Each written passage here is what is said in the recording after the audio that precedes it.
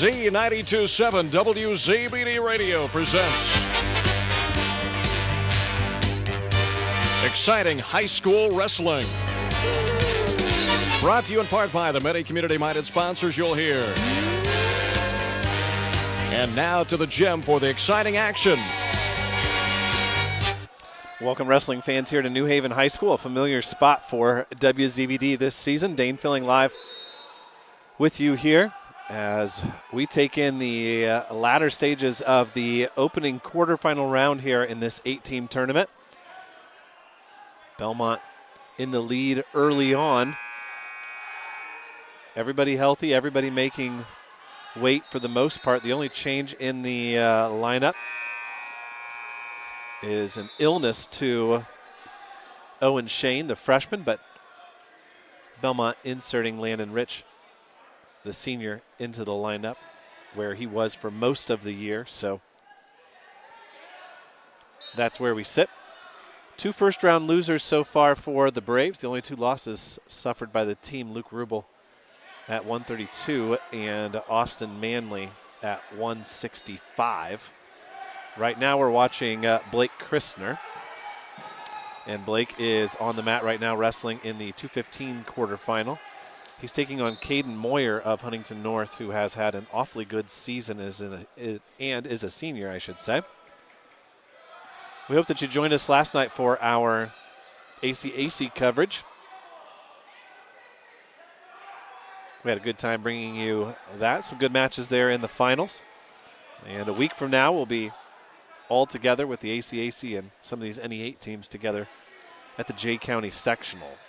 Christner right now trailing 7-0 is about to get turned. And Grady Baker is up next after the Columbia City and Norwell heavies. And with Christner trailing here by a big margin, we'll go ahead and start our first round of messages. We'll bring you that Grady Baker match, and then we'll get ready for the semifinals. You're listening to High School Wrestling here on WZBD. Injured in an accident, need representation in civil, criminal, or family law matters? Call DeVos, Baker, Ainsworth, and Razzo for assistance. Our office has experienced trial lawyers who can guide you through the litigation process and provide you with quality legal service at competitive rates.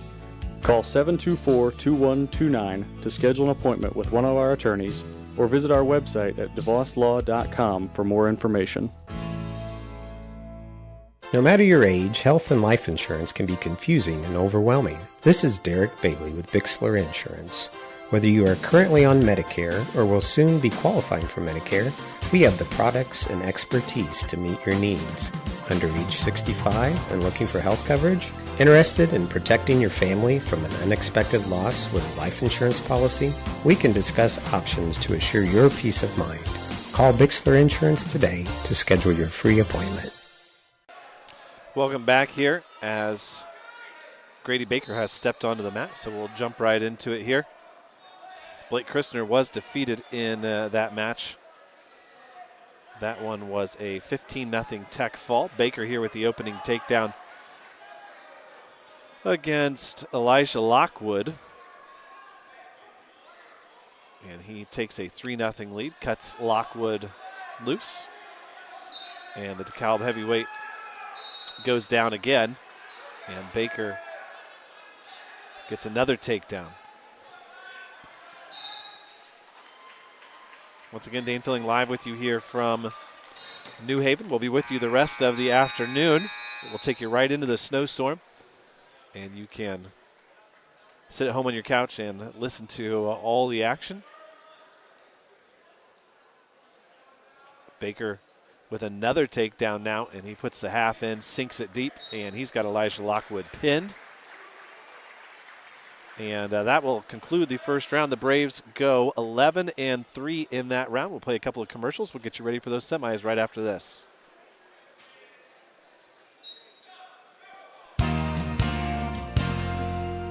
Looking for unbeatable deals?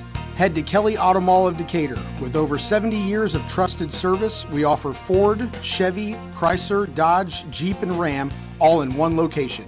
Enjoy free car washes for life, a huge selection of new and pre-owned vehicles, and limited time offers on our remaining 2024 inventory. Deals this good won't last. Hurry in today.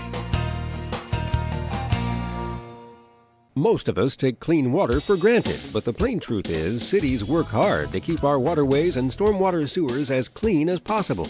In the field and around the neighborhood, you are the city's eyes. What you casually observe can make a difference. So if you see signs of trouble, including odd odors, unnatural water color, or signs of dumping or spills, please notify the city immediately. Be proactive. Choose to make a difference. Get more ideas on the web at decatorin.org. Indiana Physical Therapy is your independent local choice for physical therapy. There's no referral needed to come see us, and we accept all insurance.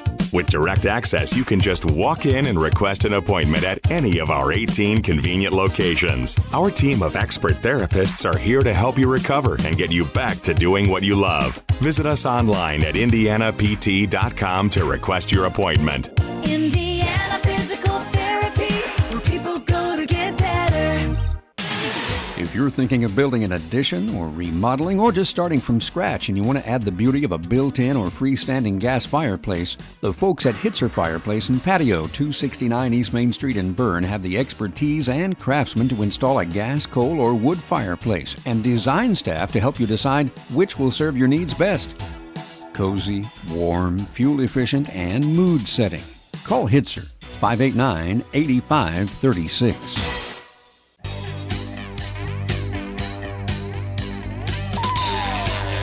Z92.7 WZBD Radio presents exciting high school wrestling. Brought to you in part by the many community-minded sponsors you'll hear. And now to the gym for the exciting action.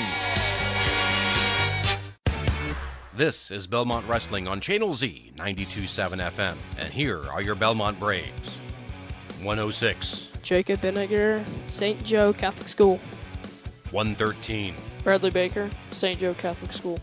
120. Oliver Farrow, Winnikin Lutheran School. 126. Ben Mills, St. Joseph Catholic School. 132. Luke Rubel, St. Joe Catholic School. 138. Henry Farrow, Winnikin Lutheran School. 144. Gabe Myers, St. Joe Catholic School. 150. Sam Wolpert, Bellmont Middle School. 157. Charlie Farrow, Winnikin Lutheran School. 165. Austin Manley, Bellmont Middle School. 175. Owen Shane, Adams Central Middle School. 190. Xavier Palacios, Winnikin Lutheran School. 215. Blake Kirshner, Bellmont Elementary. And at heavyweight, Grady Baker, St. Joe Catholic School. Welcome, wrestling fans listening on 92.7 FM. A big thank you to Steve Gagel back in the studio for getting us on the air. And we are underway here in this semifinal round. Right now, it's a big one at 106. Jackson Harris of New Haven, highly touted freshman, has scored the opening takedown on Jacob Benniger, your returning sectional champion for the Bellmont Braves. And he leads 3-0, and we are already into the second period. Bellmont went 11-3 in the opening round. Main competition today is going to be, in my opinion, East Noble. And right now, Bellmont with a 4.5-point lead over second place. So Benniger goes out of bounds and gets a restart here. There's 43 seconds left in the second period. He trails 3-0 to Harris.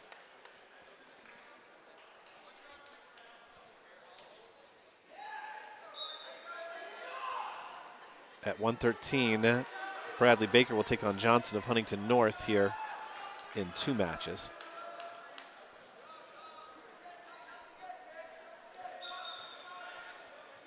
Benniger in on a shot now. A double leg position. Harris reaching back, 10 seconds left. Jacob needs to pop his head out, and he's going to score a takedown and tie this up. 5 seconds left. Harris still reaching back, and it's 3. It's 3. Not much change there. Coach Harris, Coach Lynn are asking some questions. And they're not going to get an answer, I don't think. Lars Sackwhitney is our official. Coach Lynn says that Harris was reaching back and there was no change of position when he signaled the 3 points, but Binniger was up around the waist, above it, I believe. And I don't disagree with the call. It's a huge call in this match. And it's going to stand, and so Jacob Binniger has tied it up 3-3. Now, Harris has his choice. Binniger chose neutral after being taken down in the first period. So 3-3 is our score, and Oliver Ferrot has stepped onto the mat for the Braves as well. So we'll try to call both of those matches here for you. Ferrot is wrestling Houston Smith of Huntington North in the semis. Harris gets his escape 18 seconds in. So Jacob's going to need another score here to get in this. And now Harris in deep on a shot on a double leg, and Jacob holding on to an ankle is trying to scramble out of this. He still has a hold of that ankle. He's cranking on it pretty hard, but Harris is in a better position. He's out behind Binniger, and he scores the takedown. So Binniger now trails 7-3 as my broadcast partner has made his way up here to our booth. No hurry, Rex. We'll let him catch his breath. Johnson is in the process, or I'm sorry, Smith. Johnson is who Baker's wrestling. Smith from Huntington North is in the process of tree-topping Oliver Ferrot, but Oliver successfully bounces on that right foot out of bounds and avoids the takedown. And they're going to go into the second period scoreless. Now Harris is hit with a stalling warning, but he has a 4-point lead with 34 seconds left. I'm going to give a shout out to Lenny Razzo, who's listening at home, one of the big supporters of high school wrestling on WZBD. Always listening to the Braves on the radio.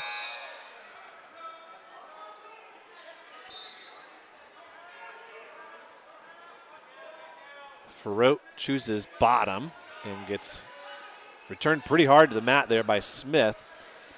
Binniger's going to lose this one, 7-3, 5 seconds left, and he'll have to wrestle for third and fourth as Jackson Harris gets the better of him with 2 takedowns to Jacob's 1.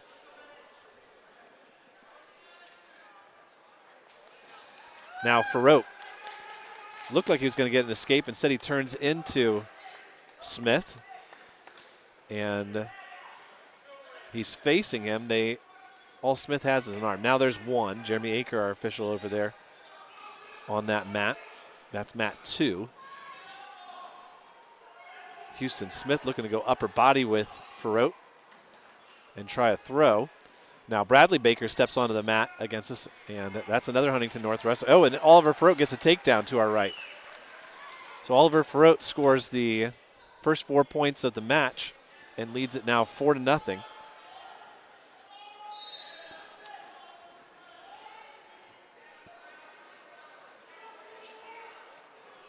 And Baker is scoreless here. He's in a sprawl position. Gets back to his feet and separates. Rex, the Braves finished 11-3 in that opening round. Only losses, to update you, were Luke Rubel, Blake Christner, and Austin Manley. And Jacob Binniger has suffered a loss here in the semifinals.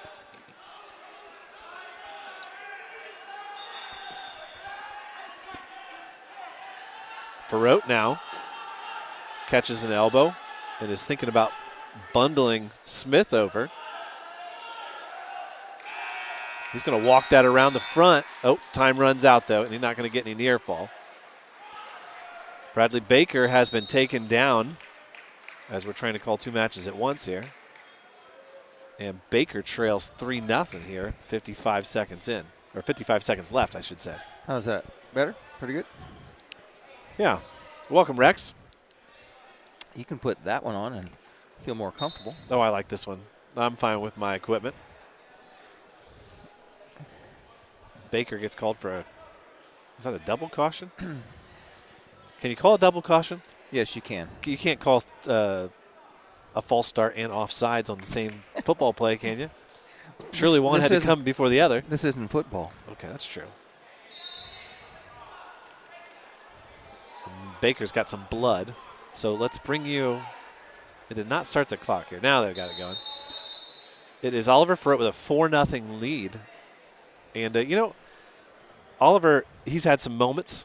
He's never wrestled poorly as far as I'm concerned, but it's not really somebody who's gotten talked a lot about. But he's a minute 13 from wrestling in the conference championship. It seems like every time that Bellmont wrestles a team that is pretty high caliber, they've got a really good 20-pounder, and right. he just gets put against some quality opponents. Yeah, he's quietly gone about his business and come up with a pretty darn good season, and obviously one of those kids who really just enjoys the sport. And I know talking to his dad when he was younger, wasn't sure if he wanted to do it, and just kind of waited for him to fall in love with the sport, and it took him, I think it was about 6th or 7th grade that he found that, and he's been full bore ever since. He leads it here, 32 seconds left, 4-0. For already with 20 wins on the year and a spot in the conference championship. His man Houston Smith does turn and face here. He does. Oh, Ferrot's still locked in on an arm though. No escape yet. Now he breaks that, and it's going to be a reversal instead of 1. So that'll make the score 4-2. And Ferrot just reaches his hands out, and he's going to see out these last 7 seconds. Houston Smith reaches across for the far shoulder. And time runs out. And Oliver Ferrot comes up with a 4-2 victory here for the Bellmont Braves. He'll wrestle in the championship. So a nice win there for Ollie. Meanwhile, back in front of us now, Bradley Baker is in the second period. Both wrestlers scored a takedown in the opening period. Bradley had choice here in the second and chose bottom. And so he leads at 5-3 now. And Ben Mills is up.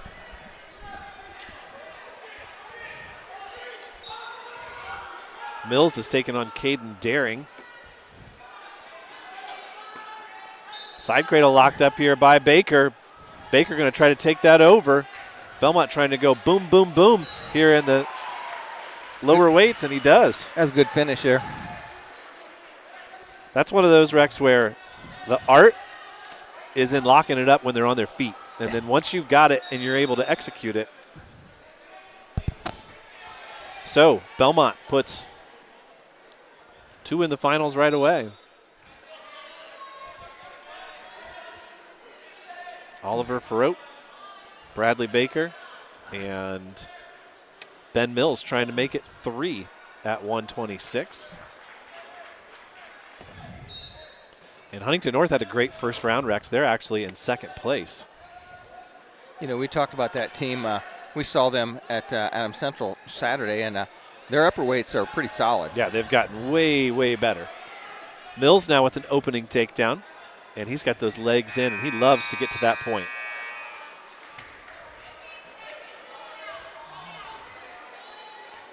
And I'll say it again, Rex, one of my favorite parts about this tournament is the fact that I've witnessed the last 3 or 4 middle school conference tournaments in this same gym. And I just enjoy the fact that when you watch those little 6th graders and 7th graders roll around on the mat, you know that give them 2 or 3 years and they'll be doing it again for the high school team.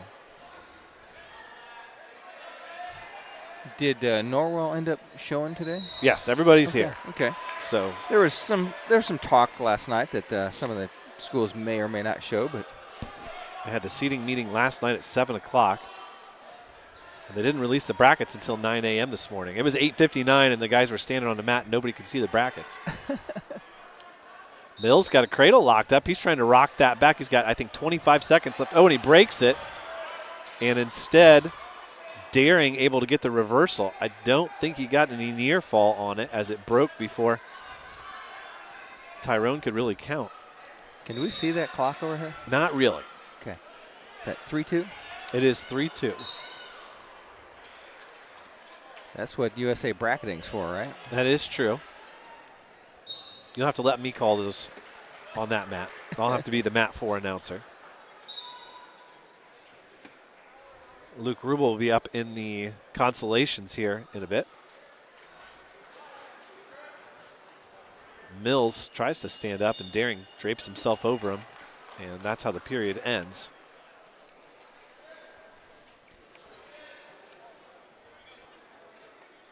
Should be a nice semifinal between Connor Fodick and Griffin Klein at 132 right in front of us.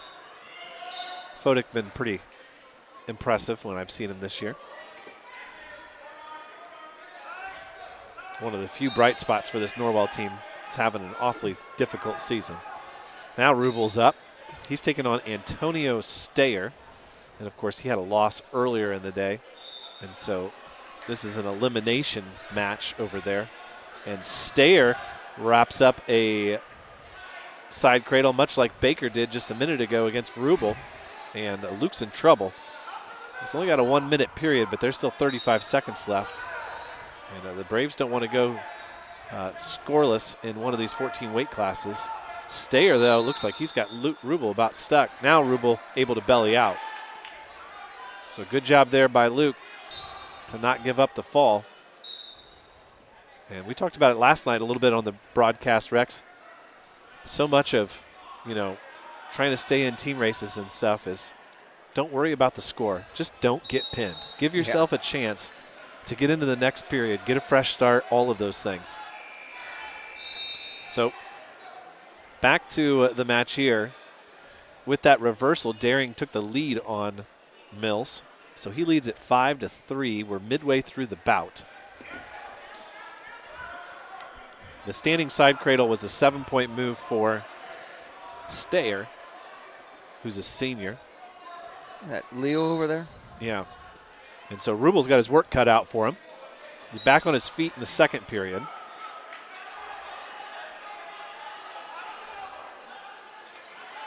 Mills is still on bottom. Daring trying to hold him down. Mills gets to a 3-point position. Trying to put those legs in. Rubel looks like he might score a takedown here. Stayer holds onto an ankle, loses an ankle. Rubel's got a single leg locked up. Now switches to a double, and that's a nice finish. So Rubel cuts the margin in half almost. Trails 7-3. Uncle Joe in a corner. Should have a good one coming up in 2 bouts after that when Gabe Myers takes on Tanner Ellis of Columbia City. Ellis, one of the stronger Eagles here today. After Ben Mills is done, it'll be Henry Farrote. He'll take on Sawyer Toish of Huntington North. Rubel in a scramble now gives up a reversal. And Ben Mills scores a takedown.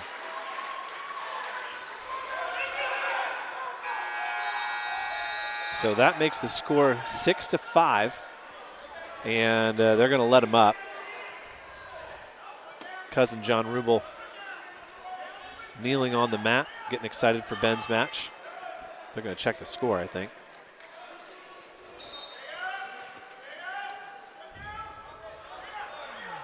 Gosh, for Tyrone, he probably got less sleep than we did, Rex.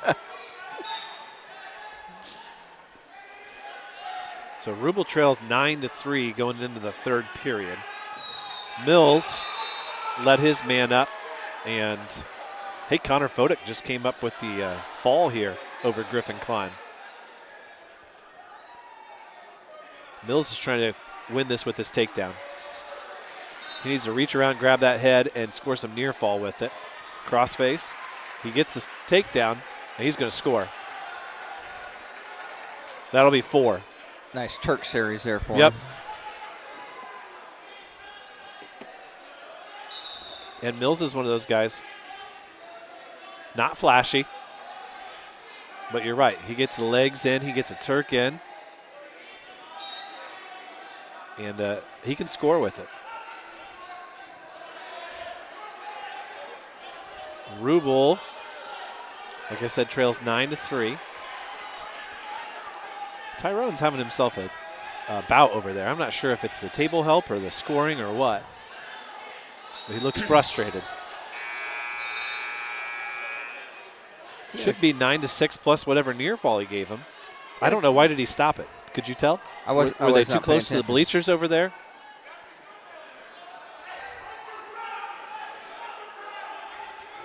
The far mats have a little less space. There's no walking space. The single strip of the 7-piece mat is up against the bleachers.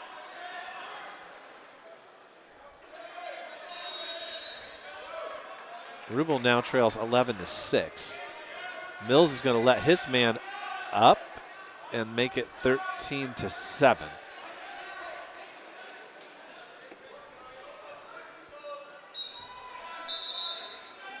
Ben Furrow giving some advice to the table help. I'm certain they appreciate all the help they can get. 20 seconds left. Rubel gets an escape, so it's 11-7. So he's going to need more than a takedown. Daring in on a shot now against Rubel. Rubel with a nice, Mills. Mills with a nice counter. He's got about 45 seconds left and a 5-point lead, 13-8. Luke Rubel's going to drop out of the tournament, unfortunately, with an 11-7 loss. Mills in on a double leg. He lifts Daring all the way up and finishes. Daring trying to reach underneath, but that's 3. And that should do it for Ben Mills.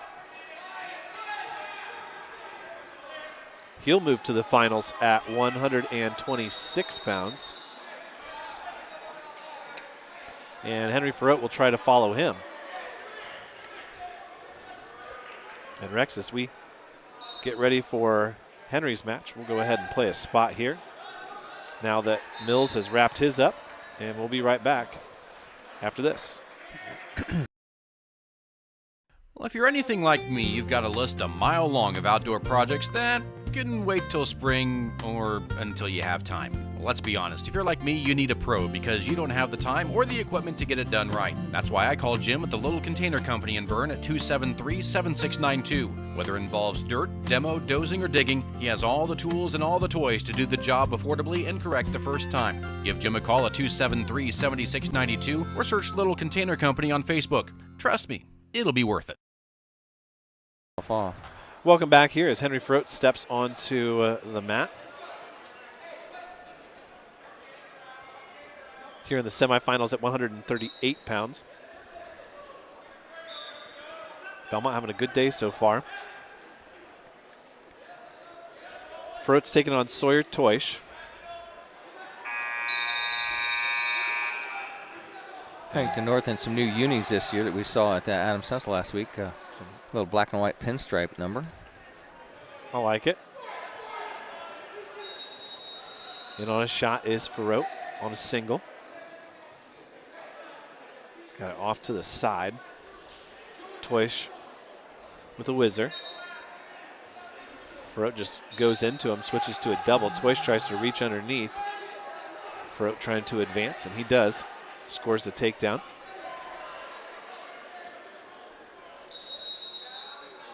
Got lots of people listening out there from all over. Thanks for your messages.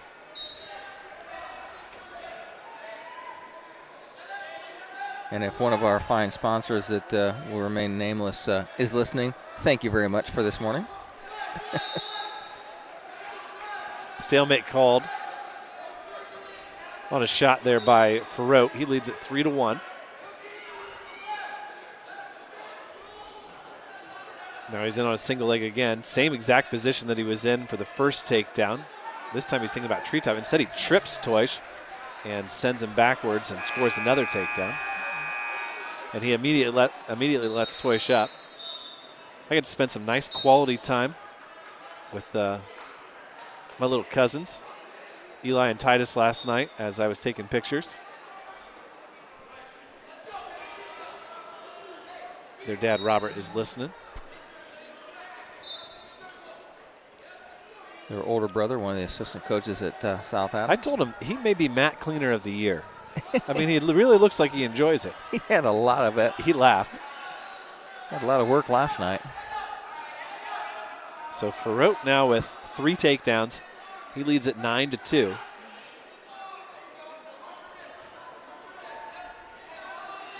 Here in the semifinals at 138 pounds.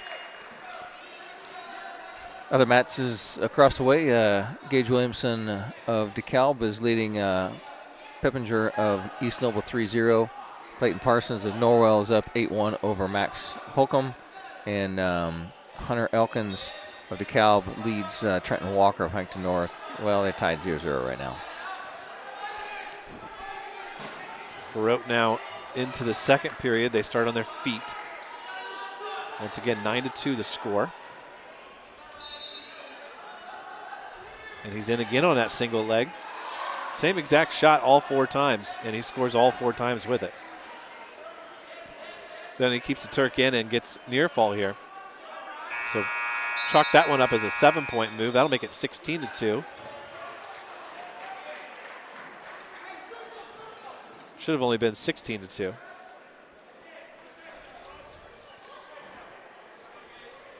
Tyrone off by 1, I think. No harm done. Henry was going to let him loose anyway, so I guess it's all the same. So 16-3. And Henry needs 1 takedown here to advance to the finals. He was a conference champ last year, so he's looking for his 2nd conference title. And they hit Toish with stalling as he backs out of bounds. Henry just wants a takedown and to spend the rest of the afternoon resting for his championship match.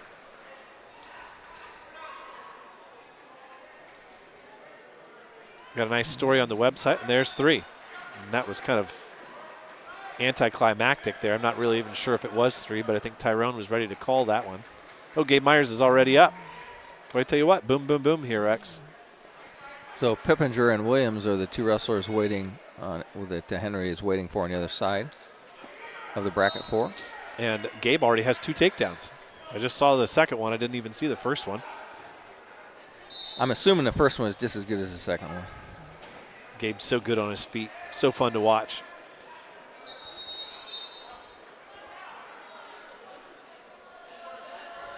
He's a lot like Henry, you know, one of those guys who goes about his business. You don't really see him celebrating. You don't really see him showing a whole lot of flair. He's just down to earth and loves to wrestle. And one of those guys that once he picks up a couple of takedowns, really starts to turn it on and tend to break the will of his opponents. And as a former wrestler, if you get taken down about 3 times in the first couple periods, you've kind of ready to pack it in. So he takes a 6-2 lead into the second period against Tanner Ellis. Ellis, a junior. Malachi Tholner running a nice little tilt there against Logan Holzinger. And honestly, out of all the matches, probably the one match I want to see the most today is Myers and Tholinger. So, and we talked last night. What was the score of that last night? It was a major decision? The first time? I'll look it up here for you so that we have it, so that we sound like we know what we're talking about in an hour. So Gabe with a 6-2 lead here as his opponent sets out, turns in, tries to hit an inside switch. And Gabe's going to run a Turk on him. He's getting near fall points here as Lars Sakwitny giving some counts here. He's going to pick up 4. That's going to put him up 10-2, and Malachi Tholner with a fall wins his match and advances to the finals. And we'll be waiting for the winner of Myers and Ellis. It was 6-0, Rex. Okay. Sakwitny calls a potentially dangerous on the leg as Ellis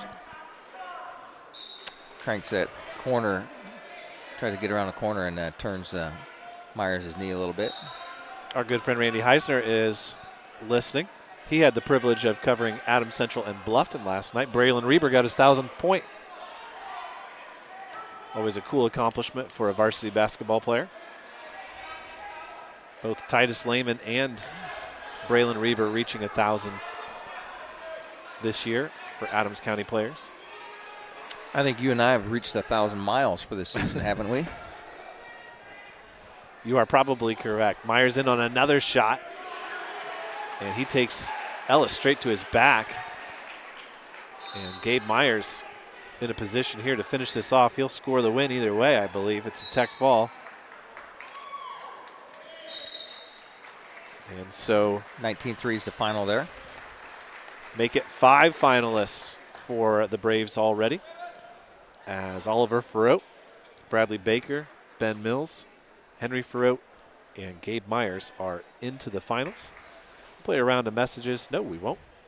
I see Sam stepping onto the mat. No, we won't. How are we? Let me tell you what, Rex. Sam Wolpert, he's on a path today. I talked to him a little bit earlier this morning before he got on the bus. I think he's got a little bit of anger in him. So Wolpert, they're calling that mat 4 over there, right? Yes. Now this is Lathan Janes, who transferred from Carroll last year. He's had a pretty good season. He's a pretty solid competitor, but Wolpert in on a double leg. Janes grasping at the shoestrings of Wolpert.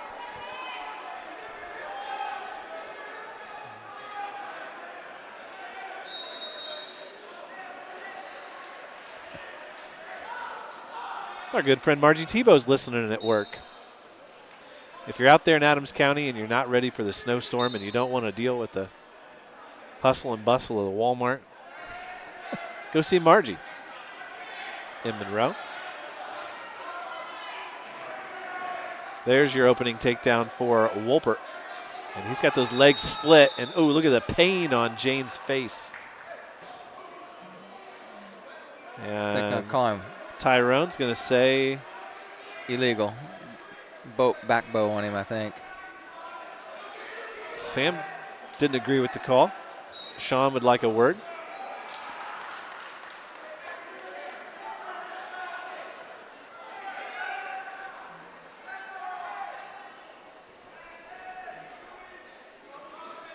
Margie says she likes to hear all the wrestlers' past schools. We don't do that to be mean, but it is a storyline. Yeah. You know, it's not, I don't think you're, it is a story when a kid transfers schools, especially in wrestling. It's not an indictment necessarily on them, but. You know, back in the day, if we would have had a lineup, I'd have been Rex Brewer, Zion Lutheran School. Back in the day, we were the Zion Zippers.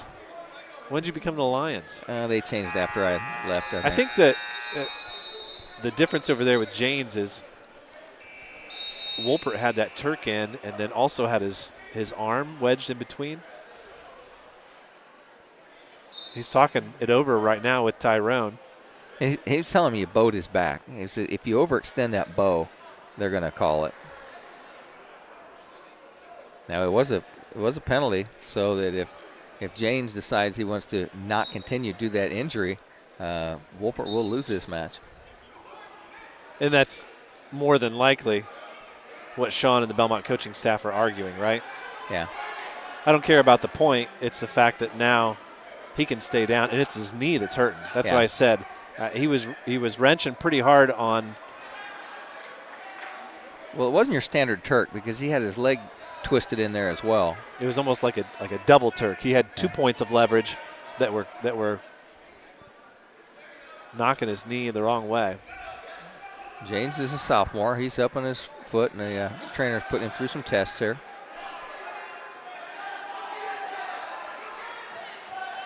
Looks like he's going to go.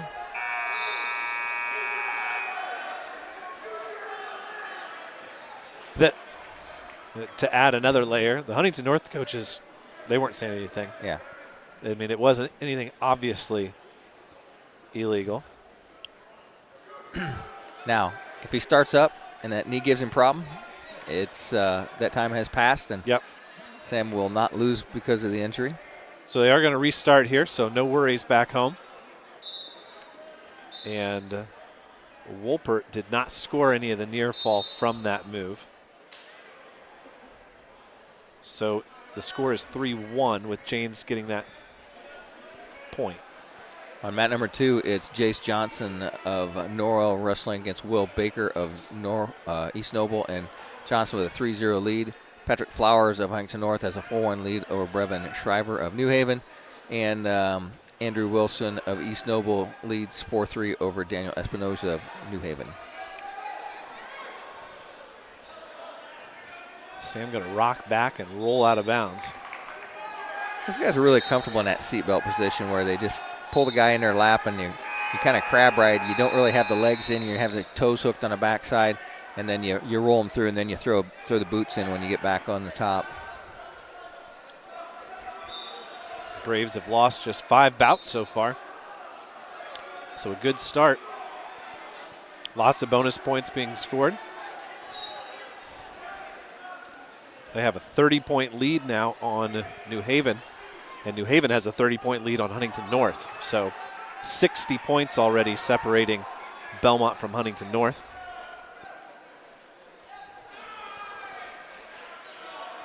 Wolpert with the legs fully in. He's on the ride here. And the first period comes to an end with Sam Wolpert with a 3-1 lead. Sam picks up the disc for Tyrone. I don't know if I've ever seen that. It dropped right in front of Sam, and he picked it up and handed it to him. So Janes, I thought I saw red. Janes picked top.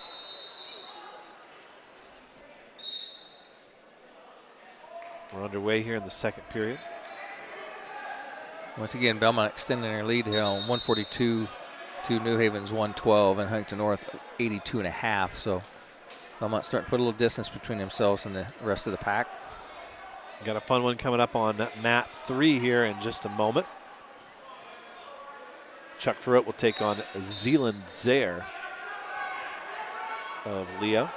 Wolpert gets to his feet. Still got Janes draped over him. Now Janes follows him. Sam reaches underneath for a leg.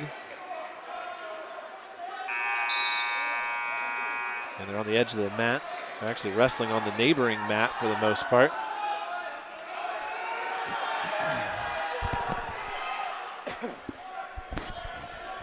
Still not out of bounds yet. It's still just a 3-1 lead.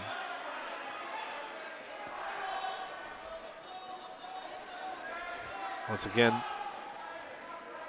Charlie Farrott coming up soon.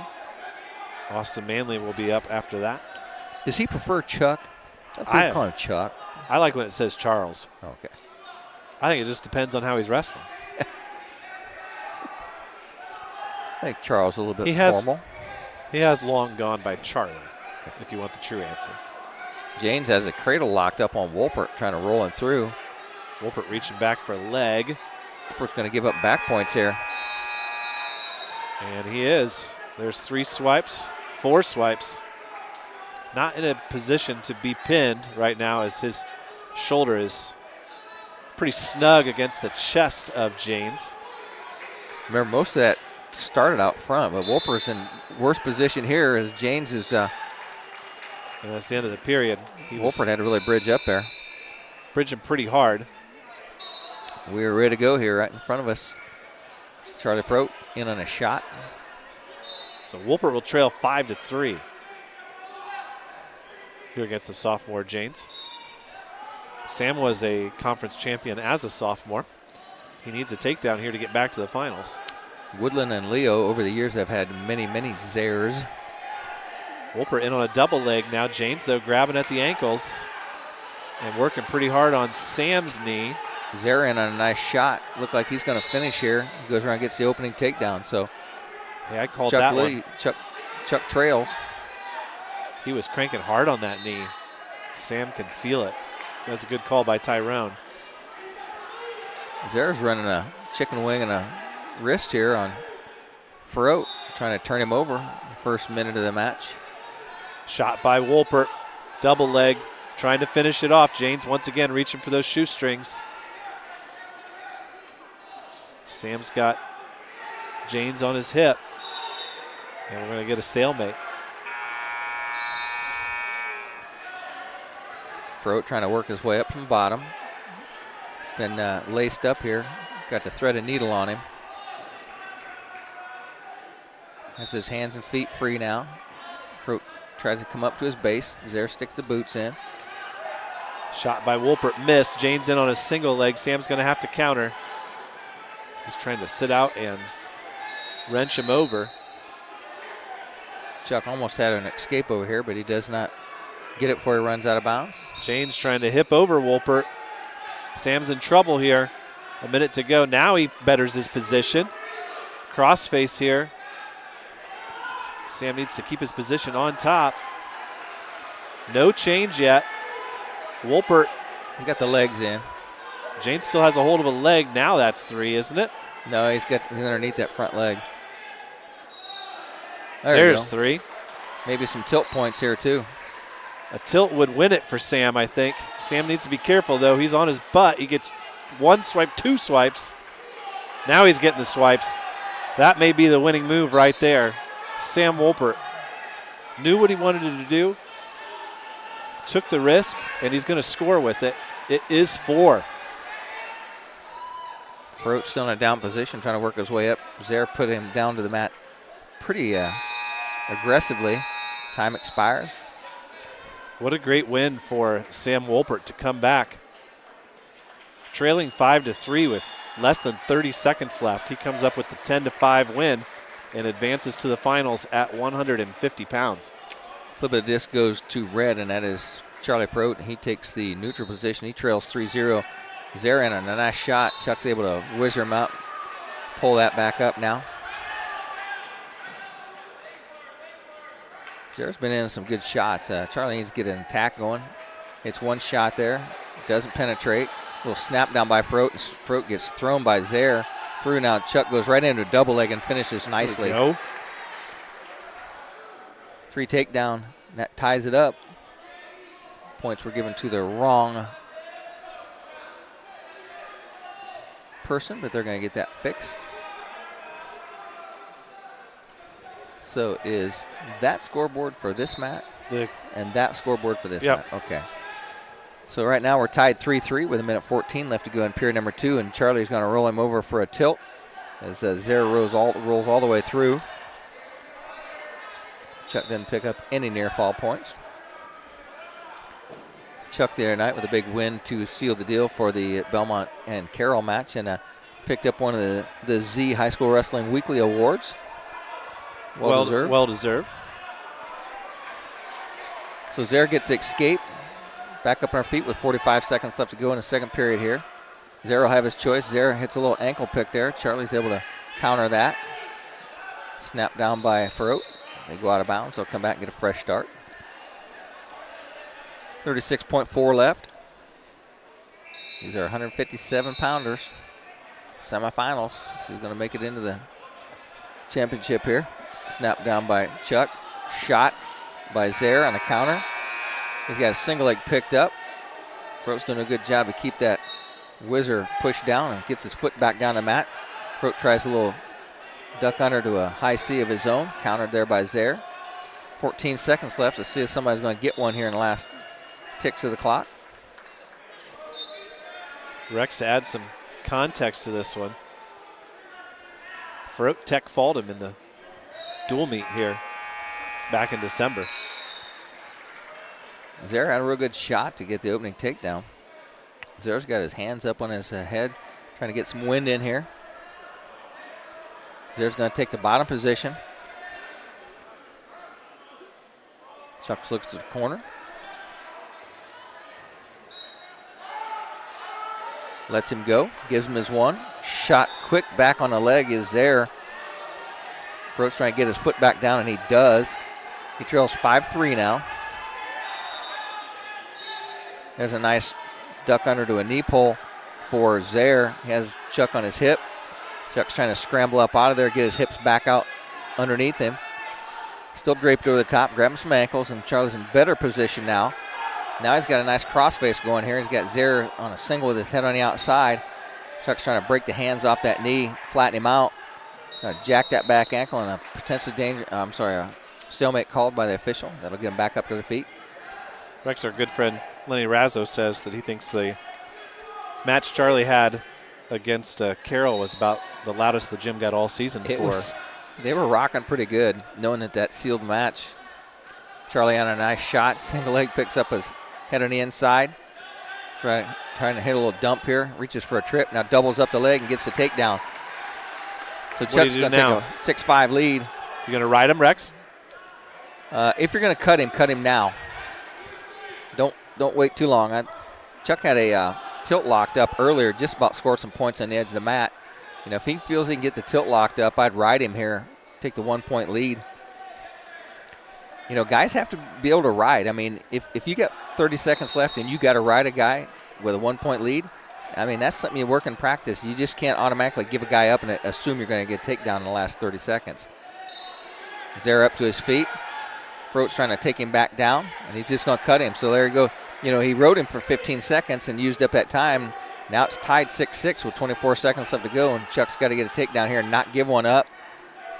Chuck in on a fireman's carry, has him on his hip, and there it is.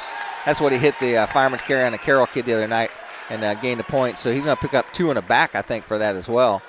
So the 3 near fall gives him a 9-6 lead. Official got a swipe but didn't get enough, so Charlie Froat's going to advance to the finals with a 9-6 victory over Zeeland Zaire of Leo. 2 big come from behind wins there from the 50 and 57 pounders for the Braves to reach the finals. But like you said, Zeeland Zaire stuff. Closed the gap on Chuck in this match. Chuck comes through, and now we'll get our look at Austin Manley. He was a loser in the first round, so this is consolation action here.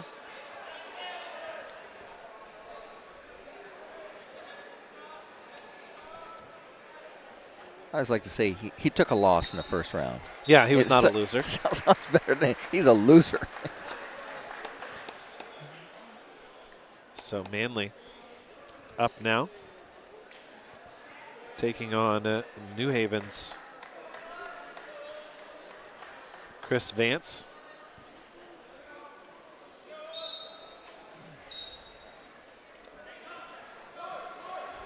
They're wrestling on their feet here. Once again, 1 minute. Oh, nice shot. In on a single leg is Manley. He's got it between the legs. Vance with the whizzer in. Vance running a mask here. Must have had a face injury or nose injury of some kind. Gets the takedown, does Manley. Granby attempted by Vance. Manley's got an awkward situation here. He got a couple of strokes from Tyrone. You're going to pick up 2 off that, maybe? Manley's got a tilt, but Manley's got to be careful not to give up a reversal here. Time expires. Tyrone takes one in the gut from Vance. I don't know this gentleman in front of us. I do not either. He's the only one I don't know. Jeremy Akers and Lars Sakwitney are the other 2 officials.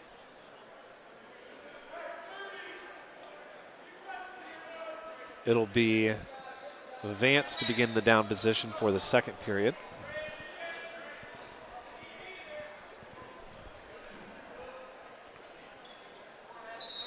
Manley's going to run a tilt here. He's going to pick up some near fall here. He's going to pick up 4. Austin just trying to get back in the groove of things here.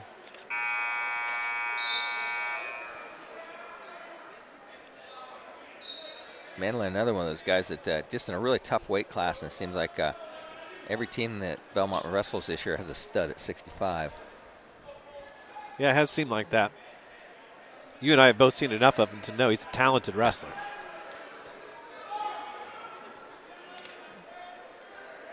Going to pick up another set of near fall here. Tyrone's give him 3, and then he's just going to run that chicken wing around, turn it into a double trouble here. He's not going to get any near fall off that, but he's going to win 4, awarded 4, and Manley's going to come up through the legs and try and finish Iranian here. Hooks the leg. He is still in control here.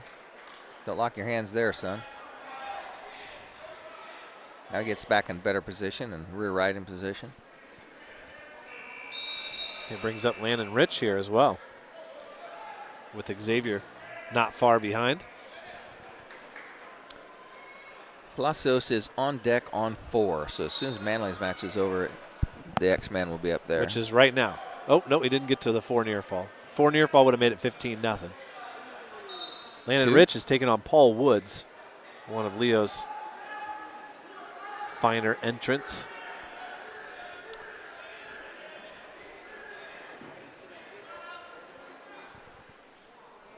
So 13-0 for Manly. They roll out of bounds. His opponent turns into him. Roll out of that. They're out.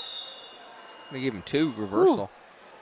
Probably should have. Yeah. He's lucky he wasn't in the middle of the mat for that. So you're 2 points away from a tech, and then you give 2 points up. So he's still going to have a 13-2 lead here. Woods with the opening takedown against Rich. That one in the semifinals at 175.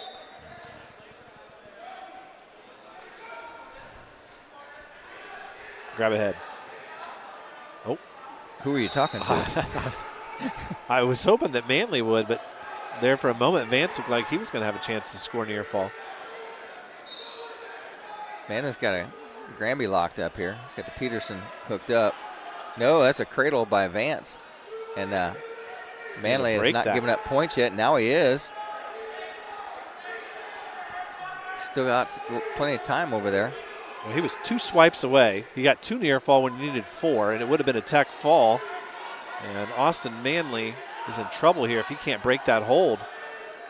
Got the inside shoulder up pretty good still. Come on, Austin.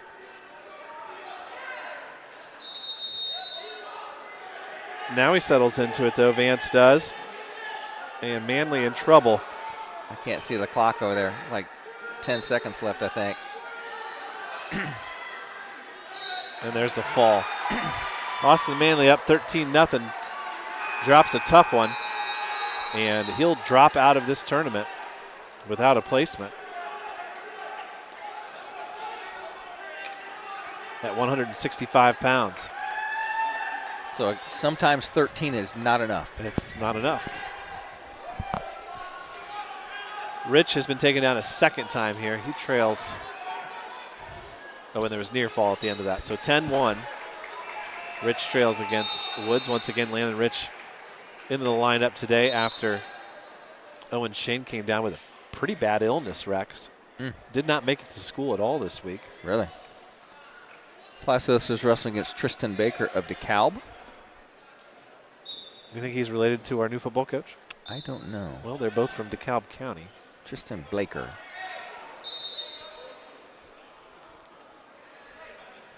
I invited Coach Blaker to join us for an interview today. We'll see if he is he in the house? Makes it here. He said he thought he would be. Well, I'll get an introduction as Palacios gets the opening takedown and runs another crossface cradle, and he has this locked up on Blaker, and he's going to rock it back. Palacios makes short work of this here. Knee in the side. There it is. Palacios with a first period fall over Blaker of DeKalb. Rich trails 12-2. Yeah, he gets takedown. Takes down Paul Woods.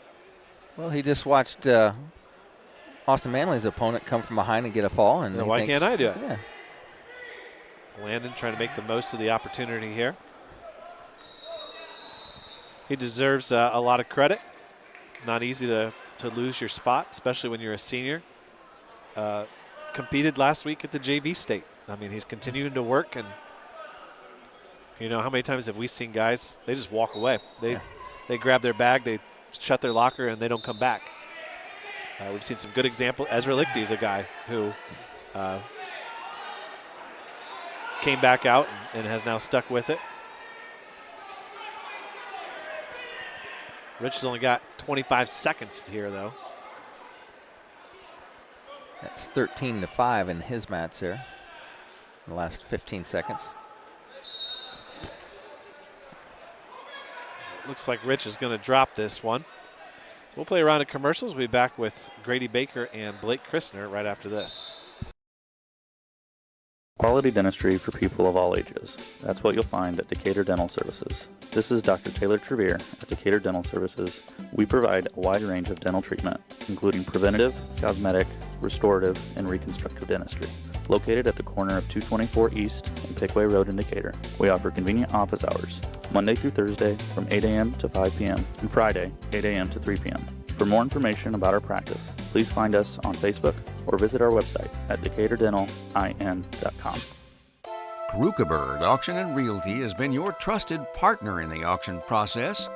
Buying or selling, they make the steps straightforward and easy, guiding with expertise and commitment. A family-owned local business, not just auctioneers, your neighbors supporting local athletics. Feel confident you're in the right hands. Call Krukeberg Auction and Realty today. Experience the difference with family you can trust. At Three Rivers Federal Credit Union, we're focused on empowering you to achieve financial wellness by offering the resources and support you need every step of the way. We're equally committed to bettering lives in our region through volunteerism, community funding and partnerships, college scholarships, and more. We give back to the people, places, and ideas that matter most to you. Learn more at threeriversfcu.org. Three Rivers is federally insured by the NCUA. Join the team at Smith Brothers of Bern, where they pride themselves on providing their employees with a family atmosphere. Smith Brothers is currently hiring with a Monday through Friday work week in an air-conditioned environment. Employees are not required to wear uniforms and can listen to music while they work. Starting wages are $17.50 to $21 an hour at the end of their first year, with a yearly bonus incentive and a competitive benefit package. Apply online at smithbrothersfurniture.com or in person at Smith Brothers, 356 Monroe Street in Bern. We select our insurance companies the same way you do, very carefully. When you work with us, you can count on receiving fast, courteous, and professional service and quality protection through Auto Owners Insurance. For a no-problem approach for your life, home, car, and business insurance needs, ask us about the No Problem Company, Auto Owners Insurance. See Toby, Mark, Kyle, or Barb at Graber Insurance with offices on Highway 27 North in Bern and 623 West Monroe Street in Decatur. Welcome back here as Grady Baker has taken the mat. And who is his opponent, Rex? He is wrestling against Braxton Vaught, a freshman from Columbia City. So Baker trying to make his way into the finals. Baker with a nice snap down. Snap down, changes off to a double, finishes Barzagar. Good work for heavyweight. Braves already have 7 in the finals. Lena Rich drops his mat 16-5.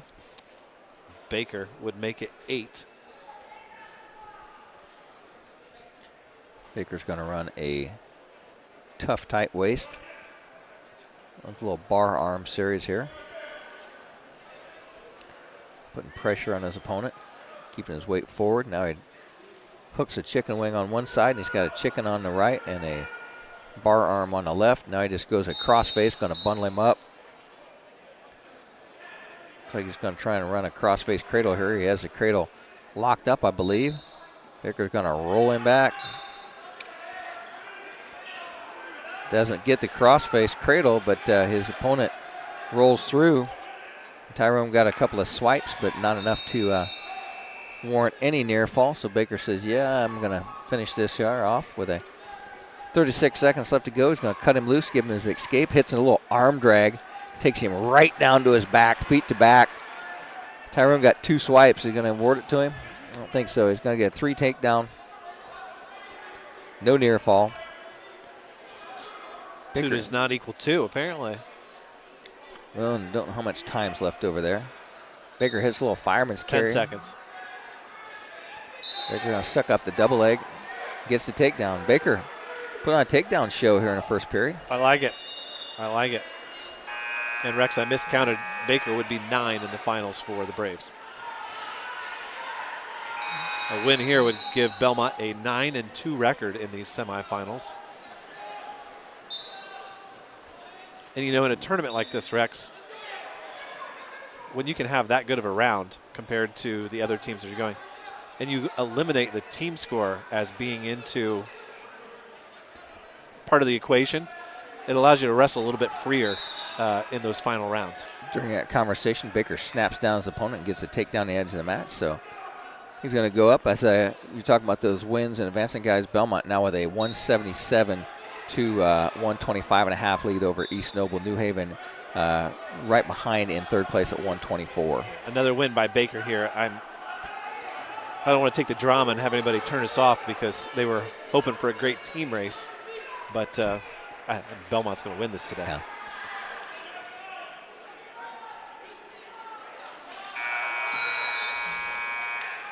Isaiah Coolman of Leo on the top half of the bracket is going to wrestle Hammett of Huntington North and will most likely advance to the finals to take on Grady Baker, who's ready to lock up a cradle and get another set of near fall here. Nothing like a heavyweight cradle. Got a 3 out of it. Going to get 15-2. Baker just saves that crossface and bundles him up. Got another crossface cradle locked up. He's going to come off of that. You're going to have to wait all the way for the end of the day, Rex, for Baker and Coolman. So don't turn us off this afternoon. I don't think the gym will empty like it did last night at the ACAC, but then that was 10:30 at night too. Baker bars an arm, turns his opponent over, and he's going to win this one. Is it going to be by fall or tech fall? It will be by tech. 19-2, I believe. And so the Bellmont Braves, we still need, I haven't seen Mr. Christner wrestle. Did I miss it? Yes, you did. I don't see him on the. He's not in the on deck circle. Let's see here. Ah, he received a forfeit. So Blake Christner. So we didn't miss him. Will wrestle for a consolation spot in the next round. Bellmont has had 2 wrestlers eliminated today. Luke Rubel and Austin Manley are out. And they've put 9 into the finals. And Rex, that leaves us with just little Jacob Benninger, Landon Rich, and Blake Christner in these next 2 rounds. So we're going to have to put on our entertainment cap here for a little bit. But we'll play a round of ads. We'll recap those opening 2 rounds and the team scores right after this. Hey, do you know when and where we can recycle in Adams County? Well, I know you can recycle from 8 to 4 weekdays and Saturday 8 to noon at the transfer station next to Golden Meadows. Okay, where else? In Decatur, behind D&D Marathon on the east side of town on Thursdays, Mondays at Simon Manufacturing 27 South in Bern, and in Monroe on the 3rd Tuesday at the fairgrounds. Plus, you can always get the latest info at adamscountyswmd.com. Thanks. You're listening to 92.7 WZBD, Bern, Decatur, and Bluffton. When you need building materials, you need Arnold Lumber, 425 Winchester Street in Decatur, featuring lumber in a wide choice of sizes, plus doors, windows, roofing, and more. Whether it's a complete new home or remodeling, a new deck or deck repair, a new kitchen or a kitchen update, whether it's an erected or materials-only garage or pole barn package featuring quality metal, free professional designs and estimates. Arnold Lumber provides it all. Open 7 to 5 Monday through Thursday till 4:30 on Friday and 11:30 on Saturday. Adams Sports Medicine provides certified athletic trainers at many high school athletic events. These trainers specialize in injury prevention. Dr. Robert Kinney is board certified in physical medicine and rehabilitation as well as sports medicine, while Dr. David Coates is board certified in orthopedic surgery. Both Adams Medical Group physicians will be there to provide non-surgical and surgical care. Visit adamshospital.org or call 1-833-724-DOCS to schedule an appointment. 9 miles from Monmouth and 9 miles from Fort Wayne, situated on 27 just south of 469, sits 9 Mile Restaurant, your home for great meals since 1837. Providing home-cooked meals to travelers between Decatur and Fort Wayne for over 180 years, 9 Mile has stood the test of time as an institution on the southern edge of Allen County. With seating on the family side, the bar side, and outdoors, there's always a reason to stop and have a meal. 9 Mile also has a full-service bar and a professional service that can cater your next event or party. The next time you're on your way to or from Fort Wayne, stop in. You've gone the distance. Welcome to 9 Mile. Every drive should feel safe and stress-free. At Best One Tire and Service, our team is here to provide you peace of mind every mile of the way. Right now, Best One, get a full synthetic Valvoline oil change for just $49.99 after rebate. While you're here, take advantage of the lowest tire prices around. And with financing options available, taking care of your car has never been easier. Stop settling for less. Visit the best for all your tire and service needs. Best One Tire and Service. Selling tires, serving people. Don Myers Plumbing and Heating in Bern is your American Standard home comfort dealer. American Standard has been in business for more than 100 years and welcomes Don Myers Plumbing and Heating of Bern as one of their independent dealers. Don Myers Plumbing and Heating and American Standard will provide your home or business with energy-efficient heating and cooling equipment, saving you money. Don Myers Plumbing, Heating and Cooling at the east edge of Bern on Adams County Road 000, your American Standard heating and air conditioning dealer. Welcome back here to the NE8 Wrestling Championships. I want to thank all of our sponsors for allowing us to bring you this tournament. The Bellmont Braves have put 9 wrestlers into the finals here. Starting at, actually the first one in was Oliver Ferrote at 120, followed quickly by Bradley Baker at 113. Ben Mills at 126, Henry Ferrote at 138, Gabe Myers at 144. Sam Wolpert and Chuck Ferrote came up with big late third period comebacks to advance at 150 and 157. And Xavier Palacios in the finals at 190, trying to become a 4-time conference champ today. And Grady Baker has just advanced at 285.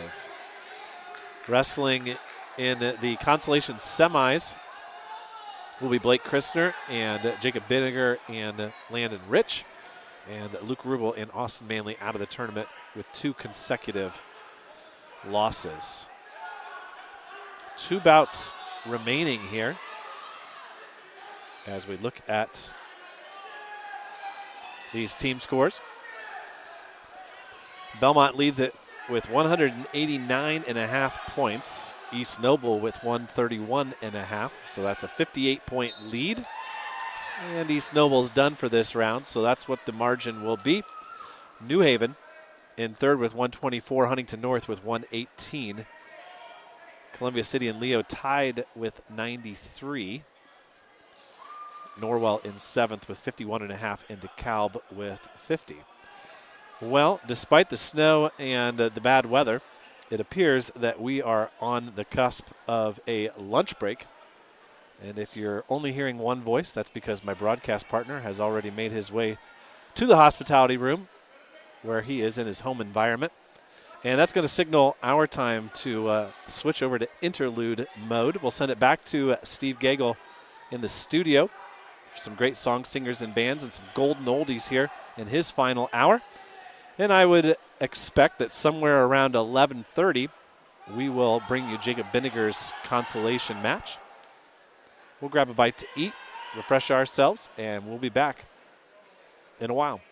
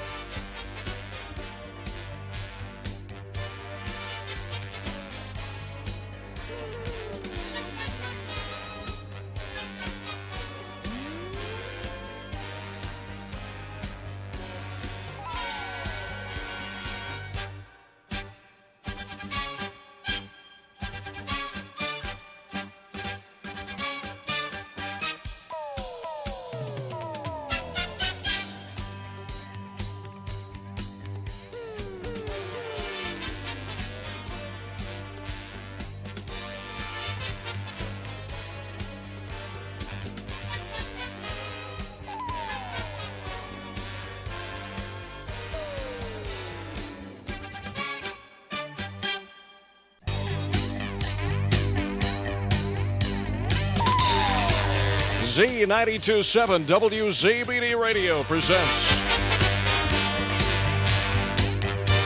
exciting high school wrestling. Brought to you in part by the many community-minded sponsors you'll hear. And now to the gym for the exciting action.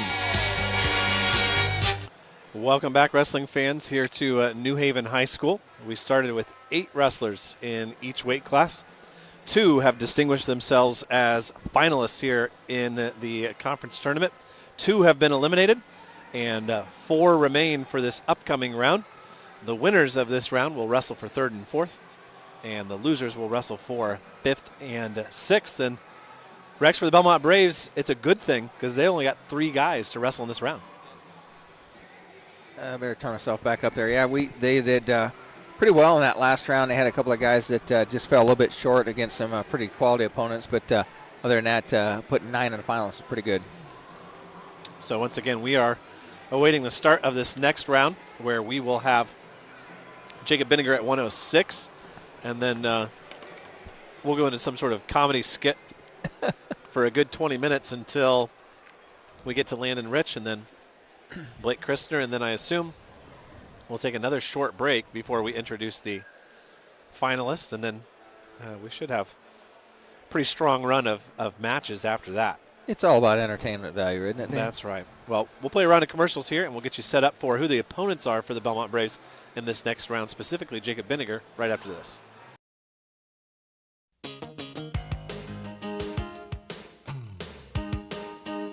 Hi, this is Tina with Innovative Concepts Audio Video. Let us help you fall into the perfect fit for your home theater entertainment. Whether it's a stunning home theater, crystal clear audio, or smart home upgrades, we've got the tech to match your style and budget. Stop by Innovative Concepts at 1421 Manchester Street in Decatur and make your home the place everyone wants to be this season. We bring technology to you.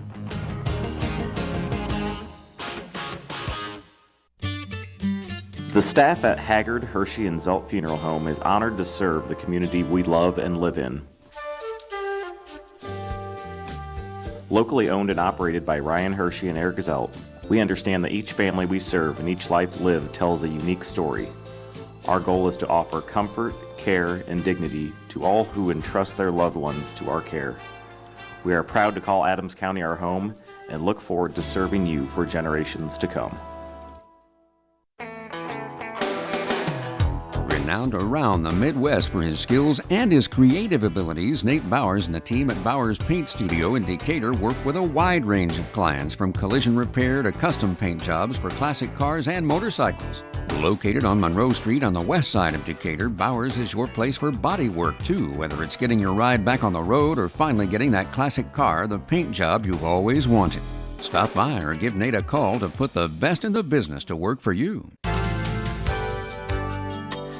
Why lose out to pain? Visit Dr. Carla Grody at Grody Chiropractic, 320 West Monroe Street, Decatur. She's a specialist in the utilization of proven non-force techniques to treat injuries of all kinds requiring professional chiropractic care. Call 724-2510 for an appointment with Dr. Carla Grody. Open Monday through Thursday, closed Friday and Saturday. Grody Chiropractic, 320 West Monroe Street, Decatur. Expert Transmission on US 224 in Decatur and on US 124 in Bluffton is the place to go for not only transmission help, but also full-service general auto and truck repair. Matt, Corey, and Tyler at Expert Transmission are experienced and ASE-certified mechanics who can diagnose and fix your family or work vehicle. Call Steve or Dustin soon to set up an appointment. Expert Transmission has the best warranty in the business. 5 years and 100,000 miles on a new transmission and can give you a free estimate. Call today at 724-2434 or like Expert Transmission on Facebook. Welcome back as we're ready to go. Jacob Binniger, and that was pretty good timing there, Rex. I'm pretty sure that coincided. Jeffrey Freeman is the opponent for Jacob Binniger, and Freeman's taken down immediately by Jacob. And neither of these two were in the varsity lineup when the two teams met back in December, so this is a fresh opponent. Maybe they wrestled back when Freeman was a 6th grader or something. Binniger lets his man up.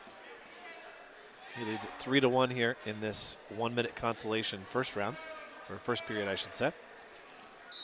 And he scores another takedown. Goes with the tilt. He's going to score near fall with it. Rolls back over.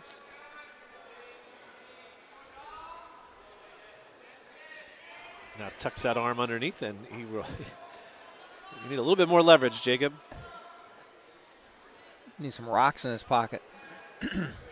There he goes. Now Freeman thought about stepping over Binniger, but that 1 minute period didn't last long. Other matches going right now. It's Adrian Hicks of East Noble wrestling against Javon King of New Haven. It's Jace Johnson of Huntington North wrestling at Jaden Wilcox of DeKalb. Dominic Shaw of New Haven versus Levi Schlittenmeyer of East Noble. So I think that's German, Dane. Schlichtenmeyer, yeah, I think so. Nice fireman's carry straight to his back, and that will end things here for Binniger.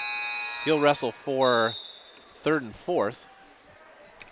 Our next match will be Landon Rich as he takes on Colton Huss, the sophomore from Norwell. We'll play a round of messages here, and we'll bide our time until Rich is up. It won't be long. Stick with us. We'll be right back after this message. Two Brothers Bar and Restaurant, located on the corner of 3rd Street and US 224 in the heart of downtown Decatur, is your home for great meals, a cozy atmosphere, top-of-the-line catering, and now free meals for kids. That's right, this summer on Tuesday and Wednesday nights, kids under 10 eat free with the purchase of just one adult meal. Whenever you come, Two Brothers is the place to sit and enjoy a meal. Offering burgers, wings, chili, ribs, appetizers, and nightly specials, Two Brothers has a banquet room, a bar side, and a family side. For your next meal, visit Two Brothers Bar and Restaurant in Decatur. Bad hair day? Bad day at the office? Bad day behind the wheel? Hey, stuff happens, even to the best of us. At least your car insurance rate doesn't have to take a hit. Get Erie Rate Lock from Erie Insurance. Gives you a great rate that stays put until you change a car, driver, or your address. Plus, seriously good service. Now that's something to smile about. Your Erie agent in Decatur is John Kins. Get a quote at 728-8888 or visit kinsinsurance.com. Erie Rate Lock does not guarantee continued insurance coverage. It's not available in all states. Finding a reliable, affordable, and professional electrician is difficult these days, but in Adams County, there's a name you can trust, and it's Phil Blakey of Blakey Electric. Serving Decatur and the surrounding communities, Blakey Electric does residential and commercial electrical work, both inside and outside. Give Phil a call today at 724-8049 and tell him about the work you need done on your remodel, new building project, or any other electrical project. Leave it to the experts at Blakey Electric, 724-8049, to take care of all of your electrical needs. When getting the job done right is job one, you need construction equipment that's built right. From compact track loaders to the world's #1 selling compact excavator, the Kubota construction lineup features durable Kubota engines, more comfort, and the versatility to do it all and do it right. Visit your local Kubota dealer today. Go to KubotaUSA.com for full disclaimer. Visit Offholder Equipment Sales, US 27 in Bern, Indiana, their newly acquired location, State Route 364 in Minster, Ohio, or online at www.offholderequip.com. Who wants a complete smile? Or maybe it's just time for a dental cleaning and exam. Visit Dr. Laura Kugelhahn and her gentle, knowledgeable, and caring staff at Complete Smiles, located at 1133 North Main Street in Bluffton, Indiana. Dr. Kugelhahn would like to help you maintain your dental health or transform your smile. Complete Smiles is there to help you. Dr. Kugelhahn is currently accepting new patients. Call 824-3100 today to schedule an appointment. Welcome back here, as Bellmont has put one in the third and fourth place match. We await Landon Rich's match at 175. And Rex, I thought one of the topics that we might explore here while we have a bit of a break today is the fact that Xavier Palacios is seeking his 4th conference title. What do you know? Think back to that freshman year, in a year when Xavier won the conference title and then didn't make it out of sectional. Yeah. And not because he wrestled poorly. Yeah, he had a pretty tough weight class at sectional that year. And sometimes that's just kind of the way the cookie crumbles, and you realize that you think of Henry Farrote, right? Qualifies for state as a freshman, doesn't win the conference title. Xavier Palacios does, and doesn't make it out of sectional. Kind of funny the way that goes, but I thought I'd give you a few names that maybe you could talk about. The first 4-time conference champ in Bellmont history was Johnny Farrote. Interesting. He won in 85, 86, 87, and 88. And those would have been NEIAC Correct. titles, correct? Tim Myers was the first 4-time conference champ in the NHC, capturing titles in 92, 93, 94, and 95. And one of his teammates, TJ Hayes, was also a 4-time conference champ, winning in 94, 95, 96, and 97. And John Sheets had some really tough matches against Blaine Culp when he was in school, but he won all 4, taking titles in 2000, the year he won state, 2001, 2002, 2003. And Matt Irwin was also a 4-time conference champ for the Braves. And none of those names surprise me whatsoever. Here's one that might surprise you, but really it shouldn't, because if you remember that era, you remember just how good he was as a freshman. Tyler Baker, also a 4-time conference champ and a 4-time state qualifier, correct? Correct. Yeah. And Tyler was one of those kids where, you know, despite being a little bit higher in weight than a lot of freshmen usually are, the kid probably could have gone to state as an 8th grader. Yeah. He was just that good as a middle school wrestler. So there's a little bit of history there for you to see where Xavier may end up. We'll talk a little bit more about the all-time. I believe I was a 3-time conference champ. You were. 77, 78, and 79. Of course, you didn't. And that's only because I didn't wrestle. Didn't get a wrestle in the 76 conference championships. Greg Menke was a conference champ in 76. Bill Schultz won a conference title in 76. The man himself, Marcus Ocampo, was a conference champ in 76. There's more. Can you name more? 76, I was a freshman. Probably Mike's, was Mike Snyder a conference champ? No, I don't believe so. Okay. There is a Mike, though, who won a conference champion. Probably Mike Breedy. Yes, Mike Breedy was a winner. The late Kent Book was a conference champ in 1976. Billy Simmons? No. No, Verlin Butcher.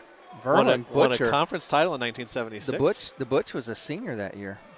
And Dave Gilbert, of course, who just seemed to dominate those sectional and conference tournaments back then. Four-time sectional champion, I believe, Dave Gilbert. Those are fun names to think about. Bunch of old guys. Some great. Now, where do you remember your NEIAC conference tournaments? Where were those held? In 1978, the year of the blizzard, it was supposed to be at East Noble, and we couldn't get in the building because it was full of snow and smelled like diesel fuel because the roof had collapsed right between the main hallway and the C wing, and we just told AJ, said, "Hey, call up there and tell them just send us the medals. We're going to win anyways." And he's like, "Nah, they're not going to let us do that." Back then there were 13 weight classes, and I believe we won. I was going to say 11 of them. I think we won 11 of them. We just named 4 guys who were one-timers, and Ocampo who won twice. That's 5. And Bill Schultz and Greg Menke. That's 2 more. You guys had a good tournament. That was a good team in 76. Well, in 78, the year of the blizzard, we were even stronger. Oh, sorry, I was looking at 76. 78, yeah. In 78, I think we won either 10 or 11. So how long of a delay was it between when it was supposed to be held and when it was actually held? I think we had to go up like on a Tuesday or Thursday night. But I think we had to wrestle like Tuesday or Thursday before the sectional was the following Saturday. Now, I'm pretty in tune with a lot of the history, but I don't know if I could tell you all the teams that were in the old NEIAC. Garrett, South Adams, East Noble, DeKalb. I think Columbia City might have been in there. Norwell, maybe. Bellmont. Who would have been the main competition team-wise back then? There really wasn't one. Nobody. Yeah. Nobody. Back in the day. That was a long time ago. South Adams used to be in the NEIAC. Did they go directly to the ACAC after that? I believe they did. When the NHC formed? Yes. And the NHC picked up some different some different schools. Then And Garrett left. Carroll and Homestead were in the ACAC and left, correct? And went to the NHC. NHC. I know that South Adams and Garrett left when it changed names, because they have not been in our conference for many years. Well, we await Landon Rich's match, so let's play another round of commercials, and when we come back, we'll have that one for you. You listen to High School Wrestling here on WZBD. The loss of a room in your home due to a storm, a flooded basement, or even worse, a house fire are all events that will change your life forever. And it can be even more of a nightmare if you choose the wrong contractor to repair and rebuild. That's where K&R Contractors in Decatur come in. The guys at K&R use the same software as the insurance agencies, and they're at the forefront of the industry in this area when it comes to storm damage restoration. Look them up at K&R Contractors and trust them to get your home or property back to the way it should be. Soul Pig Barbecue on 2nd Street in Decatur, across from the courthouse, features traditional and not so traditional barbecue, brisket, smoked meats, pulled pork, wings, burgers, soul food, steaks, fish, seafood, and a full bar service. Bring the spouse and the young ones to Soul Pig and enjoy the family side or dine on the bar side. Large portions ensure no one will go home hungry after a Soul Pig meal. Follow Soul Pig on Facebook for the daily, weekend, and entertainment specials. Timmy Takedown Tree Service on US 224, 3 miles east of Decatur, has firewood for sale. $30 a scoop, $75 for a 6-foot bed, $85 for an 8-foot bed. Timmy Takedown Tree Service can give you a free estimate on removing storm-damaged trees, grinding stumps, or trimming trees. Call 728-9120 and talk with Jake to set up an appointment. Timmy Takedown Tree Service has been in the area's best and most trusted tree service for 50 years. Stop out or call today. Put your tax return to great use and enjoy its benefits all summer long with frozen meat packages from Manly Meats, where we offer quarters, halves, and sides of beef, whole and half hogs, plus a variety of frozen box specials starting at only $55. Save money and get the most out of your tax return when you make Manly's your destination for quality meats and custom butchering. We're 4 miles east of Monroe, just off Highway 124.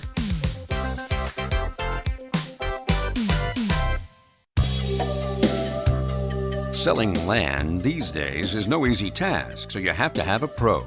Justin Griffin with Schrader Auctioneering and Realty of Fort Wayne specializes in farmland, estate sales, and homes in the Decatur and greater Fort Wayne area. With over 2,000 acres sold in the last 5 years, Justin's knowledge can help guide you with your sale. Give him a call or visit www.schraderfortwayne.com to find out more about how he can help you with your sale. Throwing a party? Call Adams County Tent and Party Rental to make it a very special occasion. Adams County Tent and Party Rental has delivery on tents, tables, chairs, linens, and bounce houses for weddings, birthday parties, graduations, retirement luncheons, and business meetings. No event is too big or too small for Adams County Tent and Party Rental. Call Landon at 223-2040 or like them on Facebook. Looking for summer work? Give Adams County Tent and Party Rental a call today. Welcome back here as we are just a few minutes away from Landon Rich's consolation semifinal match. Right now we're watching Latham Janes. So, Dane, we talked a little bit last night on the show about, if school cancels and it's hard to get into the room with this big snowstorm coming up. Old guys like me reminisce about the blizzard of '78, and that was nothing like I had seen in my lifetime. And then yet again today. And the world, it just like the world had shut down. I mean, it was a desolate wasteland. I put on my snowsuit and walked over to Chris Malin's house about 2 miles away, and you were walking, and it looked like a different planet because there would be bared pavement in the street, and the drift would go up over a house. And then it got cold and it was frozen. You could walk on the drift. You could walk up on top of someone's house just walking up the drift. Well, the last map that I saw that looked like our good friends in the Ohio River Valley are the ones who are really going to get hit. They're saying somewhere between 12 and 18 inches, but they may be better off than some of the people south of them who are going to get hit with that ice. And you think about, anytime you've driven through Kentucky or Tennessee, yeah. I don't know how those people would get by. A half-inch of snow and they shut down for a month. Well, that and you put some ice on some of those steep roads and hilly roads, really make for some interesting driving. You know, and I spent two winters in southwestern corner of Michigan in college wrestling, and that lake effect snow, we were about 15 miles north of South Bend. It was nothing to wake up and have 12 to 18 inches of snow on top of the roof of your car. And it's like, where did this come from? And usually by noon they had it all cleared up, and it's like it never happened. But in Michigan, they just put sand on top of it, so the streets were all about 8 inches deeper than they normally would have been because it's so high with snow. But the snow, I mean, everybody, like you said, just hunker down, you know, watch some TV, put some good movies on, you get a big pot of soup going, and kind of enjoy the day. Yeah, the great thing about it is it's not going to affect the wrestling. That's the most important part. You know, you and I talked about it may affect our wrestling show, but I think we have the capability to do it remote. I could do it from the basement studio and tie you in with a phone, and we could run through it. I think that's our plan. I already let Jason know at the Double Eagle that he doesn't necessarily need to staff the restaurant tomorrow if we were the only reason to. So join us tomorrow night somewhere around 6:30. Now, we will not be on the air, so I'll make sure that that's clear. Tomorrow from 6 to 8, we've got the girls' basketball draw, and that's an important one for everybody locally. Yeah. WZBD is going to be following the Mississinawa sectional involving Bellmont and Heritage. We're going to be following the South Adams sectional involving Adams Central, South Adams. You know, you and I both we're going to be watching the Homestead sectional as well with Norwell. Yeah, you and I both kind of follow the Bellmont girls team as they've really excelled in the past couple of years, and I seem like they ran into Norwell when Norwell is up a class. So this first year that Norwell has not been in a sectional, correct? Yeah. So what does that look like for the Braves, and who their main competitor is going to be, and how long's their run going to be? Right now, it's one of those things you don't like to say on air, but there's really no competition for sectional. Yeah. It's kind of like the old volleyball sectionals where you just kind of have to go through the motions. I know that's hard to say. You don't want to hear the girls listening to it too much, but you and I can say it. We're commentators. We're not associated with the team.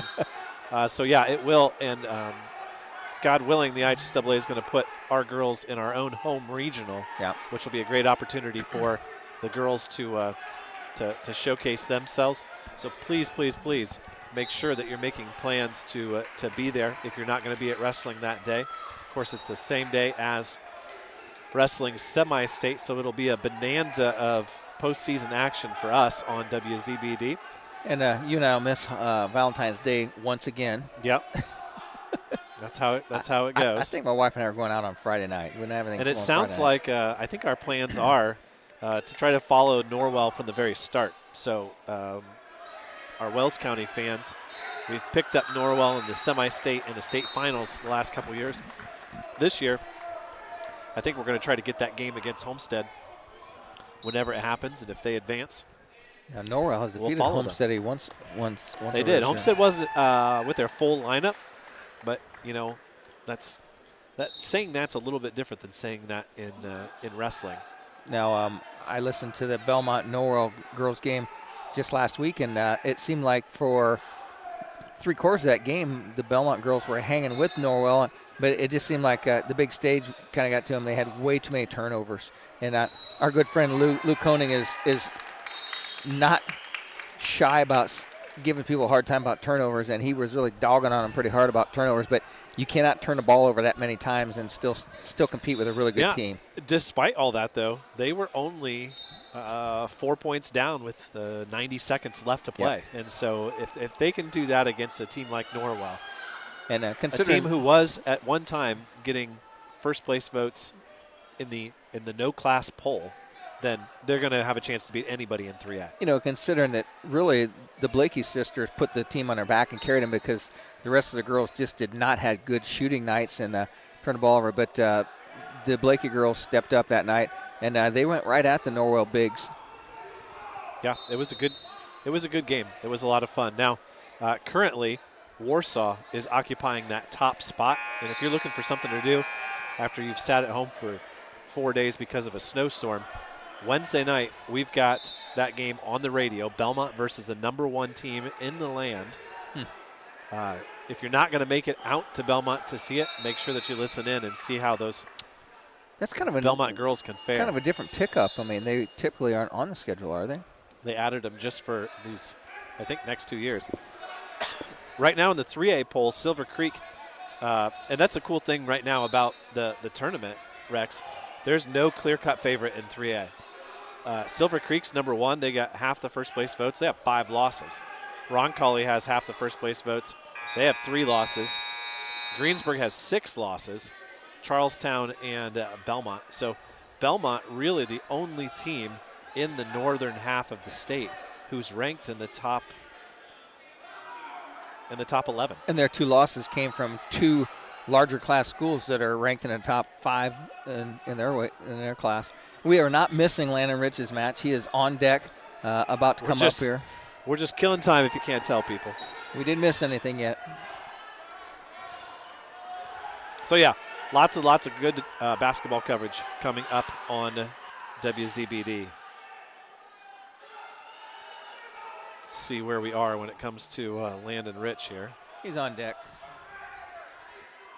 And right now across the way, it's Christopher Vance from New Haven with a 15-13 lead over Eli Schwab of DeKalb. Owen Reynolds of Norwell leads 3-0 over Jordan Hargrave from Clemens City. Daniel Espinoza of New Haven, 4-0 lead over Tucker Snyder of DeKalb. And Isaac Driver of Clemens City trails Zeeland Zaire of Leo 3-1. Got an injury on the far side. And Blake Christner is going to end up wrestling at the same time as Landon Rich. He'll be over on mat number 3. That match is 16-15 between Vance and Schwab here. We apologize for no camera today, but with 4 mats going, we didn't feel we had the best angle to give the best show, so we just went without it today. And not knowing what kind of Wi-Fi speeds we had, we have determined to go no video today. But well, we need to get people ready for next week where we're not allowed to show video, so. Audio only. So don't everybody keep texting us and asking us why we're not showing a camera. We will be with you all the way until they declare who has won the 285-pound state title in late February.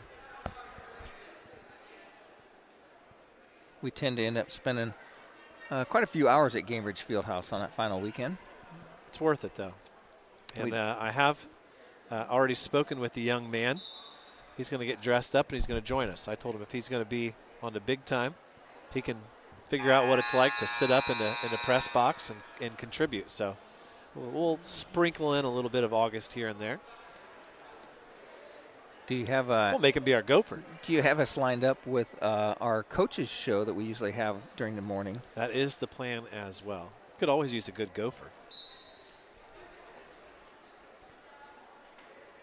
Well, I don't know if there's a mask adjustment going on over there. There's an injury check. Somebody's got to. They're doing an injury check. He came down his head, and they're doing like a concussion check. Concussion. I thought protocol. they just asked you what day of the week it was and who's president. They don't ask you that anymore, huh? No, it's a little more technical than that. My son Manny, your good student of the past, said that when he played junior high football, he said, "Dad," he said, "a lot of those kids don't have concussions. They're just not very smart." He said that test's really hard. He said they keep asking the same question over and over again, see if your answer's the old same. impact. He said impact test. He said it's not because they have concussions. He said they're just not smart enough to pass the test. Let's give you a quick check on those team scores right now as we continue to slowly creep along here. Bellmont still enjoys a 39-point lead over New Haven. And, of course, New Haven were the champs last year. On a dramatic day where half the gym at Franklin was listening to you. Did you have Josh with you last year for this? I'm trying to remember. No. You were solo. Solo. And it came down to the last couple of bouts, if I remember right. Maybe 4 or 5 points was all the difference. New Haven is 5 points ahead of Huntington North. East Noble are back in 4th. Yeah, Bellmont nearly reaching the 200 mark. Last year they scored 225.5 points, Rex. This match between Zaire and Driver is 12-1 and now is 16-1, so we're ready to go. And here with the call of Landon Rich's consolation semifinal match, Hall of Famer Rex Brewer. What's in a name, Dane? It doesn't matter. Rich ready to take the mat here, and he will be wrestling against Huss of Norwell. That's a consolation semifinal match at 175 to see who gets to wrestle back for third place.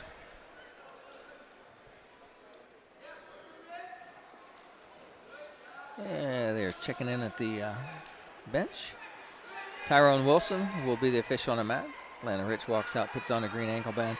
Huss picks up the red ankle band. And just like we predicted, Rex, Blake Christner actually comes up and wrestles first. So I'll call Christner here, and you take Rich. Collar tie by both wrestlers in a Rich match. Well, tap and go by Landon, shot by Huss. Countered there by Rich. Nice sprawl by Blake Christner to fight off an initial double leg attempt. Rich is not as lucky as Huss is in on a good takedown, and he's going to score the opening takedown for 3. Little head on the outside single leg for Mr. Huss. Earns him the first 3, and Landon Rich hits a leg roll, an arm roll, and tries to high leg over and turns that into a switch. Gets the reversal. 3-2 is the score.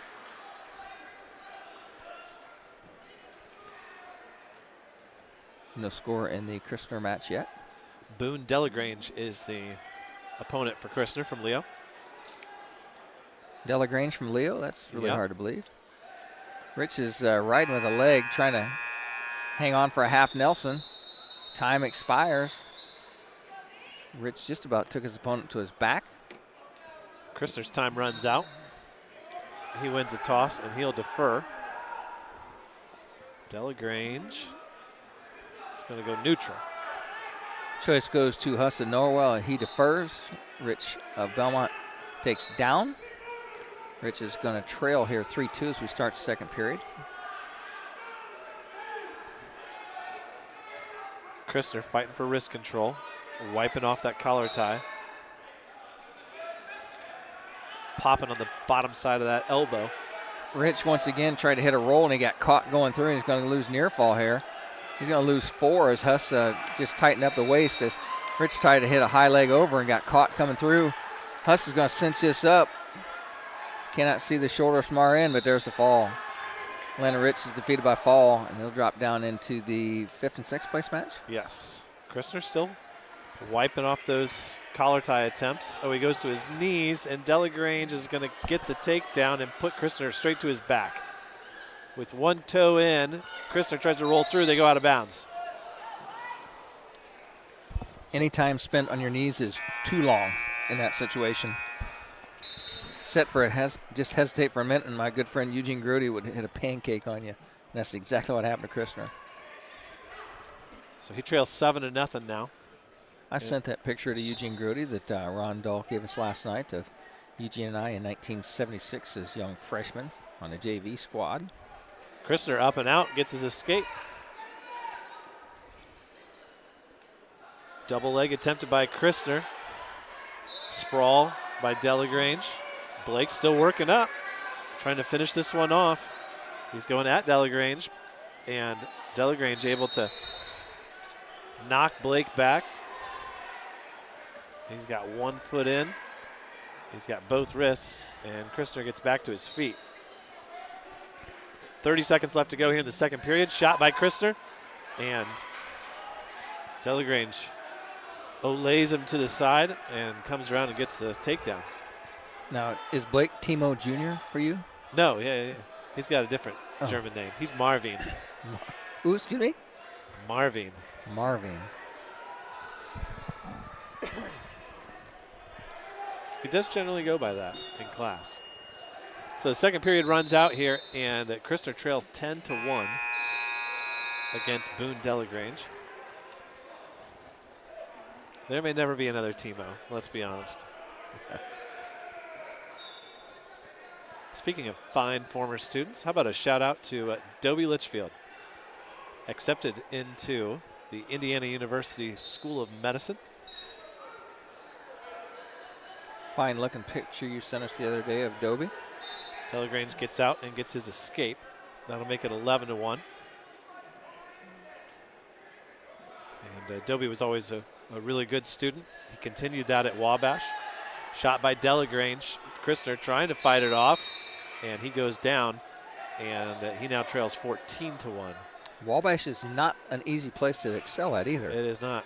It's a tough place to stay in the wrestling room. There's a lot of competition. Tough place to find a girlfriend, Tough, too. yes, that is true. Thankfully, he has one from back home who's smarter than he is, although he would never admit it. And but yes, Dobie having great success, and that's what we like to see from former wrestlers.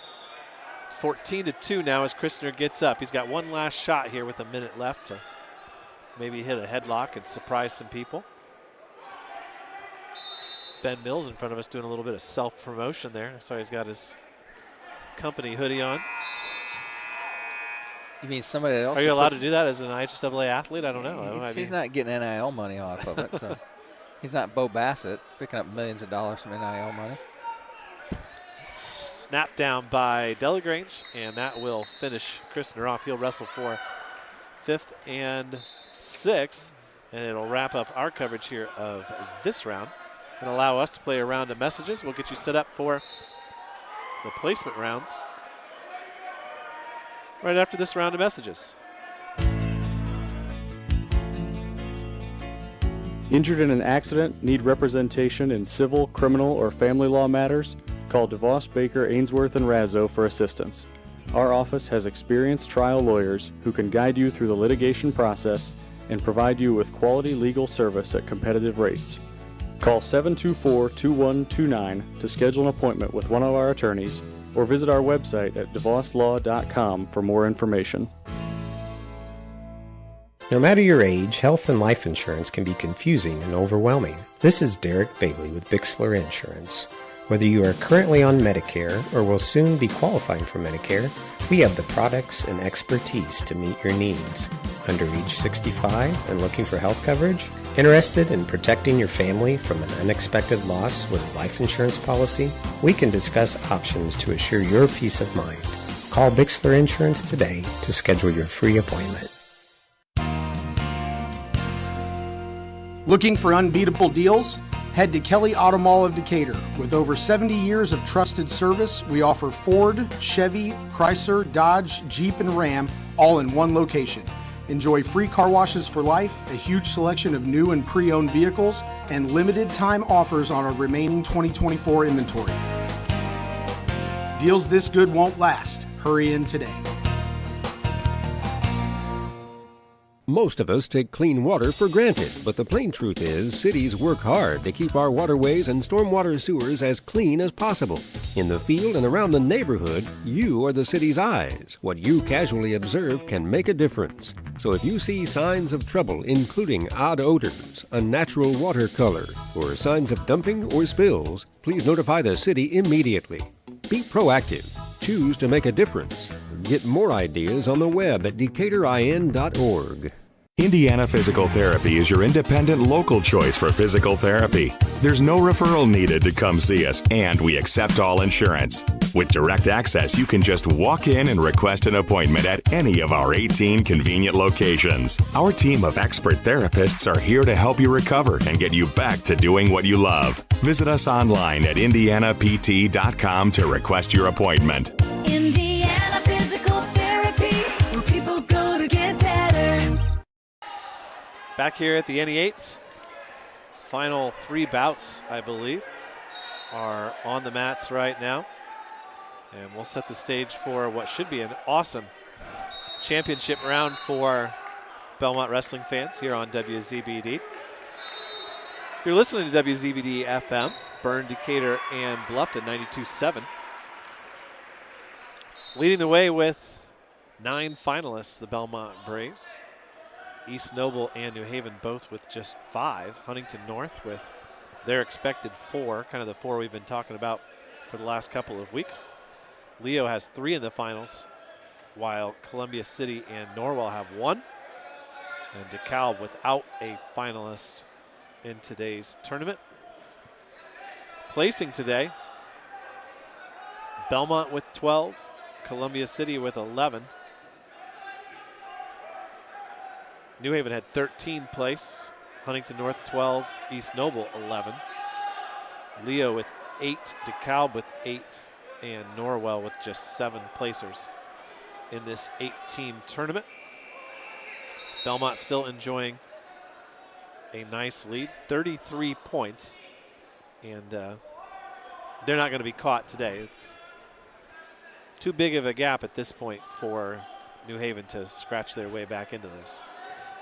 As we look at the championship bracket at 106, it's going to be Cleveland of East Noble against Harris of New Haven. Vinegar from Bellmont will wrestle for third and fourth against Parrish. At 113, it'll be Bradley Baker of Bellmont. He'll take on Braden Atkins of Columbia City, the 2 seed. And for third and fourth, it'll be Shaw of New Haven and Wilcox of DeKalb. At 120 pounds, I'll tell you as soon as USA Wrestling stops spinning. Go ahead and take that one since I'm having Wi-Fi issues here. I'm hooked up to the big dog, so that's why I'm gaining on you. Braden Jude of Leo is your finalist at 120 to take on Oliver Ferrote from Bellmont.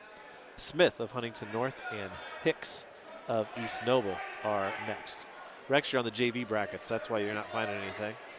Yeah, somehow it jumped over there. I don't know. There you go. At 126, Ben Mills will take on Landon Lawhorn of New Haven, who advanced on the medical forfeit in the semifinals. Wagner of Leo and Edwards of Norwell wrestle for third and fourth. At 132, it'll be Sean Harris of New Haven and Connor Fodick of Norwell in the finals. Griffin Klein and Ian Berry, East Noble versus Columbia City, for third and fourth. At 138 pounds, it'll be Henry Ferrote. He'll be taking on Dane Pippinger, the sophomore from East Noble. Wrestling for third and fourth will be Sawyer Toish of Huntington North and Williams of DeKalb. 150 pounds is going to be. Skip 144. Oh, I'm sorry. 144 will be Malachi Tholner and Gabe Myers. Everybody's waiting for that one. That's going to be an exciting one. Tanner Ellis of Columbia City and Rylan Gonzalez of DeKalb for third and fourth. 150 pounds, it's Wilson of East Noble versus Sam Wolpert of Bellmont, James of Huntington North, and Espinoza of New Haven for third and fourth.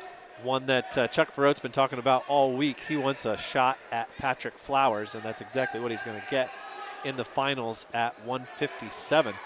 Ferrote with that big come-from-behind win against Zeeland Zaire in the semifinals. It'll be Zaire and Shriver going for third and fourth. 165 is going to be Biddle of East Noble taking on Kalafi from Huntington North, and Schwab and Reynolds from DeKalb and Norwell for third, fourth. Corbin Kalhofer's full name doesn't even fit on the screen, does it? No. For Huntington North. He's awfully good. That could be a fun match between those two. At 175, it'll be another fun match. It doesn't involve a Bellmont wrestler, but I like that matchup between Paul Woods and Christian Jemison of Huntington North. Leo Huntington North for third and fourth. Molinax of Columbia City and Huss of Norwell going for third and fourth. Landon Rich will wrestle Beckman from New Haven. Palacios versus Raleigh, Bellmont and Huntington North in the championship bracket 190. Williams of Columbia City is wrestling the winner of Blaker and Mordhoff. They're on the mat right now. At 215, it will be Taden Getz of East Noble taking on Chase Klein of New Haven. Delagrange, who just knocked off Blake Christner, will wrestle for third and fourth against Caden Moyer of Huntington North. Speaking of filling time, have you seen the new Bellmont coach Blaker in the building? Not yet. Okay. Not yet. At 285, it'll be Isaiah Coleman and Grady Baker to top things off. That'll be a fun one. Vaught of Columbia City will wrestle whoever comes out on top here. Now, these guys are scoreless. Right now it's Clifton of Norwell and Hammett of Huntington North. 28 seconds left. And they look tired, Rex. They look like two heavyweights who have wrestled 5 minutes and 34.2 seconds. They look like me, Dane. I'm tired from that long drive home last night at 11 o'clock.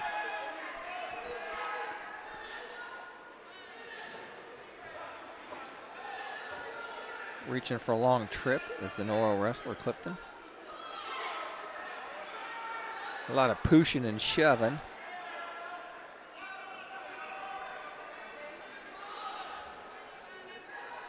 Clifton they'll go to overtime. Clifton Norwell is a full-size heavyweight. He's because we'd really like to see a little bit more of this match. They're going to let us watch another minute. We're just kidding. We love the heavyweights. We love them. Blaker is in the lead over there, and he just took an 11-0 lead. Let's see, Hammett and Clifton. They had the wrong period up there. Oh, that was overtime. Rex, we're already into the 30s here. Now, remind me again, what is the criteria in, never mind. We don't need to know the answer to that question because you still have to wrestle this next period. Yes. What is the criteria in a scoreless match? I like that, Rex. You see her? The lady keeping the scorebook took the towel, and instead of throwing it at the official, she threw it into the back of the Norwell boys who are off to the side. It's a shorter toss. I don't know. I saw Norwell coaches are confused as to why we're wrestling 30 more seconds. At the girls' sectional, we had a match that went ultimate tiebreaker all the way through and was 0-0 and about 3 seconds left to go in a match. Girl locked her hands, and that was 0-0, and that would have led me to know what the next step was because I didn't know it was going to happen. I would assume they just flip. Yeah, they just flip, and then they keep wrestling until somebody wins. It's like overtime in football. Somebody's got to win. So it'll be Hammett. Moyer's the 215. I like getting to the point of the year where you just call people by name because you know who they are and you don't have to look at the screen. But every once in a while you get them flip backward. It's like when you go to do a volleyball match, that first set is just horrendous as an announcer. Yeah. Then you get to the third set and you're like, this can go 4, it can go 5, I got this. Yeah, that when the stud girls make their way to the top. Oh, and this is why you wrestle that next period. Because Clifton just about got taken back to his back. Wait, I don't know what Clifton's. There he goes. Snap down, and he gets another reversal. And he will wrestle for 3rd and 4th. I had a volleyball match this year. I don't remember who Bellmont was playing, Westfield or somebody. And they had 3 sisters. And they were all on the court at the same time. And it was like Johnson to Johnson to Johnson. It made it easy to know who was hitting. Okay, well, we hope you're all entertained by our ramblings. We are going to play another round of messages, and we'll let you know what the timeline is here when we come back. If you're thinking of building an addition or remodeling or just starting from scratch and you want to add the beauty of a built-in or freestanding gas fireplace, the folks at Hitzer Fireplace and Patio, 269 East Main Street in Bern, have the expertise and craftsmen to install a gas, coal, or wood fireplace and design staff to help you decide which will serve your needs best. Cozy, warm, fuel-efficient, and mood-setting. Call Hitzer, 589-8536. Well, if you're anything like me, you've got a list a mile long of outdoor projects that can wait till spring or until you have time. Well, let's be honest, if you're like me, you need a pro because you don't have the time or the equipment to get it done right. That's why I call Jim at the Little Container Company in Bern at 273-7692. Whether it involves dirt, demo, dozing, or digging, he has all the tools and all the toys to do the job affordably and correct the first time. Give Jim a call at 273-7692 or search Little Container Company on Facebook. Trust me, it'll be worth it. Quality dentistry for people of all ages. That's what you'll find at Decatur Dental Services. This is Dr. Taylor Trevere at Decatur Dental Services. We provide a wide range of dental treatment, including preventative, cosmetic, restorative, and reconstructive dentistry. Located at the corner of 224 East and Pickway Road in Decatur, we offer convenient office hours, Monday through Thursday from 8 a.m. to 5 p.m. and Friday, 8 a.m. to 3 p.m. For more information about our practice, please find us on Facebook or visit our website at DecaturDentalIN.com. Krukeberg Auction and Realty has been your trusted partner in the auction process. Buying or selling, they make the steps straightforward and easy, guiding with expertise and commitment. A family-owned local business, not just auctioneers, your neighbors supporting local athletics. Feel confident you're in the right hands. Call Krukeberg Auction and Realty today. Experience the difference with family you can trust. At Three Rivers Federal Credit Union, we're focused on empowering you to achieve financial wellness by offering the resources and support you need every step of the way. We're equally committed to bettering lives in our region through volunteerism, community funding and partnerships, college scholarships, and more.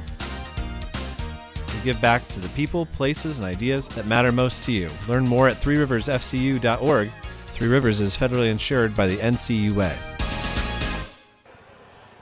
Welcome back here to New Haven High School. As we did not receive an announcement that there's going to be a break, so we're expecting it's a short potty break for the officials, and then we'll get underway here with the table help. They have not left their table. Some of them haven't. Jacob Benninger is lined up on mat number 2 for his third and fourth place match. He's going to wrestle against Dylan Parrish at Columbia City.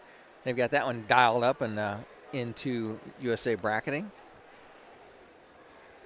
So Bellmont going to raise the trophy. And Rex, we talk big picture all the time. And of course, Adams County teams, they have high expectations.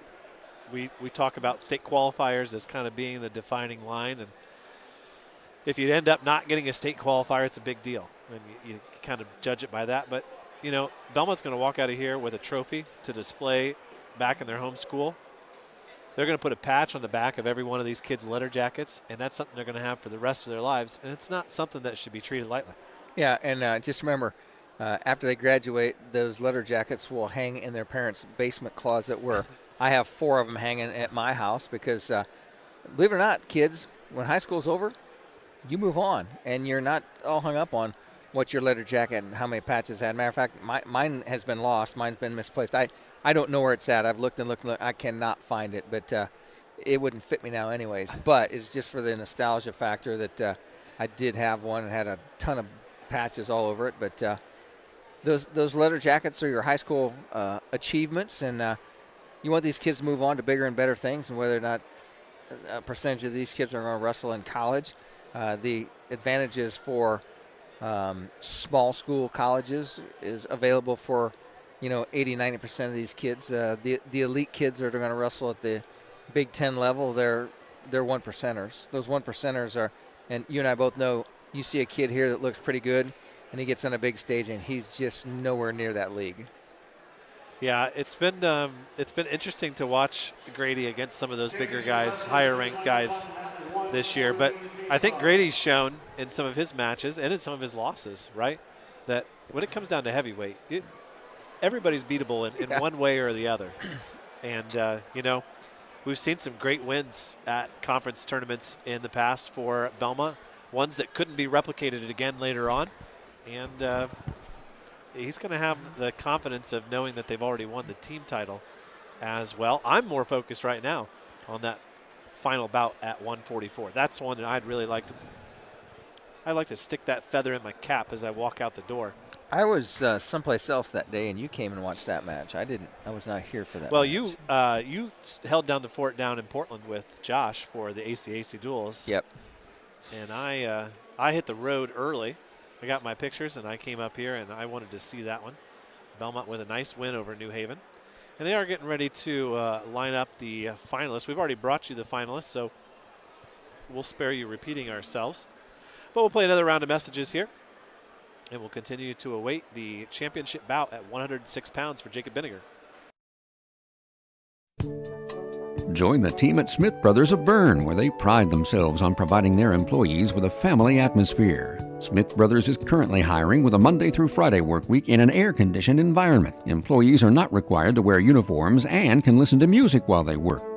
Starting wages are $17.50 to $21 an hour at the end of their first year, with a yearly bonus incentive and a competitive benefit package. Apply online at smithbrothersfurniture.com or in person at Smith Brothers, 356 Monroe Street in Bern. We select our insurance companies the same way you do, very carefully.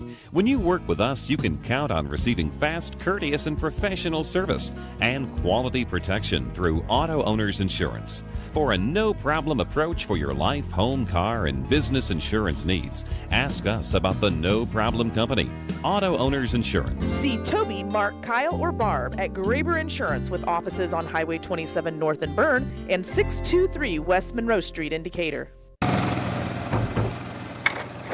Hey, do you know when and where we can recycle in Adams County? Well, I know you can recycle from 8 to 4 weekdays and Saturday 8 to noon at the transfer station next to Golden Meadows. Okay, where else? In Decatur, behind D&D Marathon on the east side of town on Thursdays, Mondays at Simon Manufacturing 27 South in Bern, and in Monroe on the third Tuesday at the fairgrounds. Plus, you can always get the latest info at adamscountyswmd.com. Thanks. When you need building materials, you need Arnold Lumber, 425 Winchester Street in Decatur, featuring lumber in a wide choice of sizes, plus doors, windows, roofing, and more.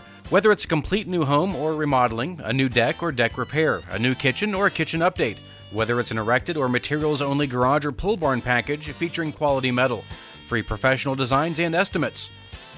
Arnold Lumber provides it all.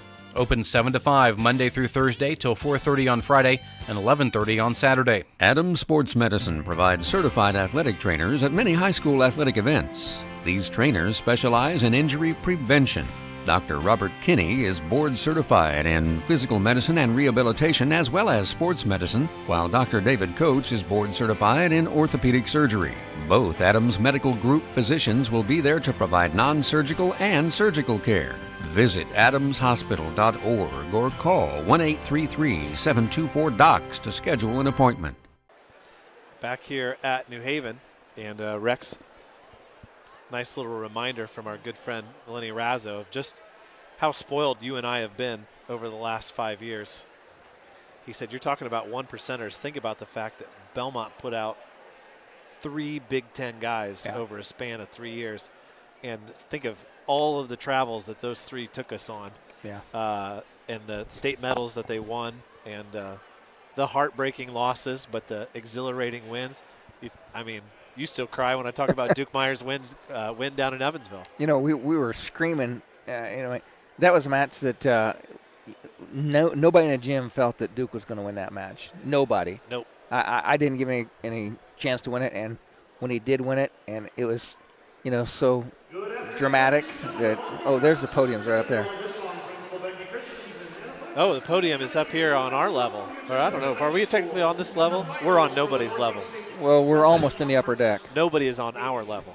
That's what we're trying to say. Tholner's dad is. Yeah, that's true. We better not let him hear our commentary on 144. So they've got the champions lined up on the far mat. And Rex, that further solidifies that we made the right choice in not bringing the webcam along, because they're about as far away from us as they could possibly get. We could have hit it, but for some reason they're using that mat, and the clock on that one is the smallest clock in the gym. So yeah, that is kind of an odd choice as to why they went that way. But hey, whatever it is, I think mat 4 will be unused. I guess it's mat 1, so it's the finals. So that's probably what. Well, let's just put it this way. They're going. I don't want to run a wrestling tournament, so don't let me criticize you on how you run yours. Hey, we're just here to commentate. You can't take a little criticism then. So once again, 9 Bellmont Braves in the finals. They're going to play the national anthem now. We'll take that break with them, and we'll be back with the start of the final round here at the NE8 Championships.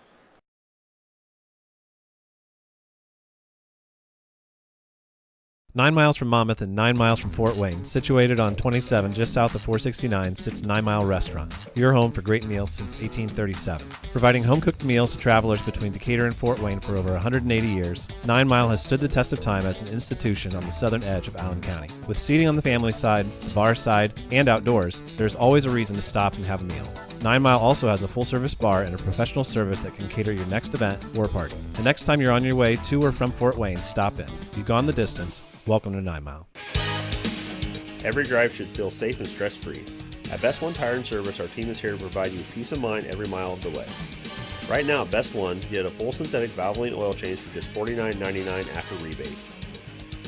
While you're here, take advantage of the lowest tire prices around. And with financing options available, taking care of your car has never been easier. Stop settling for less. Visit the best for all your tire and service needs. Best One Tire and Service. Selling tires, serving people.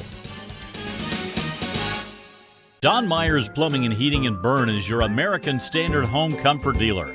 American Standard has been in business for more than 100 years and welcomes Don Myers Plumbing and Heating of Bern as one of their independent dealers. Don Myers Plumbing and Heating and American Standard will provide your home or business with energy-efficient heating and cooling equipment, saving you money.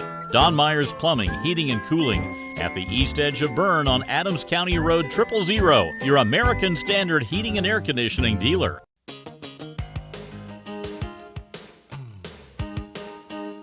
Hi, this is Tina with Innovative Concepts Audio Video. Let us help you fall into the perfect fit for your home theater entertainment. Whether it's a stunning home theater, crystal clear audio, or smart home upgrades, we've got the tech to match your style and budget.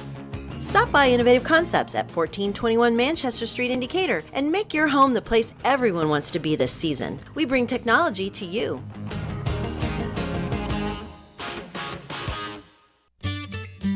The staff at Haggard, Hershey, and Zelt Funeral Home is honored to serve the community we love and live in. Locally owned and operated by Ryan Hershey and Eric Zelt, we understand that each family we serve and each life lived tells a unique story. Our goal is to offer comfort, care, and dignity to all who entrust their loved ones to our care. We are proud to call Adams County our home and look forward to serving you for generations to come.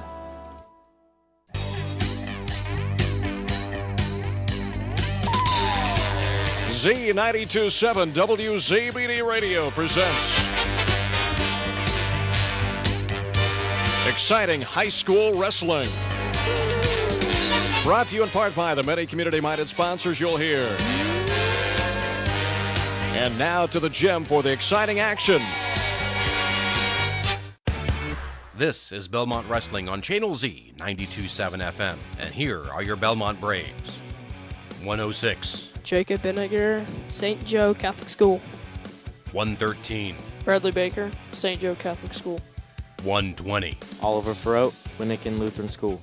126. Ben Mills, St. Joseph Catholic School. 132. Luke Rubel, St. Joe Catholic School. 138. Henry Farrow, Winnikin Lutheran School. 144. Gabe Myers, St. Joe Catholic School. 150. Sam Wolpert, Bellmont Middle School.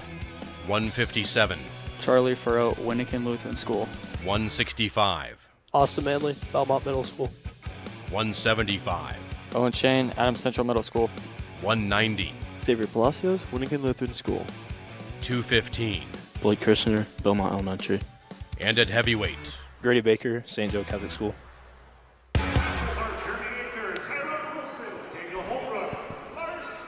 Let's go, Rex. I missed my big intro. So, Dane, during the national anthem, Isaiah Coleman was standing right underneath the flag just singing his heart out. A few years ago, I watched him sing national anthem a lot, and I told him, I said, hey, pretty proud. And he goes, I can't sing a lick, he said, but I'm going to belt it out there. and he's an interesting guy. I spent some time talking to him at Gavin Davis's grad party last year, and just a really super nice kid. You almost can't dislike him just because he beats up on your guys, because he's just a nice guy. And those are the kind of guys that we like to watch and follow along. So here we go, 106 pounds. I'll take this one so you can end with the big dogs, Rex. How's that sound? What a deal. It's Jacob Benniger and Dylan Parrish of Columbia City. Of course, we've said it multiple times today, but Jacob was not in the loop when it came to the NE8 duels. But I do remember that it was Cam Barger who got the fall over Parrish in the third period.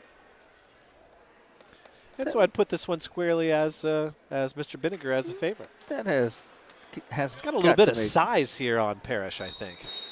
So we're underway. You're listening to the NE8 championships here at New Haven High School. Jacob Benniger, the sophomore, last year's sectional champ, trying to become a conference champ. And he's going to come up with the opening takedown here real quick and lock up a side cradle. And it might be lights out, folks. He's got it locked up. He's trying to walk it over. He's taking his time. He's adjusted his hands. And he lost it. Yep. He's going to try to do it the more conventional way, the way Randy taught it to him, or his dad, Luke, maybe. He's going to rock it back, and Isaiah Coleman's in the way. Get out of the way, Isaiah. You think if I went down there and told him he'd move? He would. He's that nice of a kid. Vinegar reaches across, locks up another cradle, and rocks it straight back. And this time he's going to score with it. And what do we got? Oh, we got blood. We got all kinds of blood. And we will take that break with him. And we'll be right back, Rex, after this message.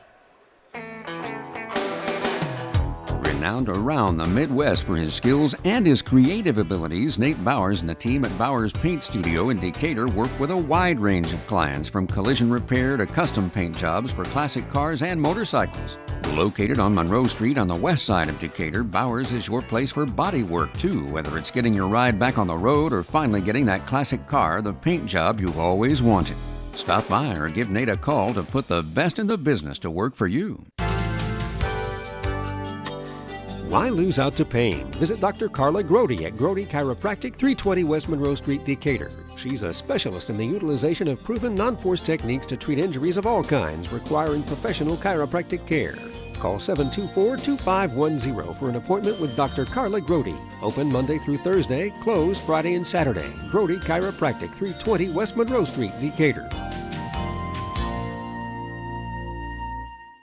Expert Transmission on US 224 in Decatur and on US 124 in Bluffton is the place to go for not only transmission help, but also full-service general auto and truck repair.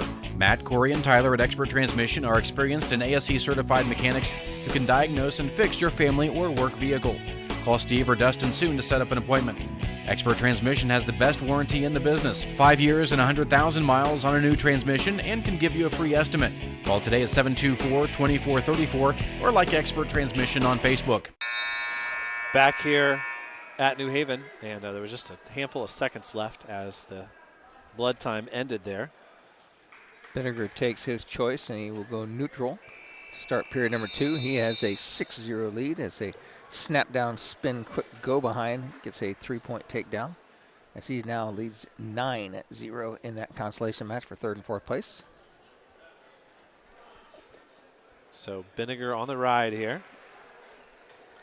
And he's going to rake his opponent over for some more near fall. Those 4 points are going to make it 13-0. Let's call that the Jacobs.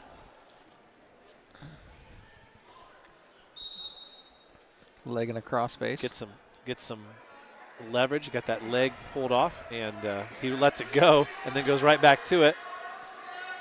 It's eye contact with the ref that makes a difference, right? So you said, did I get my 4? You show that you know what you're doing. And this one will be a tech fall, and Jacob Vinegar is going to be your conference champion for the Bellmont Braves. We'll take a break, and we'll be right back after this. Two Brothers Bar and Restaurant, located on the corner of 3rd Street and US 224 in the heart of downtown Decatur, is your home for great meals, a cozy atmosphere, top-of-the-line catering, and now free meals for kids. That's right, this summer on Tuesday and Wednesday nights, kids under 10 eat free with the purchase of just one adult meal. Whenever you come, Two Brothers is the place to sit and enjoy a meal. Offering burgers, wings, chili, ribs, appetizers, and nightly specials, Two Brothers has a banquet room, a bar side, and a family side. For your next meal, visit Two Brothers Bar and Restaurant in Decatur. Bad hair day? Bad day at the office? Bad day behind the wheel? Hey, stuff happens, even to the best of us. At least your car insurance rate doesn't have to take a hit. Get Erie Rate Lock from Erie Insurance. Gives you a great rate that stays put until you change a car, driver, or your address. Plus, seriously good service. Now that's something to smile about. Your Erie agent in Decatur is John Kins. Get a quote at 728-8888 or visit kinsinsurance.com. Erie Rate Lock does not guarantee continued insurance coverage and is not available in all states. Finding a reliable, affordable, and professional electrician is difficult these days, but in Adams County, there's a name you can trust, and it's Phil Blakey of Blakey Electric. Serving Decatur and the surrounding communities, Blakey Electric does residential and commercial electrical work, both inside and outside. Give Phil a call today at 724-8049 and tell him about the work you need done on your remodel, new building project, or any other electrical project. Leave it to the experts at Blakey Electric, 724-8049, to take care of all of your electrical needs. When getting the job done right is job one, you need construction equipment that's built right. From compact track loaders to the world's #1 selling compact excavator, the Kubota construction lineup features durable Kubota engines, more comfort, and the versatility to do it all and do it right. Visit your local Kubota dealer today. Go to KubotaUSA.com for full disclaimer. Visit Offholder Equipment Sales, US 27 in Bern, Indiana, their newly acquired location, State Route 364 in Minster, Ohio, or online at www.offholderequip.com. Who wants a complete smile? Or maybe it's just time for a dental cleaning and exam. Visit Dr. Laura Kugelhahn and her gentle, knowledgeable, and caring staff at Complete Smiles, located at 1133 North Main Street in Bluffton, Indiana. Dr. Kugelhahn would like to help you maintain your dental health or transform your smile. Complete Smiles is there to help you. Dr. Kugelhahn is currently accepting new patients. Call 824-3100 today to schedule an appointment. Welcome back here as we await the completion of the third place match. Dane Filling with you live here at New Haven High School. Yeah, I was at Norwell last Saturday. I can't keep my places straight. We were at Bluffton last night. With Rex Brewer today. I was in the parking lot and Steve Gagel was talking about who else is going to be there, and he said Dane Filling, Rex Brewer, and maybe some others. I texted him, just Dane and I, Dane. He goes, I don't know. He you never know who might jump on the air. It's hard telling.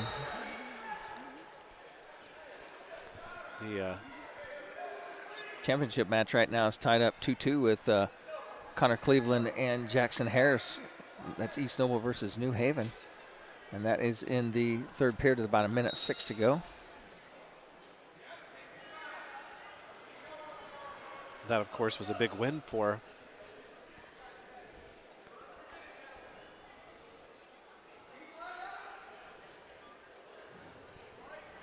Bellmont running away with a team race.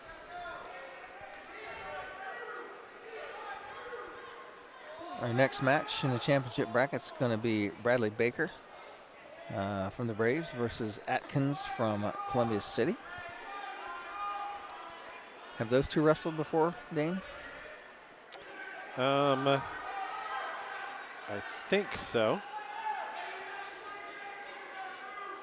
I'll look it up here. I think Atkins was up a weight. Okay. When they wrestled. Time winding down, 10 seconds. East Noble wrestler trying to get a reversal. Hooks a leg. And two reversal at the buzzer. Even though Harris was hanging on to the leg, thought he had controlled it, but Sack Whitney says nope. Gets around behind. So East Noble with a champion at 106 pounds.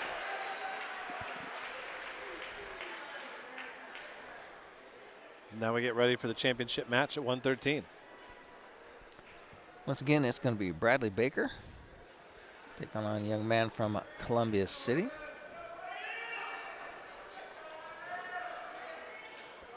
Baker just a freshman, having a pretty good year this year.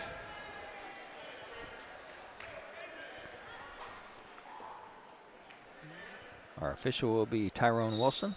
Whistle blows. We are underway here. Shot by the Columbia City wrestler on a single leg, and Baker uses a nice whizzer to pull that up and out of there. Atkins steps behind the leg on another single leg, and Baker whizzers him out. They're on the edge of the mat. Baker's trying to get that leg back, and he does. Gets it back to the ground. Baker with a shot of his own, single leg head on the outside. Atkins going to drive him out of bounds, and they're going to wrestle on the gym floor. They'll come back to the center.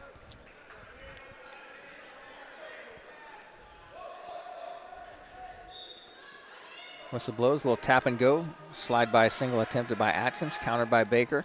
Shot by Atkins. Baker catches him out front with a whizzer and a crossface.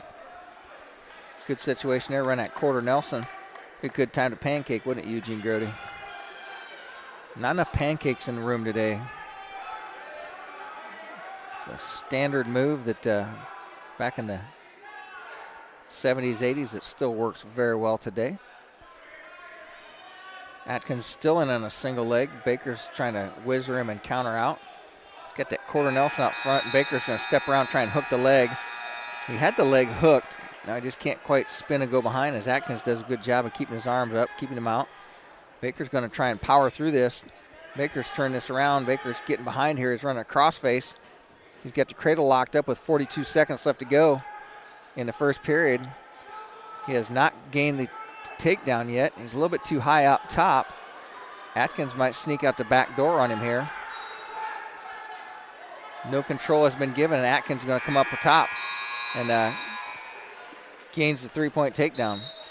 Baker hung on that cradle a little bit too long. Should have stayed down and tried to get around behind and secure the takedown that way, but 13 seconds left to go here. He's going to trail 3-0 as they go into the second period. As if Atkins doesn't turn him for some near fall here. Runs a chicken wing. Baker counters that. So that's going to be it, 3-0 as we go into the second period.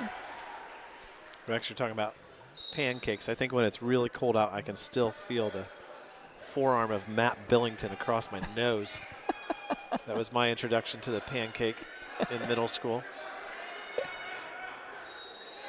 Choice goes to Atkins. He's going to take the down position to start period number 2. Baker climbs on, rides him from the left side. Breaks Atkins down to the mat. My cross faces were applied by Marcos Ocampo and Greg Mankey, and they had skinny forearms. Would have been a pretty good. Baker. And skinny a bad thing. Yeah. Yeah. Baker just turned Atkins to his back. He got a couple of swipes from Tyrone. He's going to get at least 2. Not in good position here. He looks like he might give up the reversal as well. Atkins trying to hang on, and Baker's trying to spin out the back. So Baker's going to pick up 3 near fall. And Atkins is sitting on his head. Baker's been reversed here almost, but Tyrone hasn't made a change. That was a figure 4 on the head right there, but he had an arm encircled. Atkins has gained a reversal. He's caught Baker on his back. He's going to pick up some near fall here. Baker's trying to bridge out, but he's got double trouble locked up, and there's the fall. Pretty quick call there. But Baker hung on to that turn a little bit too long and got caught underneath there. Atkins come up on top and sit on him, put the weight on him. Baker can't get out. Baker's going to take second place here. Atkins winner by fall in the second period. With that, we'll take a break and be right back after this. The loss of a room in your home due to a storm, a flooded basement, or even worse, a house fire are all events that will change your life forever. And it can be even more of a nightmare if you choose the wrong contractor to repair and rebuild. That's where K&R Contractors in Decatur come in. The guys at K&R use the same software as the insurance agencies, and they're at the forefront of the industry in this area when it comes to storm damage restoration. Look them up at K&R Contractors and trust them to get your home or property back to the way it should be. Soul Pig Barbecue on 2nd Street in Decatur, across from the courthouse, features traditional and not so traditional barbecue, brisket, smoked meats, pulled pork, wings, burgers, soul food, steaks, fish, seafood, and a full bar service. Bring the spouse and the young ones to Soul Pig and enjoy the family side or dine on the bar side. Large portions ensure no one will go home hungry after a Soul Pig meal. Follow Soul Pig on Facebook for the daily, weekend, and entertainment specials. Timmy Takedown Tree Service on US 224, 3 miles east of Decatur, has firewood for sale. $30 a scoop, $75 for a 6-foot bed, $85 for an 8-foot bed. Timmy Takedown Tree Service can give you a free estimate on removing storm-damaged trees, grinding stumps, or trimming trees. Call 728-9120 and talk with Jake to set up an appointment. Timmy Takedown Tree Service has been in the area's best and most trusted tree service for 50 years. Stop out or call today. Put your tax return to great use and enjoy its benefits all summer long with frozen meat packages from Manly Meats, where we offer quarters, halves, and sides of beef, whole and half hogs, plus a variety of frozen box specials starting at only $55. Save money and get the most out of your tax return when you make Manly's your destination for quality meats and custom butchering. We're 4 miles east of Monroe, just off Highway 124.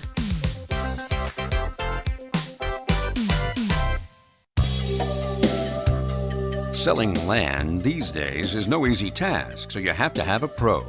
Justin Griffin with Schrader Auctioneering and Realty of Fort Wayne specializes in farmland, estate sales, and homes in the Decatur and greater Fort Wayne area.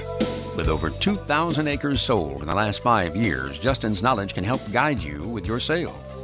Give him a call or visit www.schraderfortwayne.com to find out more about how he can help you with your sale. Welcome back here, and Rex, that championship bout at 106 pounds was kind of an interesting one between Cleveland and Harris. A year ago, those two were wrestling for middle school conference titles, and both of them won at 95 and 102. They end up being your conference championship combatants at 106. So we're on to 120 now, and your championship match between Oliver Farote and Braden Jude. And Jude in on a single leg, and he scores with it. Takes a 3-0 lead.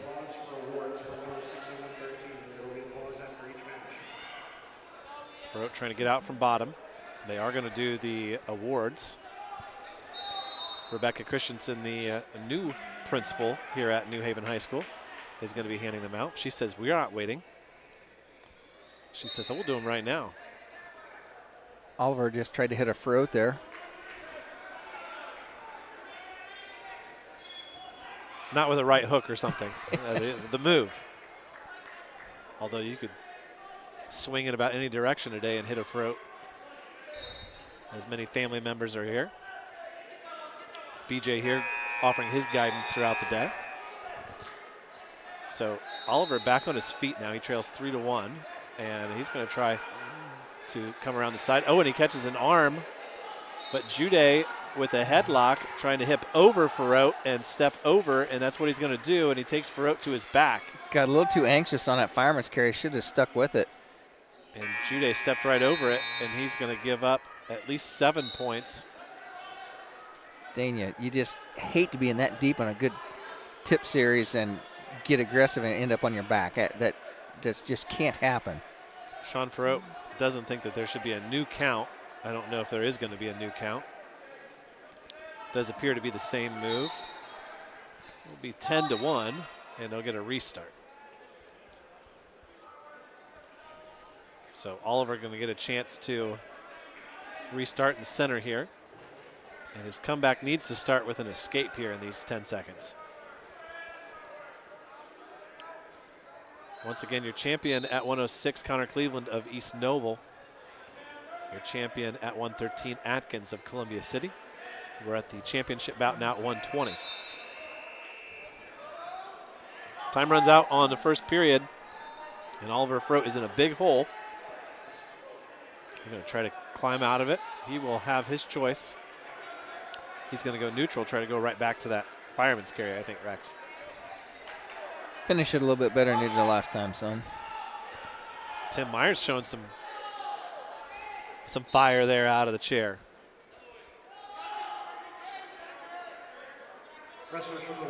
Jude in on another shot. Whizzer by Farote. Single leg by Jude. Farote attempted by Farote. Tried to hit a Farote. And he doesn't hit it, and Jude scores again. It makes it 13-1. Made famous by his Uncle Ben. Not the guy that made the rice. 30 seconds into the second period, and it has been all Braden Jude, the senior from Leo. He's got a half in now. Putting it to the freshman from Bellmont.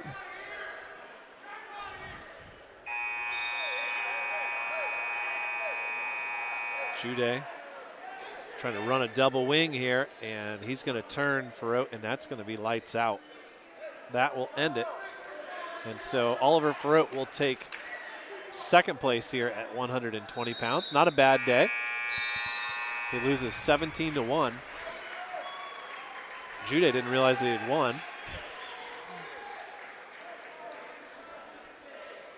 Had a tough start here for the Braves with a couple of losses in the finals. But neither one of those were matches that they were really picked or slated to be the champion there. No, not necessarily. Ben Mills will be up next with his opportunity.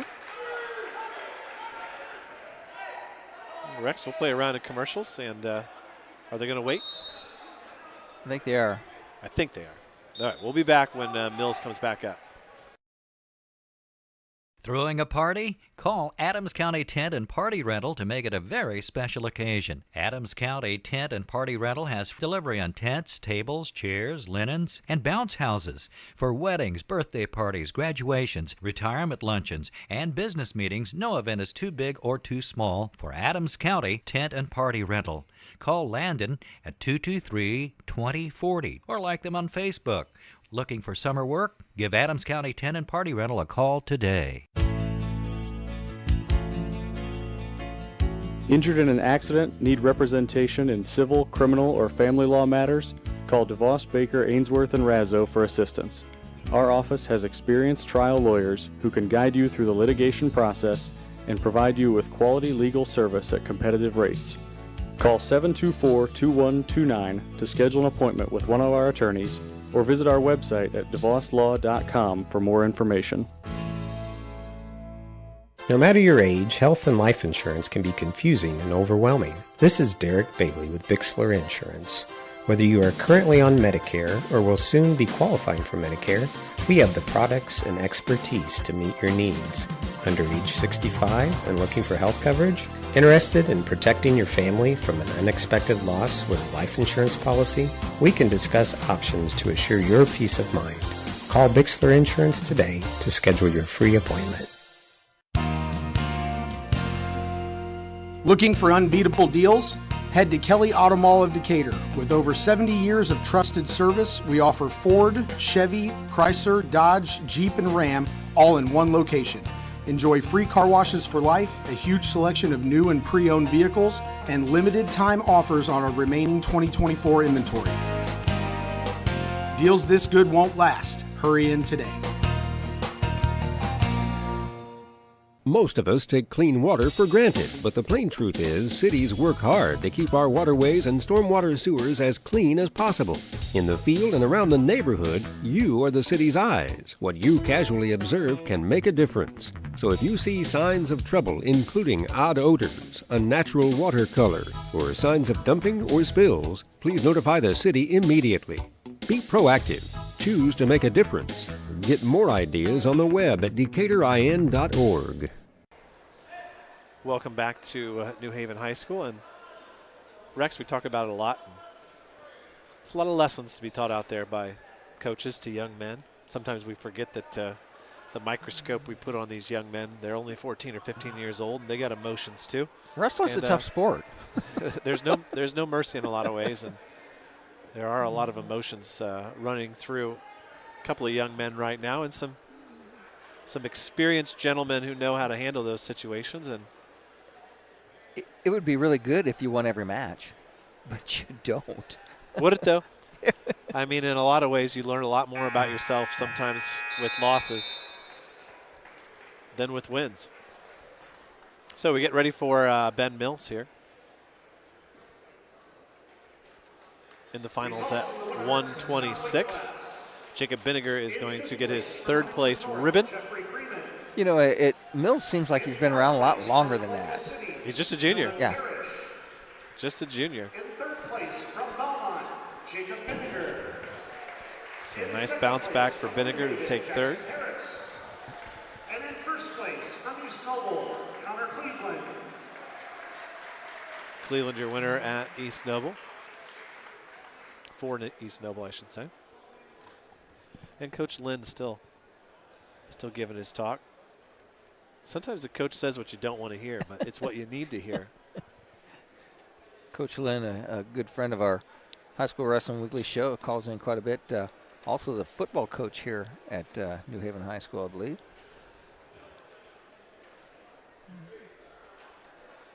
And I think it's one of the things that's rather unique.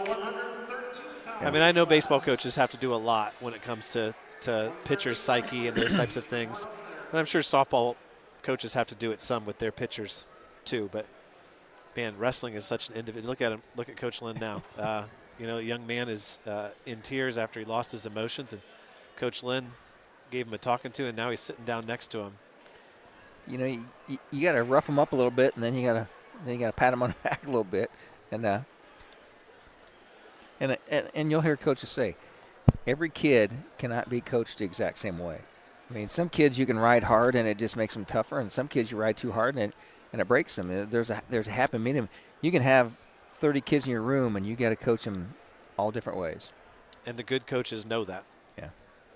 And unfortunately, the bad coaches don't, and sometimes that really shows through as they try to treat everybody the same. I think that's why I went into refereeing, because I did not, the seniors go out and coach the little kids, and I had the ability to coach one or two really good kids, but I could not coach a whole room full of wrestlers. I mean, and that's an art, because you got to coach them all. You just can't coach the ones you think are going to be good and let the other ones, fall by the wayside. But I knew early on that coaching was not the thing for me, and I went on to refereeing and had a long, storied career in refereeing. And now you're stuck giving me pep talks. Well, I'm a father figure to you, since you are young enough to be my child. Oh, we're still waiting on I don't know what we're waiting on here. Apparently we're waiting on the 113 awards before we start 126. Shout out to our good friend Tony Roman, said he's listening to us on his drive to Indianapolis. The first ever Mishawaka champion for the Bellmont Braves. We like hearing all the people who are across the country listening to us. That's the beauty of YouTube. I do believe that it is young Mr. Baker who is absent from the podium.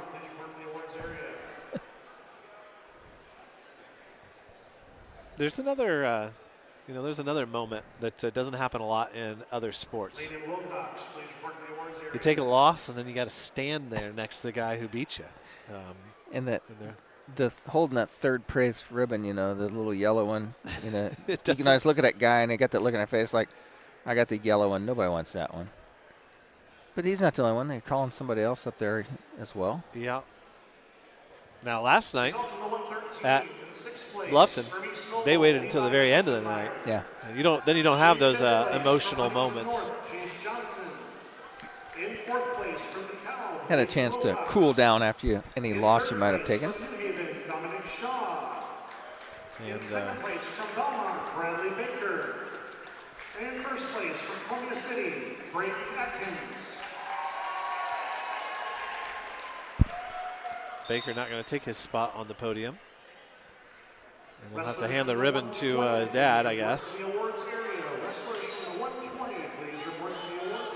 And away we go here at 126. Rex, this is all you. It's Ben Mills, as he's taking on Landon Lawhorn, junior versus sophomore, Bellmont versus New Haven. As Mills catches a hook on a bad shot by Lawhorn. They go out of bounds. They'll come back to the center of the mat.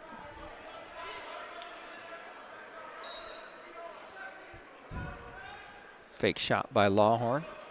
Collar tie by Mills. Catches him out front. Shot by Lawhorn. Countered by Mills. Mills runs him to the edge of the mat.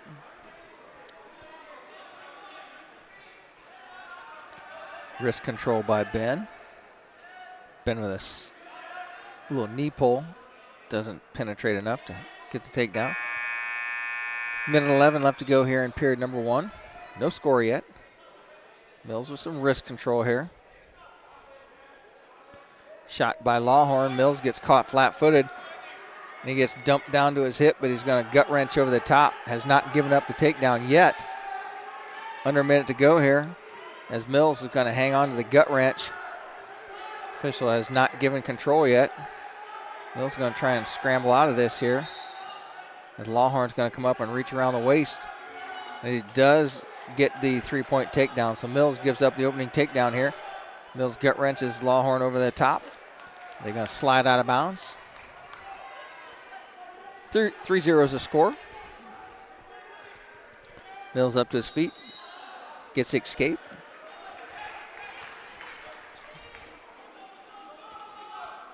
Back to the center start with 23 seconds left to go. Let's see if Mills can score a takedown here before they end the first period. Lawhorn fakes a shot, changes the level.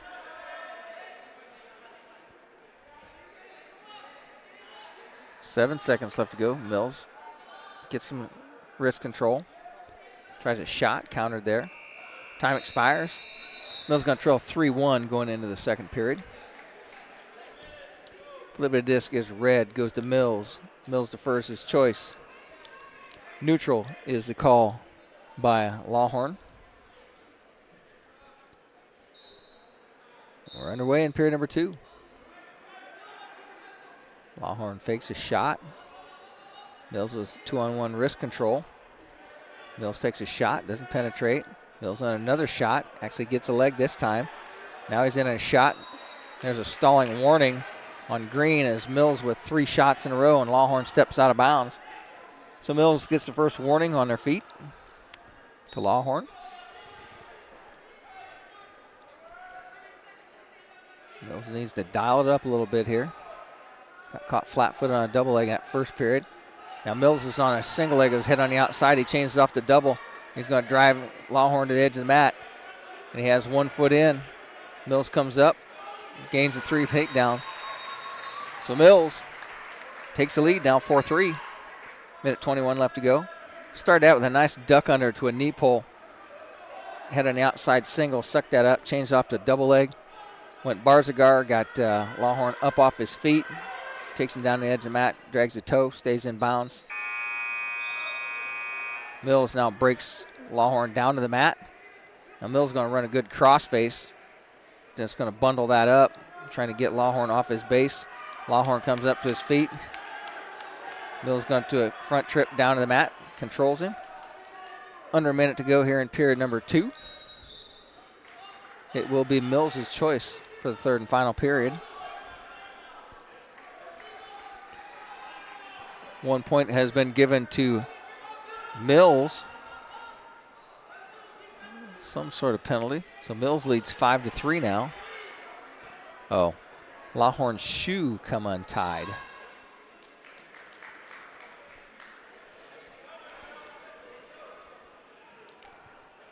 So Lawhorn will be in a down position.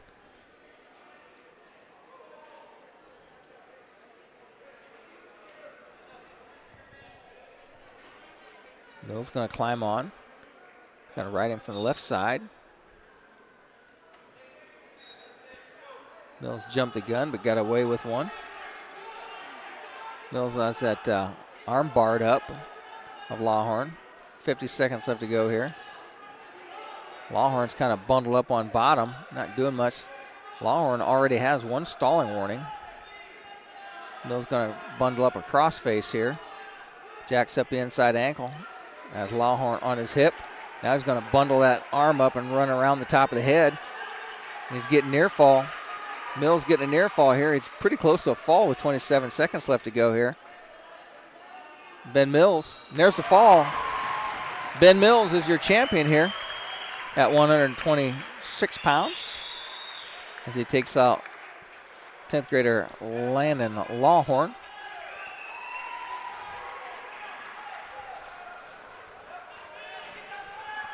Wrestling in the third and fourth place match, Caden Wagner of Leo with an 8-2 lead over Crete Edwards of Norwell. In the fifth and sixth place match, that has ended. They're waiting for the 132-pounders over there. So we have 1 match left here, as it is Wagner of Leo with a 8-2 win lead over Norwell.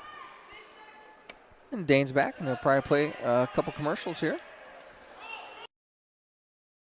Most of us take clean water for granted, but the plain truth is cities work hard to keep our waterways and stormwater sewers as clean as possible. In the field and around the neighborhood, you are the city's eyes. What you casually observe can make a difference. So if you see signs of trouble, including odd odors, unnatural water color, or signs of dumping or spills, please notify the city immediately. Be proactive. Choose to make a difference. Get more ideas on the web at DecaturIN.org.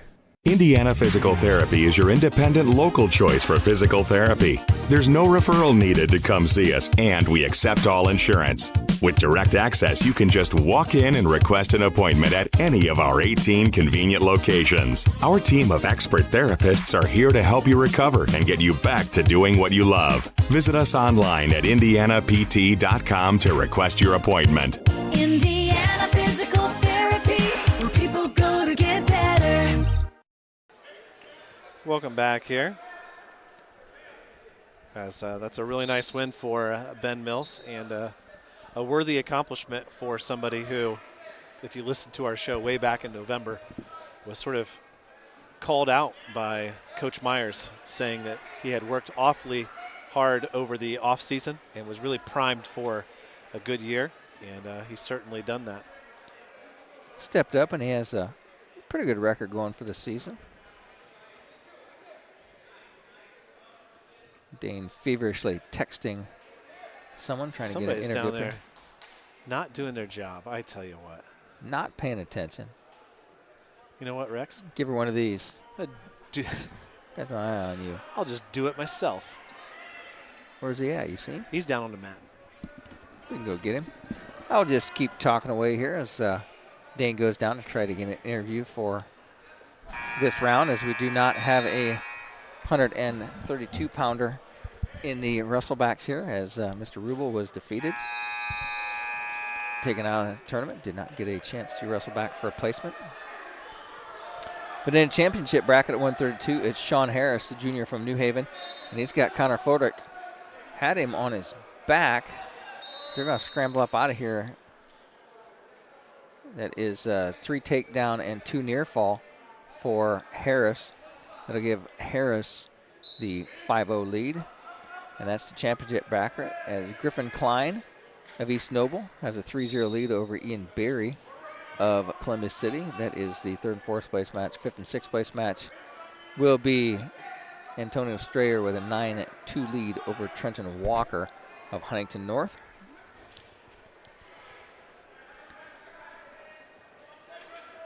And as they say in hockey, he shoots, he scores. Dane has snagged a interview. As young Mr. Benniger is on his way up here to speak with us. Test that. Yeah, we're good.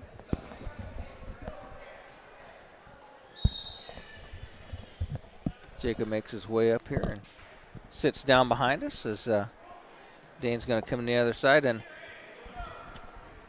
Jacob, we talked a lot early in the season. You were out with the injury, and it's almost like you're really hungry to get back into the lineup. And once you got back in, you seemed to really do well. What was it like in that period when you're off, trying to stay in shape and try and get back into the lineup? It took a lot. I was on the bike every day doing conditioning and running, so yep, definitely putting in the time. And I think we were all quite pleased with Cameron Barger, who filled in for where you were out. That's a good-looking young freshman that really Bellmont didn't lose much with you out of the lineup with Barger in there. Yep, I'm really excited next year. Hopefully I grow a little bit, and hopefully Cam stays at 106, and he'll be really solid there. Now, it's one of those things, you've got a couple of good partners in the room with you at 13 and Bradley Baker, and he's one of those kids, a freshman, that's had a real good season, and he's kind of long for a 13-pounder, isn't he? Yeah, he's cutting a lot, so he's really strong. So it's finding me different ways to wrestle him, so it's good. You know, and you got some young guys, another freshman in the lineup, Oliver Froat, down there at 120. So the Braves have some good young stock coming in there, and you'd hope that those guys remain small for their career and end up hanging in there for some longevity. And you got Ben Mills, a junior, hanging at 26, and Mills has put to work in, and Mills has had a pretty good season as well. Yeah, I'm really excited. Bradley and Oliver, they pushed me really hard in practice. I know last year Ben was my drill partner, but he grew a little bit, and he's getting pushed by some bigger guys now, so it's really good for these younger guys. So what do you look forward to in sectional next week? You're a defending sectional champion, and you look at getting back down to Jay County next week. And what do you see coming up from guys you're going to have to face next week? Yeah, for sure. they're all local, so I know that I'm better than them, and I put more time in, but I'm just going to scrap next weekend. Going to scrap next weekend. So I tell you what, congratulations on your third place win here today, and good luck next week at the sectional. Thank you. I appreciate it. That's been Jacob Binniger of the Bellmont Braves. And, hey, Dane, if you want to run some commercials here, we'll come back with that. Thank you. Or we will just wait and get ready for Oliver, not Oliver, but Henry Ferrot's match here at 138 pounds. And I asked Ben, what do you look forward to next week? And he said, Jacob. Oh, Jacob. Wrong kid. Yeah. I hope you called him Ben just for comical sakes. Yeah. It's one of those things he said, they're all local guys, and I know I'm better than they are. That's the confidence you want. Of course, last year he won a sectional title, and he'd sure like to repeat that. He also you bring up another good point. You talk about these seniors and saying goodbye to this next class, and they did miss out on a classmate in Ben Binniger, who was a talented wrestler as a middle schooler, and he kind of misses out. He's a great kid. He's a smart kid, one of the very smartest in the senior class this year, and injuries took their toll on him, I should say, and he never really got a chance to truly wrestle in that varsity spot. And I'm sure there's a little bit of it that makes him proud that Jacob's doing so well, and he's still got Isaac, who's an 8th grader this year, and little Daniel as well. So, and he took his talents to the golf course, and was one of the better golfers for the Braves that year. And it's like, that's a low impact sport, and if you're going to contribute, you just got to find where you can and you just put your best effort into it. Jacob said that a couple of freshmen really pushing him, that he really has a good rapport with, is Oliver Froat at 120, and also Bradley Baker at 113, and then Cam Barker, who filled in for him while he was injured. I mean, and he's hoping that if he grows into 6 next year, and he grows into 13, and Barker stays in that 6 spot. I mean, they're going to be really tough for some young guys down low. And they'll have to contend with Isaac Binniger in there as well. One of the most talented 8th graders that the Braves have. So let's see, is this me? It is, I think. Henry Ferrot on the mat right now, looking to repeat as a conference champ.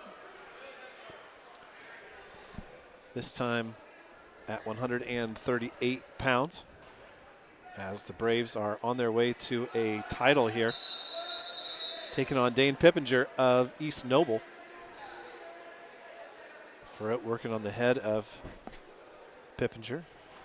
Bellmont smashed East Noble in the dual meet that they had here first weekend in December, and it was all Ferrot in that one.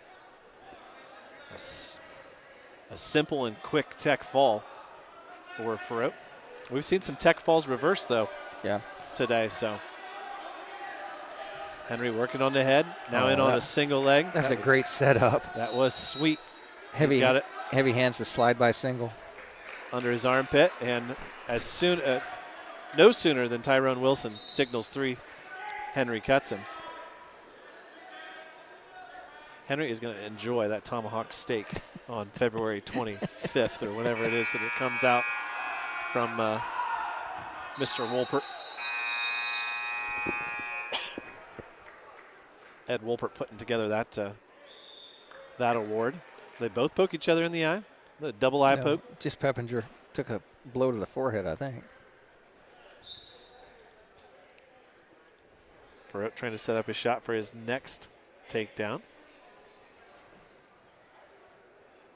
Snaps the head down, separates, tries to set it up. He's wearing his state singlet with Ferrot down the spine. The white singlet with the blue and red candy stripes. He's in deep on a single now. Another one of those head snap down, go right underneath the counter. Lifts the leg all the way up over his head, turns, spins around. Pippinger tries to block with a leg. 2 seconds left, and he's not going to score with it. It will go 3-1 into the second period. Up next will be the big one. And Rex, I'm going to leave that one to you solo. Did he have that locked? He had it locked, but he wasn't around the back far enough. And Tyrone's asking Jeremy Aker.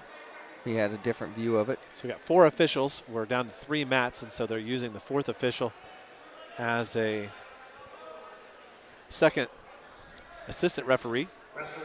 Pippinger with some blood on his forehead, one of the fighting Sam Reasons. And I saw that I saw Eric Lopshire downstairs, and I said, "You were supposed to be reffing today." He said it got canceled. I said, "So you came and watched some more wrestling, didn't you?" That's how that works. So Loopy, as he's affectionately known to the other with officials. that blood time, we'll take it with them. Be right back.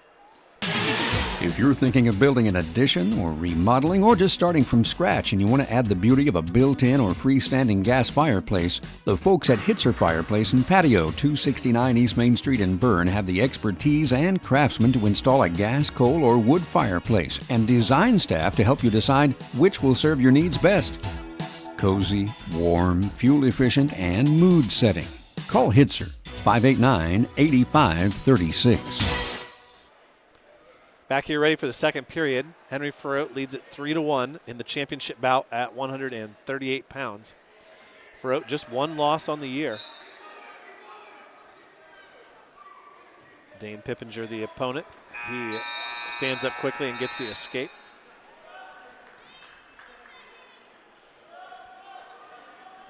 Three to 1 the score. Farote working on that head. He reaches for another slick transition to a single. He tries to wrap up the side cradle from a standing position, and he's going to try to walk him over. There's 3. Now, Ben and Sean, the brothers Farote, look at each other on that one and say, what was the difference between that one and when the time ran out? I think it was position, because when Henry was in that position before, he was more out in front of Pippinger versus to the side where he was there. And Pippinger still had a leg hold of Henry. And if you ever want to be entertained, just spend 20 or 30 seconds between those two, and you will be entertained. Ben and I were standing down there earlier before they opened up the Chick-fil-A room, and Malachi Tholner was down talking to Tim Myers. He had a $20 bill in his hand. He kept trying to give it to Tim, and Tim was talking to him about something. I looked at Ben and said, is he trying to buy off a win in this finals match? And Ben goes, I don't know. Farote switches off to a double. Pippinger reaching back, and Henry threatens him with a half Nelson, and that's enough for Pippinger to give up the takedown. That makes the score 9-3. 47 seconds, and Henry's going to try and run a tilt here. Ooh, he about lost that tilt. He's going to readjust on that. Now, Rex, you know how much I like when people check in with us on broadcast. You just have way too many people in your phone. There's a tilt attempted to get 2 swipes. Well, they go out of bounds. Well, our good friend Dave Emmenheiser checking in with us as usual. He said he wasn't going to check in, but he said when he hears my voice on the radio, he often thinks of our good friend, the late Roger Boldemeyer. And I often do too, especially at home matches. I miss him, that's for sure. 15 seconds left here. Farote with a 9-4 lead. Henry's got all those takedowns on counter shots. He waits till Pippinger shoots and then makes a counter shot. Farote spent a lot of time pulling that state singlet of his down on his thighs. Yeah, that's just his setup. I heard a college guy on TikTok today said, we used to let him ride up high. We didn't pull him back down. See, let him go up high. He grabs both legs. You know, we were the short-legged ones. Them things were up high. I mean, they had 3-inch inseam on them. These are long biker short. They're on their feet here in the third period. Now that you see it, you can't unsee it, can you? Farote keeps tugging at the bottoms of those legs of his singlet as he's trying to set up his shot. 30 seconds gone here in the third period. Farote doesn't really need to do anything. He's got a 9-4 lead. He'd like to get a takedown and ride it out. 5 points does not put you out of a match these days. Pippinger hasn't found a way to score yet. And he gets one in the eye from Farote, who's been working hard on the head. Coach Reeson's not having any love for Pippinger. He said, hey, let's go. Don't give Henry any time to rest. Speaking of Henrys, Coach Reason has his own Henry. Does he and now? he's a very accomplished wrestler and somebody who is going to be awfully, awfully good when he gets his way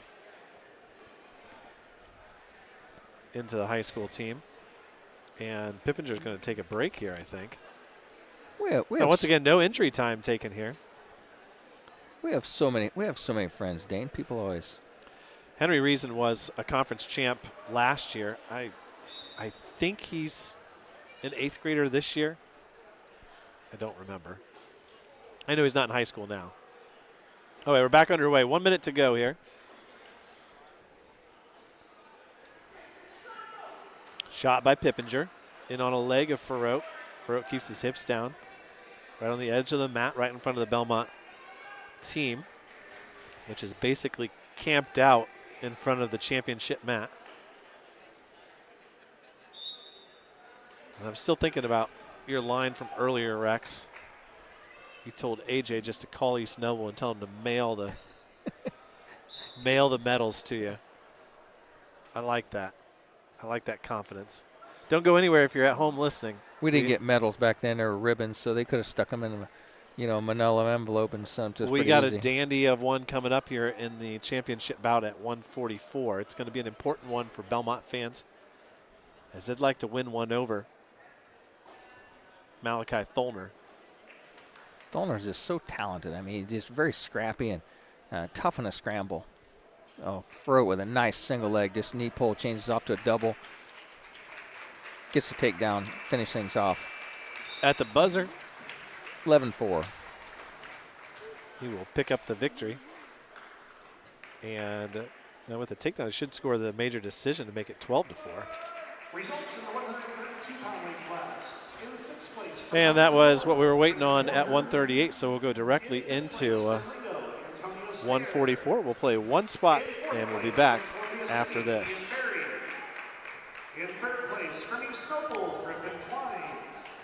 Well, if you're anything like me, you've got a list a mile long of outdoor projects that can wait till spring or until you have time. Well, let's be honest, if you're like me, you need a pro because you don't have the time or the equipment to get it done right. That's why I call Jim at the Little Container Company in Bern at 273-7692. Whether it involves dirt, demo, dozing, or digging, he has all the tools and all the toys to do the job affordably and correct the first time. Give Jim a call at 273-7692 or search Little Container Company on Facebook. Trust me, it'll be worth it. Welcome back to New Haven High School as we have started the championship bracket at 144 pounds. It's Gabe Myers versus Malachi Tholner. Bellmont versus New Haven. Tholner was a 6-0 decision winner the last time these two wrestled this year. Both wrestlers high-low, changing their stance, lowering their levels, trying to get in underneath the other opponent. Wrestling out of a collar tie right here. Myers with a half shot, countered there by Tholner. Tholner faked a little headlock there. Myers stays underneath the hooks.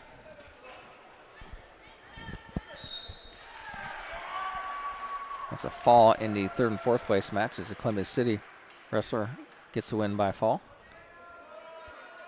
Myers and Tholner still pushing here with a minute to go here in the first period. No score still.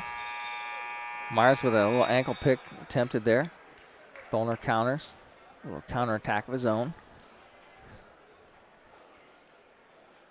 Good hand fighting. Myers comes up into an underhook situation. Trying to stand Tholner up a little bit to get underneath the guard. Tholner fakes a shot. Breaks that off. They come back center. Myers then on a double leg shot when Tholner was kind of adjusting his headgear. Tholner was able to sprawl out and counter that. Myers going to try and back out and stand up. Hope that Tholner doesn't counter that. And Tholner does, takes a counter shot, gets a single leg and gets the takedown. Waited for Myers to come up. And as he did, he drops down on a little slide by single for the takedown. Leads this thing 3-0 with 10 seconds left to go here in the first period. Tholner is very patient there. Myers tries to Granby out. Tholner follows right through with him. No change. Tholner's going to take a 3-0 lead into period number 2. Choice goes to Myers. He said, I will go neutral. None of this defer business, so we start right on our feet once again. We're underway. Snap down by Tholner. Puts Myers down to the mat. Myers dives in on the leg, trying to counter that. Tholner's going to wait for Myers to come up and shoot underneath again. Tholner tries to spin and go behind. Myers just rolls out through it. Tholner takes a hook and throws him over the top.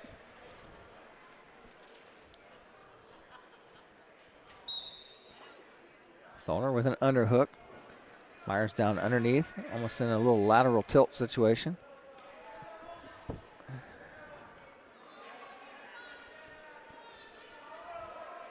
Myers is underneath the hook.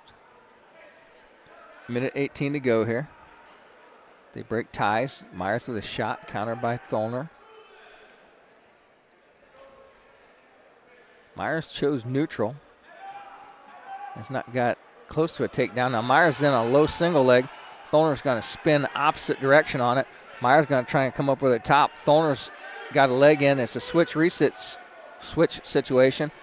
Myers in good position here, but Tholner's going to try and drag him out of bounds. Myers comes up on top. Oh, and Myers, good job, tries to come around, and Tholner stays on the edge of the mat, gives up nothing. That was as close to a takedown as Myers has been yet in this match.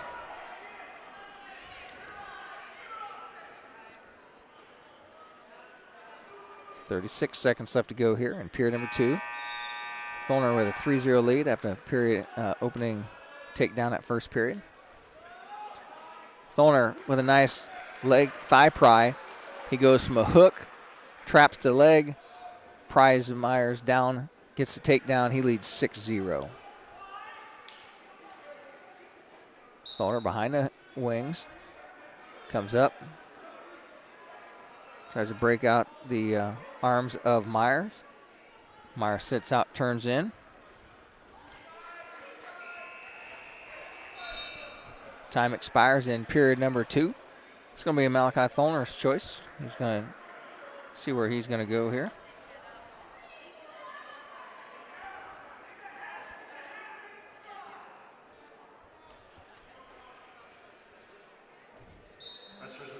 Tholner takes top position to start period at number 3. He's riding Myers from behind. Got a tight waist on. Draped over as Myers tries to stand up outside leg. Myers trying to post up here. Tholner drops down to a leg. Try to finish Iranian as Myers gut wrenches here. Drapes over the top in that waterfall situation. Tholner hooks the leg. Myers going to have to bail out to his belly here, not give up any back points. No change of control.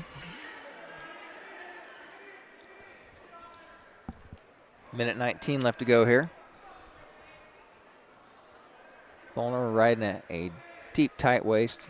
Drops off to the thigh pry. Myers going to step out of bounds. They'll come back to the center. Minute 11 left to go here. Myers trails 6-0. He's in the bottom position. Tholner's been doing a good job of riding here. Comes up, runs a spiral ride. Breaks Myers down to his base.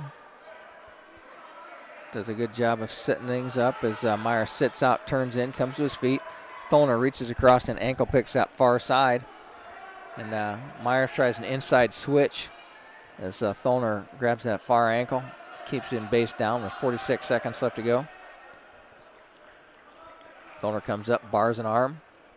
Drives Myers off the edge of the mat as they stay half in, half out.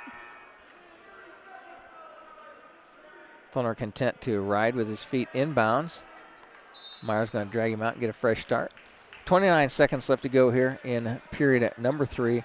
Tholner with a 6-0 lead on Myers, and it's the score that they had earlier in the season, Dane. Yeah, exact same score. And Tholner just, he's so strong and so sound. Seems like he's just always in good position, doesn't get out of shape. Myers stands up, sits out, turns in. Tholner just drops back in the seatbelt, takes him back down to the mat. Myers trying to stand up and turn in, get an escape here with 15 seconds left to go. And Tholner's just like a leech on him, hanging tough. Drops back to a spiral ride. Myers tries to hit a Granby out. Tholner goes over the top. 3-2-1. That's going to do it. Your champion at 144 is New Haven's Malachi Tholner over Myers, 6-0. Tholner only ranked 27th in the state. Seems kind of crazy. Now, the one big loss that he has is that pin loss to Kokendorfer from Garrett, which is a win that Myers had in the Al Smith. So I think that's what's holding him back. But, man, every time you and I have ever seen him, we kind of stand in awe of him. And he's not flashy by any means. He just very sound, stays in good position, and both the takedowns he got were counter takedowns. As he got Myers set up to take a shot, and as soon as Myers lifted his head up, come back out, Tholner was in on the takedown. Well, Bellmont drops one there. We're going to get one back here at 150. Sam Wolpert in on a shot right away against Wilson of East Noble. Counter shot by Wilson. We're in a scramble now, and Sam's going to have to find a leg real quick here. He is working pretty hard on that right leg of Andrew Wilson, the junior for East Noble. But Wilson is the one who prevails here. He gets the opening 3 points. Sam won a conference title as a sophomore. You know, sometimes those guys, they rely on letting that guy get in a leg and then trying to sneak their way out. I'm still not a fan of letting a guy get in that deep. You can sometimes counter out of it, but just don't let him get in that deep to begin with. Sam going to need to find his way out of this.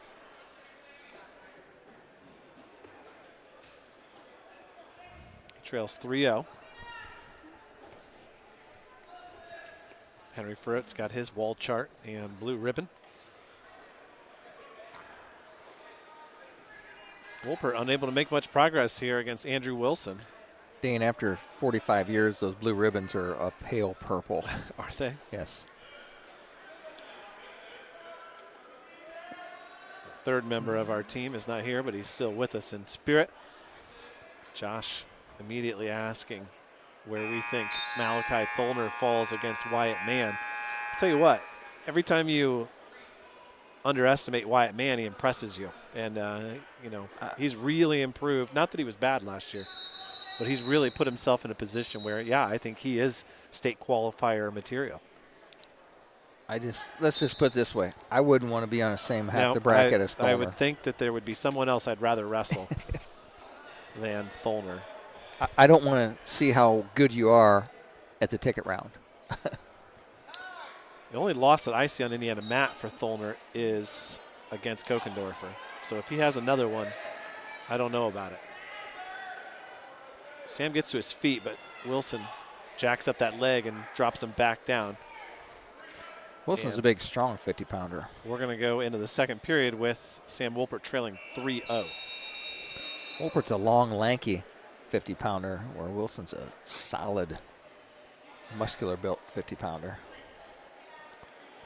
So we got Sam Mosier, last year's semifinalist, ranked number 1. Tholner 2, Mann 3. And then Hops. Hops was defeated by Tholner 4-0 earlier. He was defeated by Mann as well. Yeah, 16-9. Oh, Sam just got caught in a throat. And Sam trying to step over it. And Wilson going to come out the back. Sam on his head. And that was just awkward. At first I thought Sam was going to be fine, but when he brought him down, his head hit first. And Sam, being the ultimate competitor, Sean's going to say, "Are you okay?" Andrew Wilson's going to do him a favor and say, "I got blood." Sam needs some time to recover. Sam's like 9-1. Wilson. Sam was in good position, and he got a little too high. He got aggressive. He went up, thought he was going to get some back points. And Wilson, too strong for that, stood up. And basically, Sam was like upside down in the air and come over the top and hit pretty hard. And, Wilson ended up getting 4 out of it, I think. as his injury. They list the score as 6-0. It was 3-0. Well, I think they may have gave him 3 near fall and then 1 more because they stopped it. That makes sense? No, they went neutral here in the second. So it's just 2 takedowns. Okay. So no near fall awarded. They're talking about it right now, though. I don't think they're going to change it.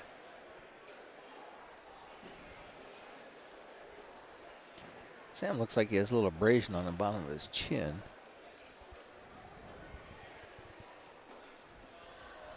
Nick Coons checking out the work of the trainer.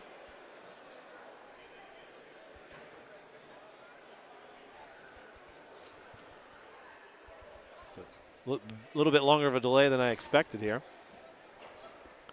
Next up is another exciting one. Patrick Flowers for Huntington North. Chuck Farrote for the Bellmont Braves. And we're back underway here. So the score stands at 6-0. Sam going to try to get an escape here. Wilson jacks up between the legs. Now Wolpert turns and faces on a sprawl. Wilson switches to a double leg. Sam's got a hold of both ankles. He's got the hips back. And they talked him into a locked hands there. Sean Farrote. You know, they don't just let anybody into Notre Dame. Rex. Sean using sound logic and reason too. Wilson was in on a double leg, and he just reached up and grabbed both legs, and that's locked hands around the legs. Wilson said, I'm not going to give that up again, so he cuts him loose, puts him up to his feet. So that'll make it 6-2. And Wilson coming out like a ball of fire on that restart. And he's in on a double leg now. And it's an ankle grabbing fest out there. They roll out of bounds. Is there such a thing? I bet you there is. You were talking about tiddlywinks and all kinds of things yesterday. German cutting competitions, professional cutting competitions. Just don't cut the cheese. 6-2.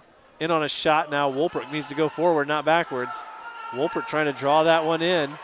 Wilson trying to fight it off, and he tries to throw, and Sam lands right on top of him and gets a takedown. Now it's 6-5. Can Sam keep his toes in? Wow, what was out? Were they off the mat? Lars says they were. Of course, the assistant's going to back him up. I thought one of them still had a foot in. I don't know about that one. One was off the ground, but I don't think that counts.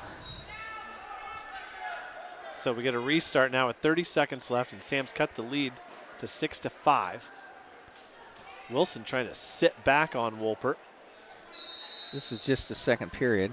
And we've got blood. And that will prompt us, I believe, to take a break. We'll be right back. Quality dentistry for people of all ages. That's what you'll find at Decatur Dental Services. This is Dr. Taylor Trevere at Decatur Dental Services. We provide a wide range of dental treatment, including preventative, cosmetic, restorative, and reconstructive dentistry. Located at the corner of 224 East and Pickway Road in Decatur, we offer convenient office hours, Monday through Thursday from 8 a.m. to 5 p.m. and Friday, 8 a.m. to 3 p.m. For more information about our practice, please find us on Facebook or visit our website at DecaturDentalIN.com. Krukeberg Auction and Realty has been your trusted partner in the auction process. Buying or selling, they make the steps straightforward and easy, guiding with expertise and commitment. A family-owned local business, not just auctioneers, your neighbors supporting local athletics. Feel confident you're in the right hands. Call Krukeberg Auction and Realty today. Experience the difference with family you can trust. At Three Rivers Federal Credit Union, we're focused on empowering you to achieve financial wellness by offering the resources and support you need every step of the way. We're equally committed to bettering lives in our region through volunteerism, community funding and partnerships, college scholarships, and more. We give back to the people, places, and ideas that matter most to you. Learn more at threeriversfcu.org. Three Rivers is federally insured by the NCUA. We're seeing the very best of Sam Wolpert right now. He's a ball of fire on this restart. He actually came out of the blood time, Rex, and went in the down position. He was so excited. He didn't realize that he was on top, having scored the last takedown. And Locked up a cradle, just about to get turned over there. Nice mat return there. It'll be Wilson's choice. Sam wants to let him up, and that'll make it 7-5. So Sam needs a takedown here to potentially win or send it to overtime. Wilson with the first shot. Wolpert on the sprawl, now on his butt, trying to high leg over there on the edge of the mat. Wilson trying to better his position, and we're going to get a stalemate. First, I thought Sam was going to be able to sprawl out of that, and then Wilson, who's awfully stout, did a nice job there. Nice shot by Sam, trying to finish it. He's got Wilson on his butt. He bellies out. He went opposite direction on that single leg, turned it into a double, went opposite direction. Now he's going to lace him up. He's got the legs split, and he's going to try to rock back. He needs to be careful. And he's got a cradle rocked up. Sam's getting near fall. Somebody put a heart rate monitor on Nick Coons. That's going to make the score 12-7, I believe. Sam just needs to sit here for a minute 6 and hang on to this. Yeah. You can't really better your position. Don't do anything fancy. Don't try and pin him. Just lay there. All you really want is the title. 50 seconds to go.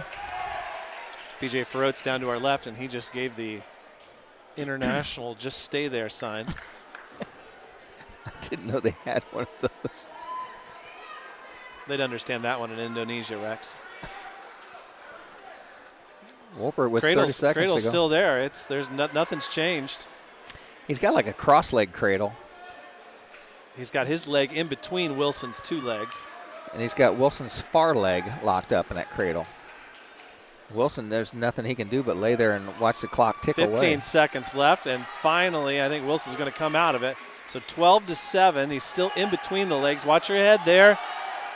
Now he's in a better position, and I think Sam Wolpert's going to win this one, ladies and gentlemen.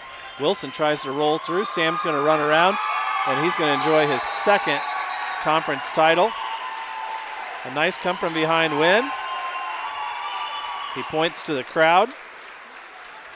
And Sam Wolpert is your NE8 champ at 150 pounds. Sam did a good job. Just keep battling back there. Just kept battling back until he got in a position to win. So with that, we'll take a break here. And we'll be right back with Chuck Ferrot right after this. Join the team at Smith Brothers of Bern, where they pride themselves on providing their employees with a family atmosphere. Smith Brothers is currently hiring with a Monday through Friday work week in an air-conditioned environment. Employees are not required to wear uniforms and can listen to music while they work. Starting wages are $17.50 to $21 an hour at the end of their first year with a yearly bonus incentive and a competitive benefit package. Apply online at smithbrothersfurniture.com or in person at Smith Brothers, 356 Monroe Street in Bern.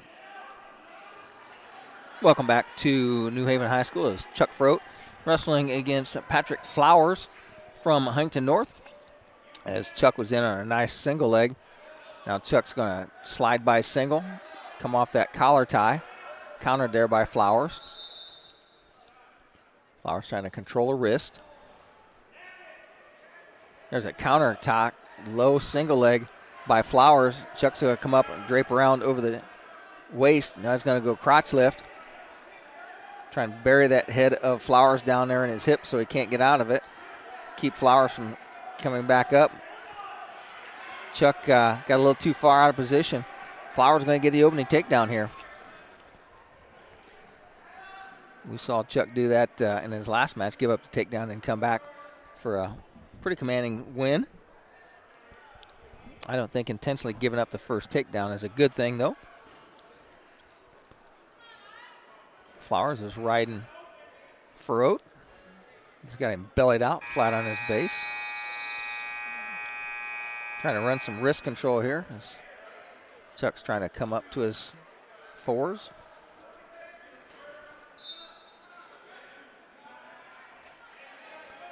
No real movement here, no real pinning combinations being made by Flowers, but Chuck comes up to his base, gets up to his fours, and he gets broken back down.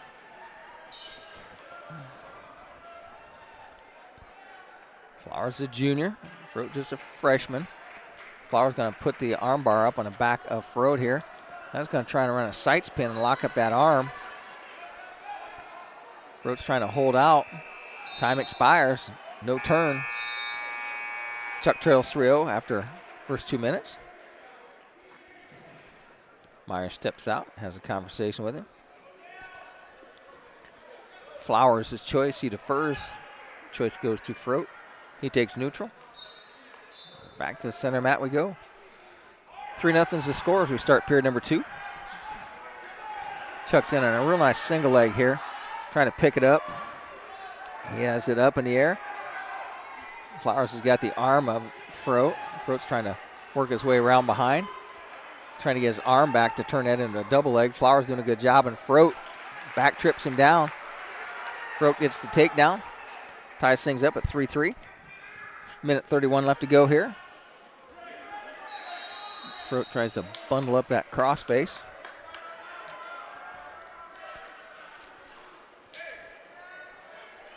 Flowers trying to make his way up as Froat's trying to hold him down his base, and Froat's going to cut him loose, give him an escape with a minute 13 left to go. Chuck on a real nice fireman's carry, has the arm and the leg. Flowers counters it. Froat's back up. Froat still with an underhook. Wrist control by Flowers. Flowers with a shot. Doesn't penetrate. Takes a shot. Takes a bad shot. Chuck spins to go behind. Flowers catches a leg. Flowers able to counter and doesn't let Froat get all the way around. Froat's out front headlock series. Flowers trying to tilt Froat off of his base. Froat reaches back for a back leg. Stalemate. They'll come back to the start. 29 seconds left to go. With Froat getting that escape, he trails 4-3 now. It will be Flowers' choice, I believe, for the third period. 19 seconds left to go. Froat's in on a shot, countered there by Flowers. Flowers with a shot. Froat tries to snap him down. 9 seconds left to go. Chuck needs to better his position here. 4 seconds left to go. And that's how it's going to end here, period number 2. Choice goes to red, and Flowers says, I will take the down position. So Flowers in a down position. Flowers said Chuck says just put him up. Give him escape. It's going to make score 5-3 now.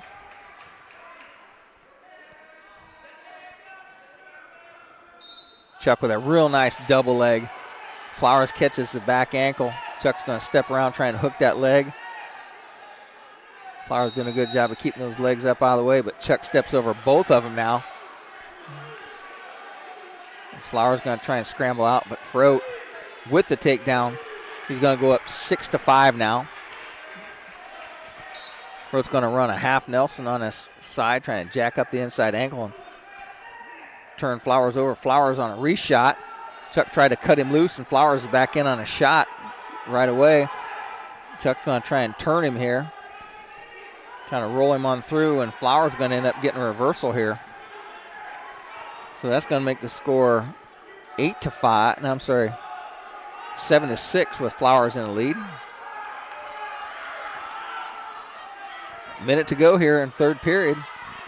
Flowers with a 1-point lead. Froat in the bottom position. Froat trying to get up and out. Escape here and will tie things up, and nice job of hitting a little dump to take Froat back to the mat with 47 seconds left to go here. Flowers in control here, has Froat broken down flat to the base.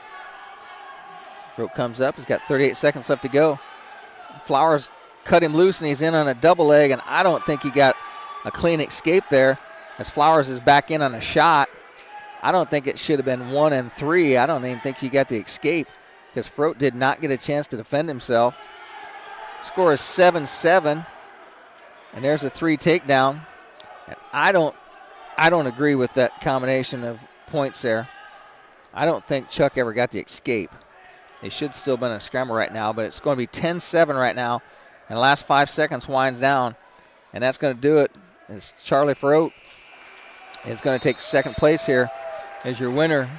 Patrick Flowers, the junior from Huntington North, takes a 10-7 win over Charlie Farote.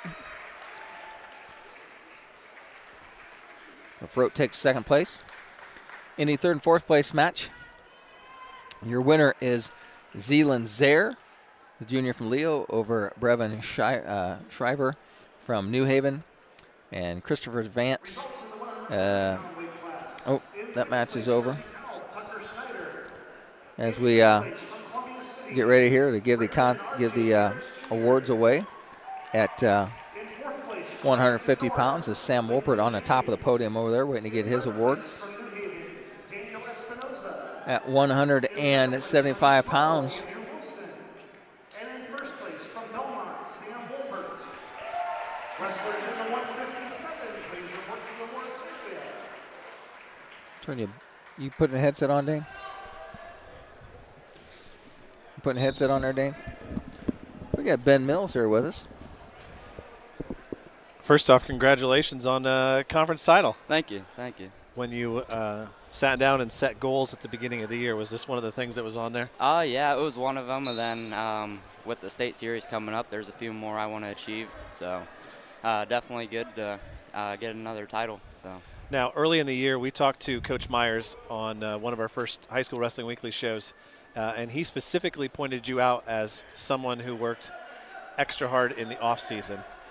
Tell us what that means. What did you do to gain that recognition from Coach Myers? What did your off season look like? It was just very consistent of going to Madman, and just something different this year is like I didn't really dread going to practice. I really enjoyed just seeing guys from different schools and being around the coaches, but it was just like another level of me, and I just really wanted to get better. So Ben, do you think that your most famous actions have been cutting the grass of Michael Myers of Decatur? That might be one of them. There's a lot of compliments on that one, so definitely got a lot of views, which is awesome, and I was thankful for the opportunity to have that with Michael Myers. So, tell us a little bit what's different for you as far as your wrestling this year compared to last year. What have you improved to up your game? I feel like my neutral got a lot better, a lot more takedowns that I feel comfortable getting in situations.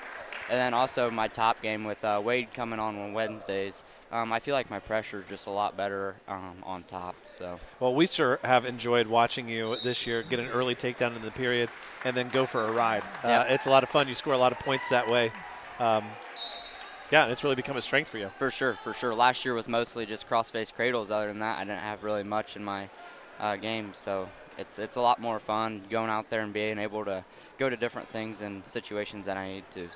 So who's it going to be now as we get ready for, like you were saying, the state series and wrestling just on Saturdays? Who's going to help you in the practice room Monday through Friday this coming week to get you better for sectional? As far as coach-wise, I think Coach Myers and Sean are going to be great guys, as well as Uncle Joe. Just kind of, we get win time, so what we need, and I always look to Sean or Tim or Joe, and they kind of just tell me what to work on. So they're always there for me, and it's just awesome to have great coaches like them. Well, very cool to see you win your first conference title, and looking forward to seeing you win a few more before the year is out. For sure. Thanks for coming up. That's your 126-pound conference champ, Ben Mills from Bellmont, a junior. And we are in a break right now as we work our way through. Biddle was your winner by fall. That didn't take long, did it? He got in, turned him a couple of times, and ended up getting a cradle and locking him up and finishing it. And then he and the young man from Huntington North had a few words afterwards. Okay, they did. We'll take a break here as no Bellmont wrestlers are on the mat. We'll be right back after this. We select our insurance companies the same way you do, very carefully. When you work with us, you can count on receiving fast, courteous, and professional service and quality protection through Auto Owners Insurance. For a no-problem approach for your life, home, car, and business insurance needs, ask us about the No Problem Company, Auto Owners Insurance. See Toby, Mark, Kyle, or Barb at Graber Insurance with offices on Highway 27 North in Bern and 623 West Monroe Street in Decatur. Hey, do you know when and where we can recycle in Adams County? Well, I know you can recycle from 8 to 4 weekdays and Saturday 8 to noon at the transfer station next to Golden Meadows. Okay, where else? In Decatur, behind D&D Marathon on the east side of town on Thursdays, Mondays at Simon Manufacturing 27 South in Bern, and in Monroe on the third Tuesday at the fairgrounds. Plus, you can always get the latest info at adamscountyswmd.com. Thanks. When you need building materials, you need Arnold Lumber, 425 Winchester Street in Decatur, featuring lumber in a wide choice of sizes, plus doors, windows, roofing, and more. Whether it's a complete new home or remodeling, a new deck or deck repair, a new kitchen or a kitchen update, whether it's an erected or materials-only garage or pole barn package featuring quality metal, free professional designs and estimates. Arnold Lumber provides it all. Open 7 to 5 Monday through Thursday till 4:30 on Friday and 11:30 on Saturday. Welcome back as we get ready for the 5th place match here for Landon Rich. He's taking on Mr. Luke Beckman from New Haven. And we get excited for the opportunity to see Xavier Palacios compete for a 4th conference title. I don't know if they'll give him recognition.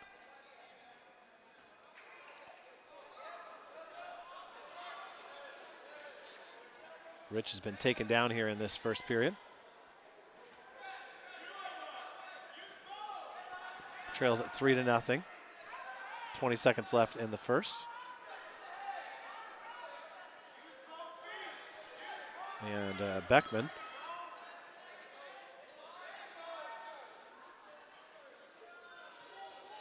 He's going to go into the second period with that 3-0 lead.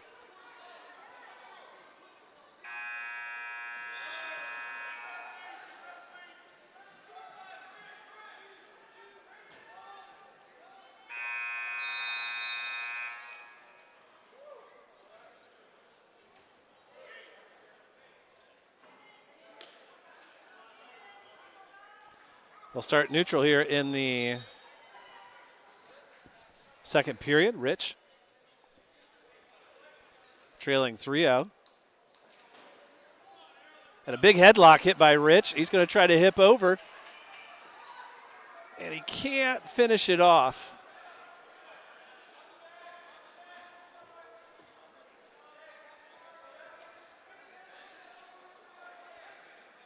A scramble now. Still no takedown for either wrestler.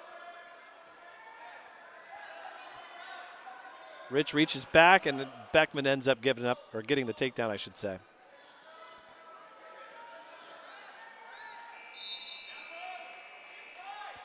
So 6-0 the score.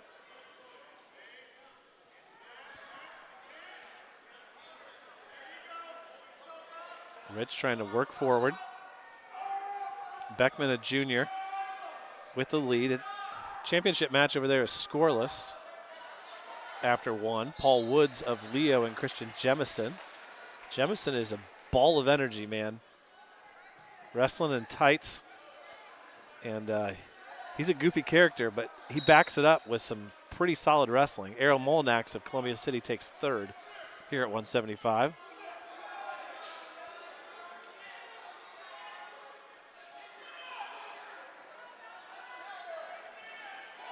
Landon Rich gets the reversal.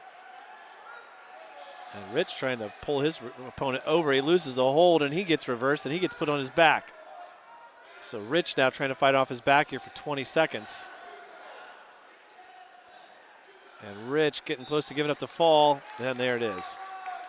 Luke Beckman will take 5th. Landon Rich takes 6th.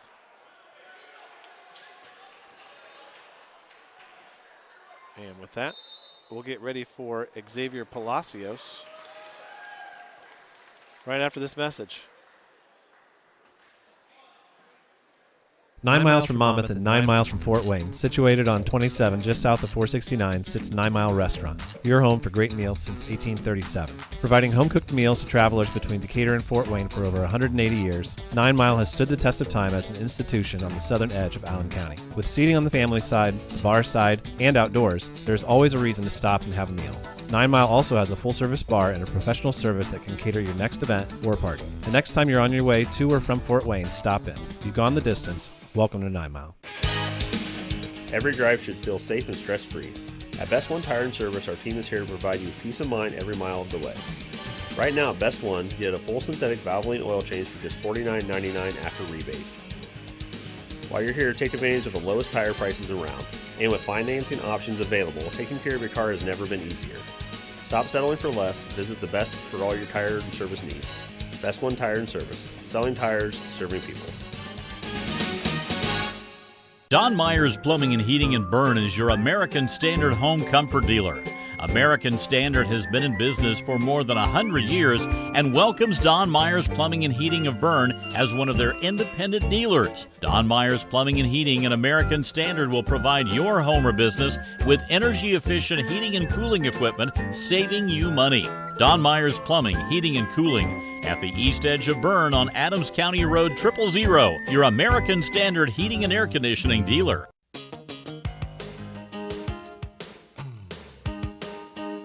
Hi, this is Tina with Innovative Concepts Audio Video. Let us help you fall into the perfect fit for your home theater entertainment. Whether it's a stunning home theater, crystal clear audio, or smart home upgrades, we've got the tech to match your style and budget. Stop by Innovative Concepts at 1421 Manchester Street in Decatur and make your home the place everyone wants to be this season. We bring technology to you. When faced with the difficult task of making arrangements for your loved one, many emotions and questions arise. What would they want me to do if they were here? Where is the money coming from? How much should I spend? Do they want burial or cremation? The staff at Haggard, Hershey, and Zelt Funeral Home can help you navigate these tough questions. Make your wishes known and allow us to make sure that your wishes are carried out. Call Ryan Hershey or Eric Zelt at 260-724-7167 to schedule an appointment today. Welcome back here as a pretty entertaining match here, Rex, that we might as well call. It's one that we kind of previewed.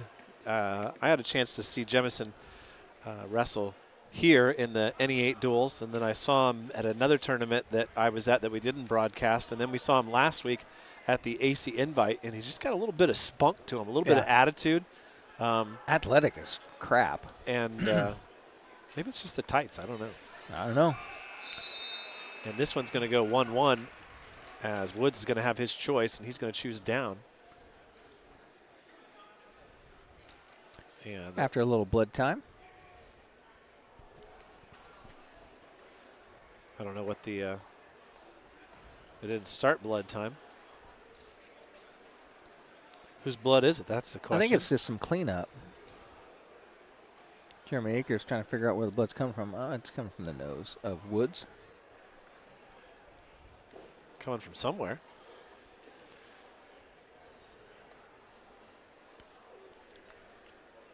So it'll be 1-1 if he gets his escape. We're waiting for the next match between Xavier Palacios and Rowley of Huntington North.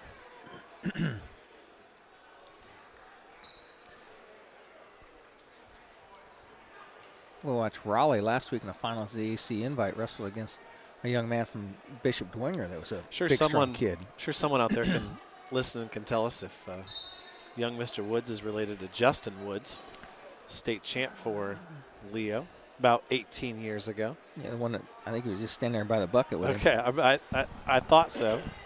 That guy looks like a fire hydrant, man. He's just a didn't he set like the school bench press record for them, like 600 pounds or something like Might that? have been. Just ridiculously between strong. Justin Woods and Kevin Zare, I don't know if you remember him.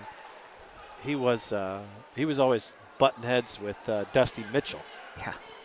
In that era when Dusty, did he finish third or fourth? Up there, I he think. was in the semifinals, right? Someone out there listening knows better than we do. Another blood time here for Woods. So let's set it up for you here. Palacios is going to be taking on Craig Rowley of Huntington North. And Bellmont defeated Huntington North earlier in the year, 51-23. And the X-Man needed all of 99 seconds to dispatch of his opponent.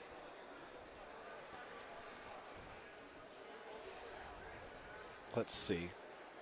The X-Man got the win on Tuesday, didn't he? Yeah. That put him at 31 wins on the year. He had a fall. And today he's already got 2 wins. That puts him at 33. Is my count right there? That has put him at 144 all-time wins. New Haven creeping up on Bellmont a little bit, but Bellmont with a 214.5 to 192 lead over New Haven. Huntington North at 170. East Noble at 160.5.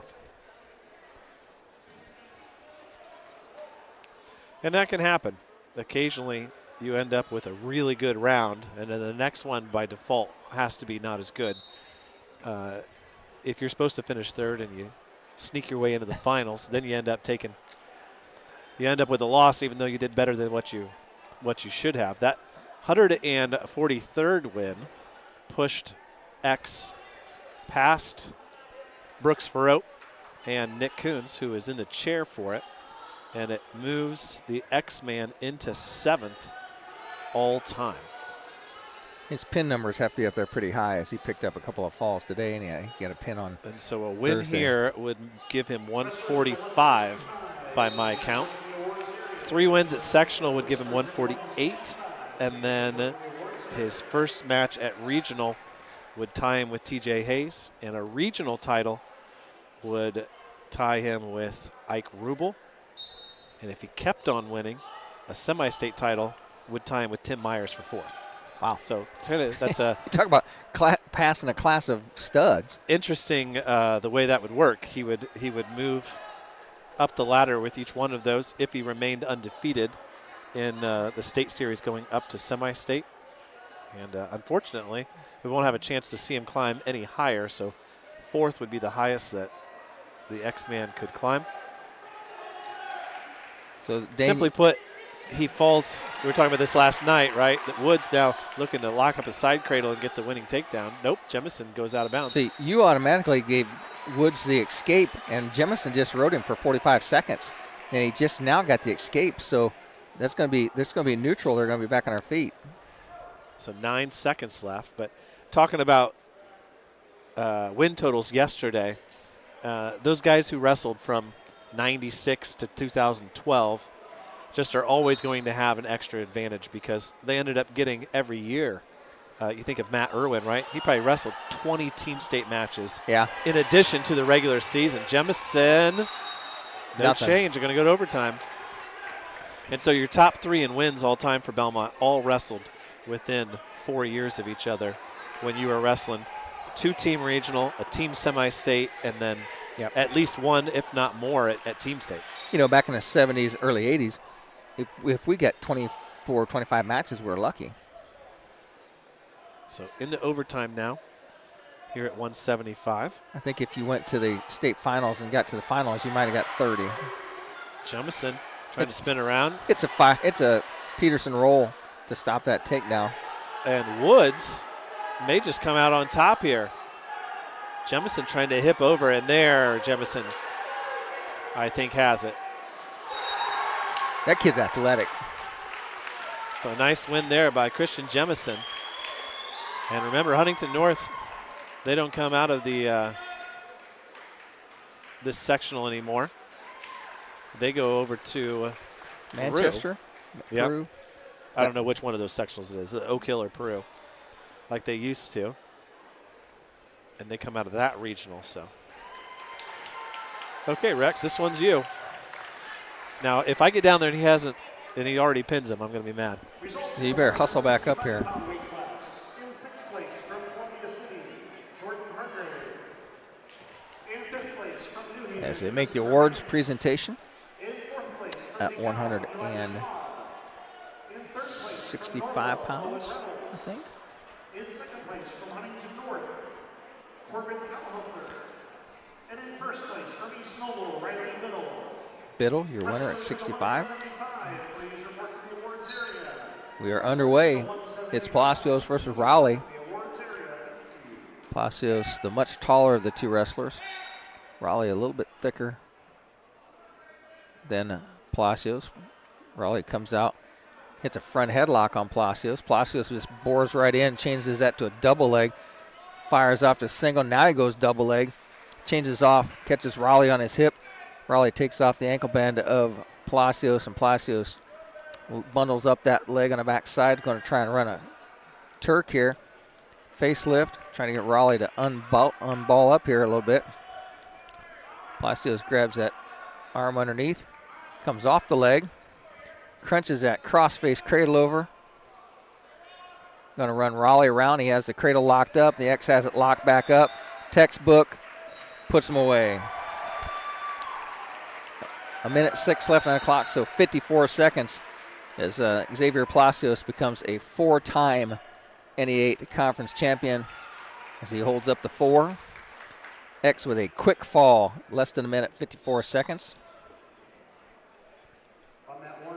As Palacios dominates. And they do make the announcement.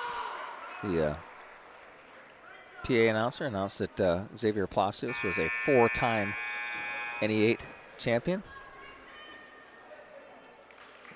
Palacios with a quick 54-second fall. For the third place match, Jaden Williams of Columbus City has a 3-0 lead over Tristan Blaker of DeKalb.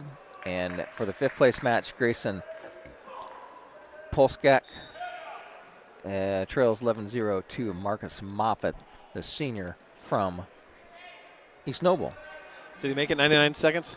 54. Oh. Well, there you go. There wasn't much to that, Rex.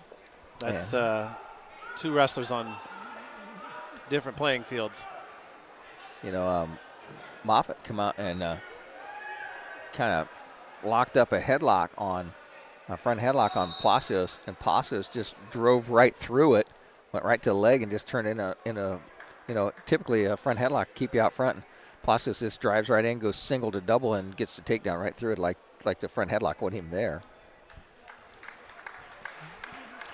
So we've had our look at the top 3 190-pounders in our semi-state over the last 24 hours. And one stands out above the rest. I would,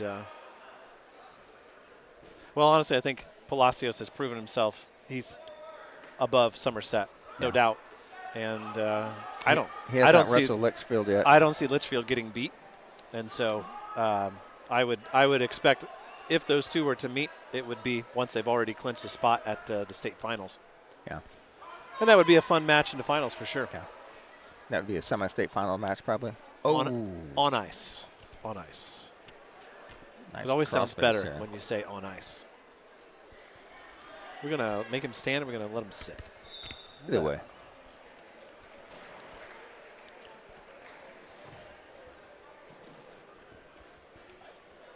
Dial him up here. Joined now by Sam Wolpert, your conference champion at 150 pounds. And Sam, I don't want to say I predicted it, but at the beginning of the broadcast, I said you had something to prove this morning, and you wrestled like it all day. Well, thank you. I really wanted that match back. And I got a chuckle out of you after one of the blood times. You hurried back to the center, and you went in the down position, but you forgot that you had just scored a takedown. Yeah, I hit my head kind of hard. I don't think I'm concussed or anything, but I was a little confused on where I was at.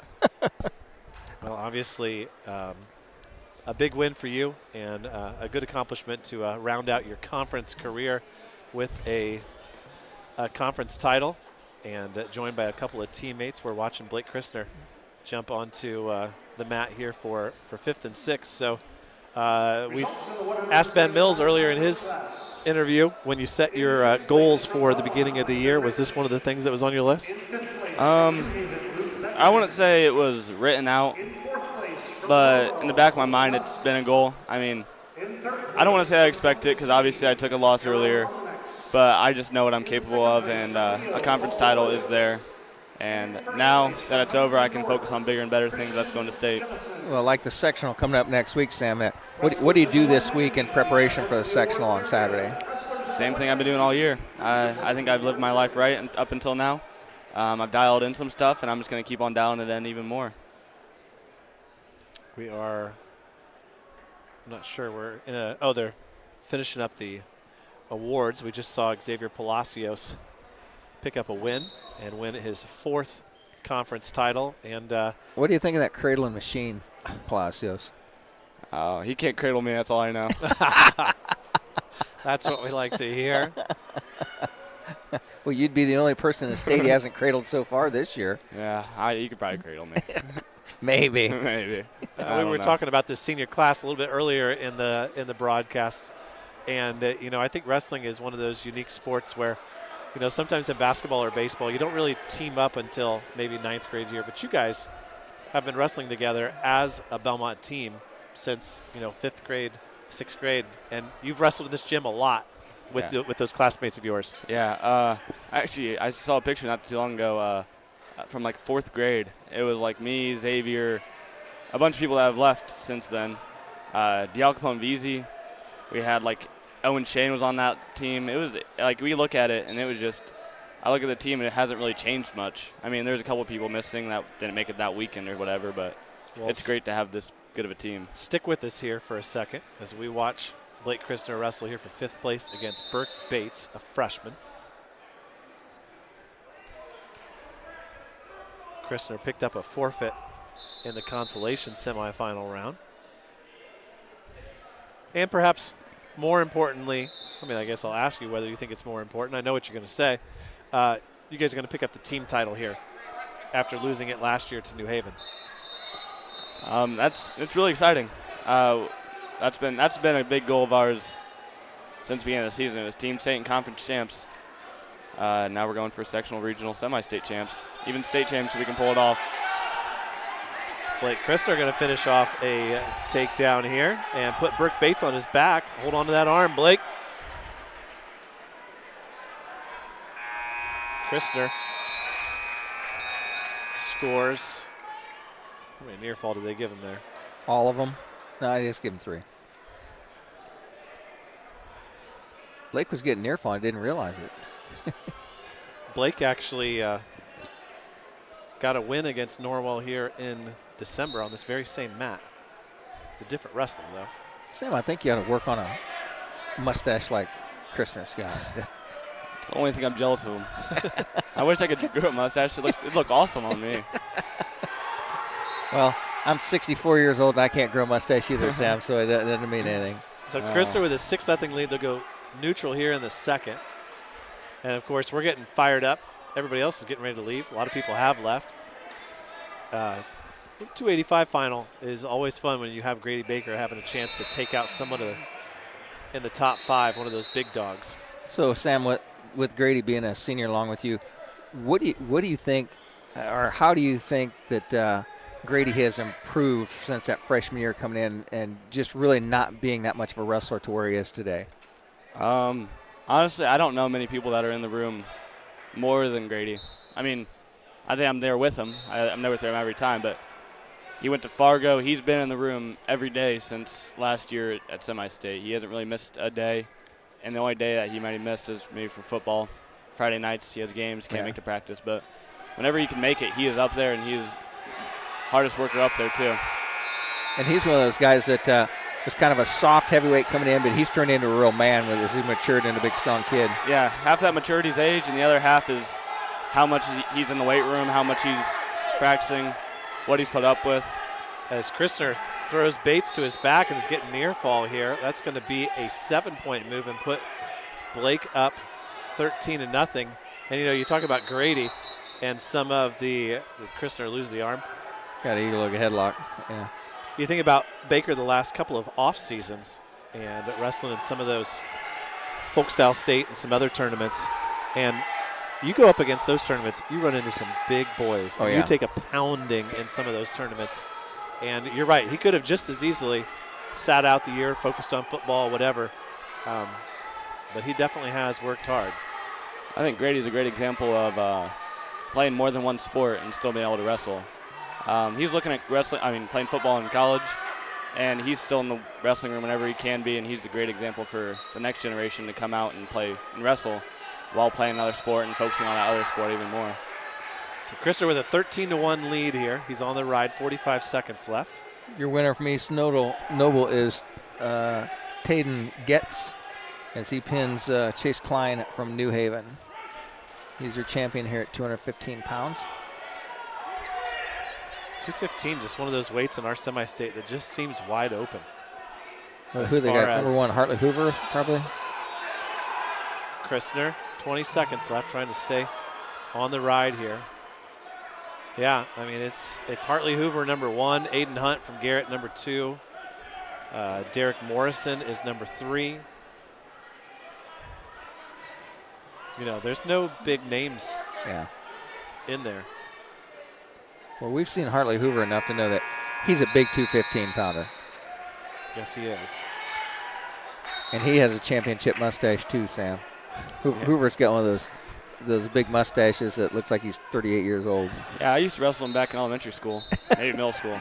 He's grown up a lot since then. I haven't. He's grown up a lot, hasn't he? Yeah. 13-1. Clock operator is not ready. We'll see if it doesn't matter for Blake. Now we're going. So 13-1 the score. Christner needs 1 takedown here to finish it off. He's working on a front headlock, trying to snap Bates down. Can't quite do it. They're on the edge of the mat. What is that? Farote. BJ Farote down here yelling for 2. He forgot that it's worth 3.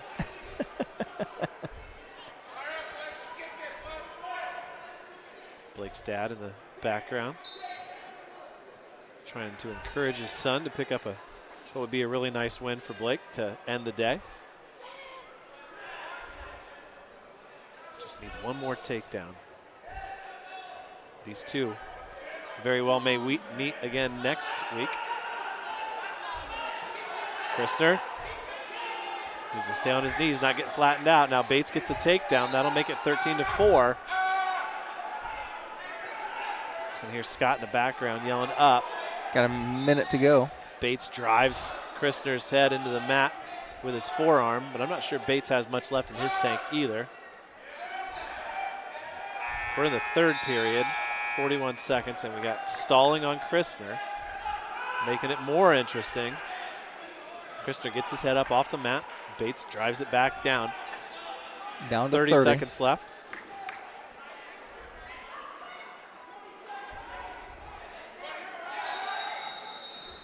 And Blake needs an injury time. Got blood time, I think. It is blood time. Well, Sam, thanks for sitting up here with us. We can certainly say that we have truly enjoyed the last 4 years, and we're looking forward to the next 4 weeks with you. I appreciate it. I'll make the best of it. Once again, that was Sam Wolpert, your champion this afternoon at 150 pounds for the Bellmont Braves.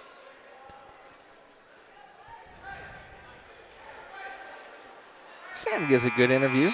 He's one of those guys that more than just a yes-no answer. So. He's very knowledgeable about Bellmont wrestling history. Take your time there, John Rubel. I think Blake needs all the breath he can get here. This is one that the Bellmont coaching staff would really like to see Blake hold on to. He was a tick away from a tech fall. Now he just about got turned. There's a watch his side cradle here from Bates. 21.7 seconds. It's an optional start. Blake says he's ready. Here we go. Bates comes out front. Christner needs to work his way up. And Bates tries to turn him, and Blake's going to turn into him and get the reversal. And that's going to do it. Blake Christner is going to take 5th place here at 215 pounds and pick up a really nice win over a potential sectional opponent. And you never know. They could very well meet in the round to place next week, Rex. You know, Norwell, the only possible sectional opponent here for the Braves, unlike the ACAC last night where we had Jay County, Bluffton, South Adams, Adams Central, Southern Wells, all guys that are sectional opponents. Got a message. I knew. Ask a question, who needs AI? You just ask it on air and someone will give you the answer. Dusty Mitchell finished 4th that year. And he and Zaire, I just remember, back in the days when there was no ACAC duels, I remember going up to Leo to watch that match with my grandma. And they're just throwing each other all around. And Zaire would get fired up. Okay, Rex, last bout of the afternoon. It's all you. It is Isaiah Kuhlman Maleo wrestling against Grady Baker, and we are underway. As we saw Baker dominate the first couple of matches he had, but Mr. Coleman is just on a whole nother level. Big, strong, good moves. Tech faulted Grady last time they wrestled him, I think, or 10-0, something like that. Coleman going upper body. Baker trying to snap that off, and Coleman just snaps the head of Baker down, goes out front headlock, trying to spin to go behind. Baker's going to grab a leg to keep him from going behind. Baker's on the edge of the mat. Baker's not going to let him go behind. Baker's going to try and suck that single leg up. But Coleman just crushes him down with a crossface and an ankle pick. Baker turns in. He's going to get hold of that leg, try and go between the legs of Coleman. Has not given up the takedown yet with 1:14 left to go. Baker's flattened out on his belly, and Coleman's trying to run a crossface on him. Baker hangs on that leg pretty tight.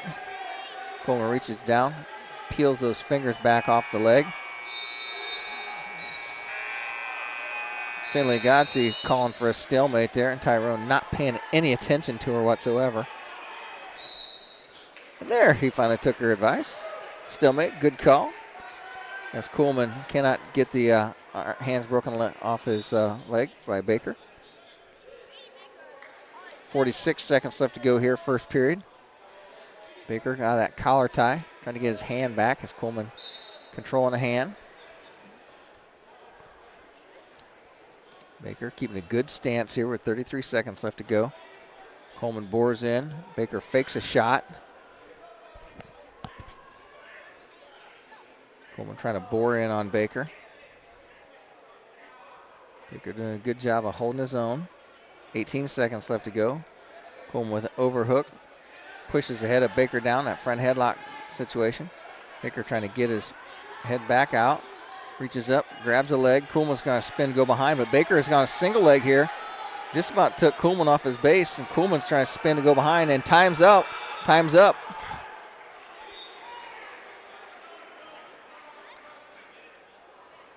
Jeremy Akers, you're standing on the sideline, not looking at the clock. People going crazy. And Nick's going to get thrown out of here on the last bout. Well, I agree with Nick. Jeremy Akers is the assistant referee, and he's standing with his back to the clock. And the time went off, and everybody's just standing around. They're still wrestling. Coleman's going to get a takedown here, and time expired at least 5 seconds before anybody even stopped him. No points scored, no harm done. Get in better position if you're the assistant referee. They're going to take neutral. Baker's choice, he takes neutral. 0-0 after 2 minutes. Coleman with some wrist control here. Coleman's been able to snap Baker's head down pretty easily. Go to that front headlock. Now Baker tries to snap Coleman down. It's like moving a tree. It didn't even budge. Coleman down the front headlock situation. Has Baker on his fours, and Coleman is trying to spin to go behind. Baker has a single leg. Baker's going to hang on to that leg pretty tight. They're going to run out of room over here. Baker with a nice single leg here, trying to tip Coleman off his base. Coleman cannot go around behind. Baker's been flattened out now.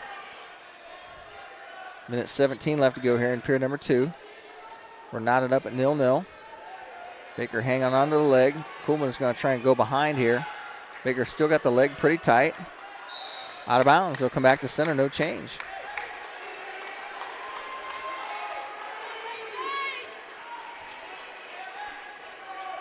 This is what you want if you're Grady. Take this match as close to the 6th and final minute as you can in a scoreline of 0-0, 1-0, 1-1. That's all you can do. Coleman clamps over with an overhook there. Controls the arm of Baker. Baker sits out, or turns around, tries to snap Coleman down. Coleman a little bit too tall for Baker to snap down. 40 seconds left to go. It was Baker's choice. He took neutral. 34 seconds left to go here. Coleman bores in, over and under situation for both wrestlers. Coleman clamps over the top of the arms of Baker. Baker still doing a good job of pummeling in there with 20 seconds left to go here. Baker tries to snap Coleman down. Baker reaches in, collar tie. Baker tries to snap Coleman down. Time's going to expire. Time runs out. Choice for Coolman. He takes the down position. We're tied at 0-0.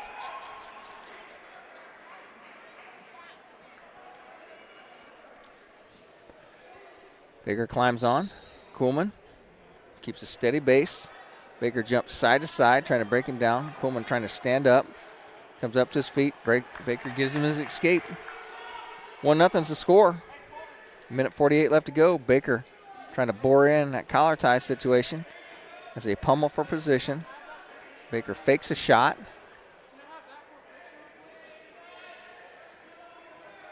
Coolman tries to get an underhook. Baker doing a good job of keeping his head up so Coolman can't snap him down that front headlock.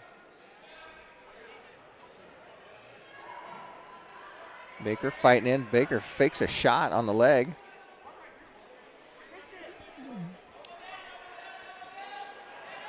Coolman trying to get Baker's head down. Once we're in that front headlock situation, Baker fakes a shot. Doesn't penetrate. Coolman's trying to spin to go behind. Baker's doing a good job of staying directly in front of Coolman. Minute 2 left to go in the third period.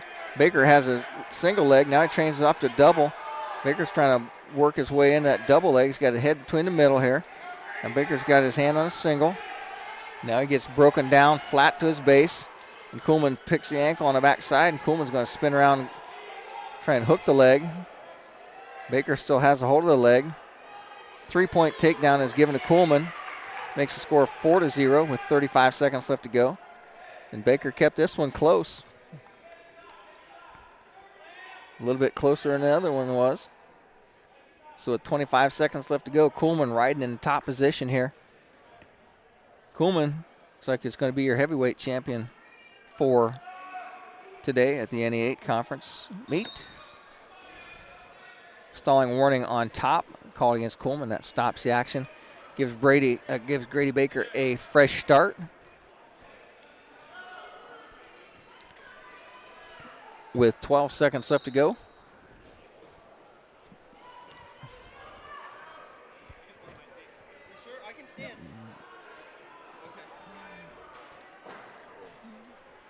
Grady Baker stands up, and that's going to do it.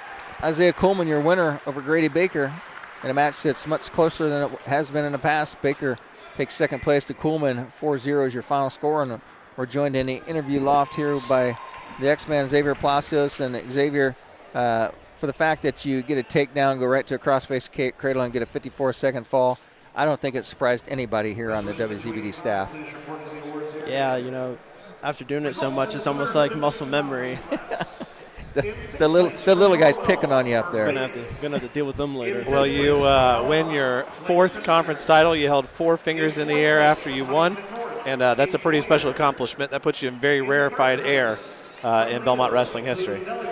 Yeah, no, like freshman year, the main goal was just to win conference, so I guess it just carried over the next 3 years. Like, I can become a 4-timer. Let's do it. So, well, usually at the end of our broadcast, we hand out a special award that we've handpicked, but I have a special award for you. Oh. Today. I hope you're ready for it.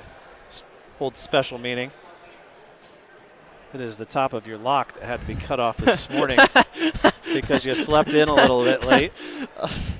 You think I can reattach it? I don't know. I don't know if your welding skills are up to. I've never welded a day in my life. So maybe it was the extra rest that you got this morning that propelled you to that 4th title? Maybe. Guess we'll never know. So X, as we get ready to make our way into sectional next week, we saw a couple of 190-pounders last night that are pretty good guys, but you've had your way with them so far.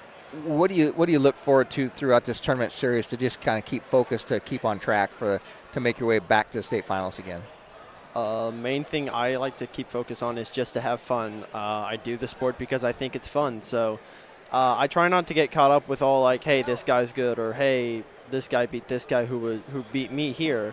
I mainly just wrestle to have fun, and you know, the tougher the match, the funner it gets. So.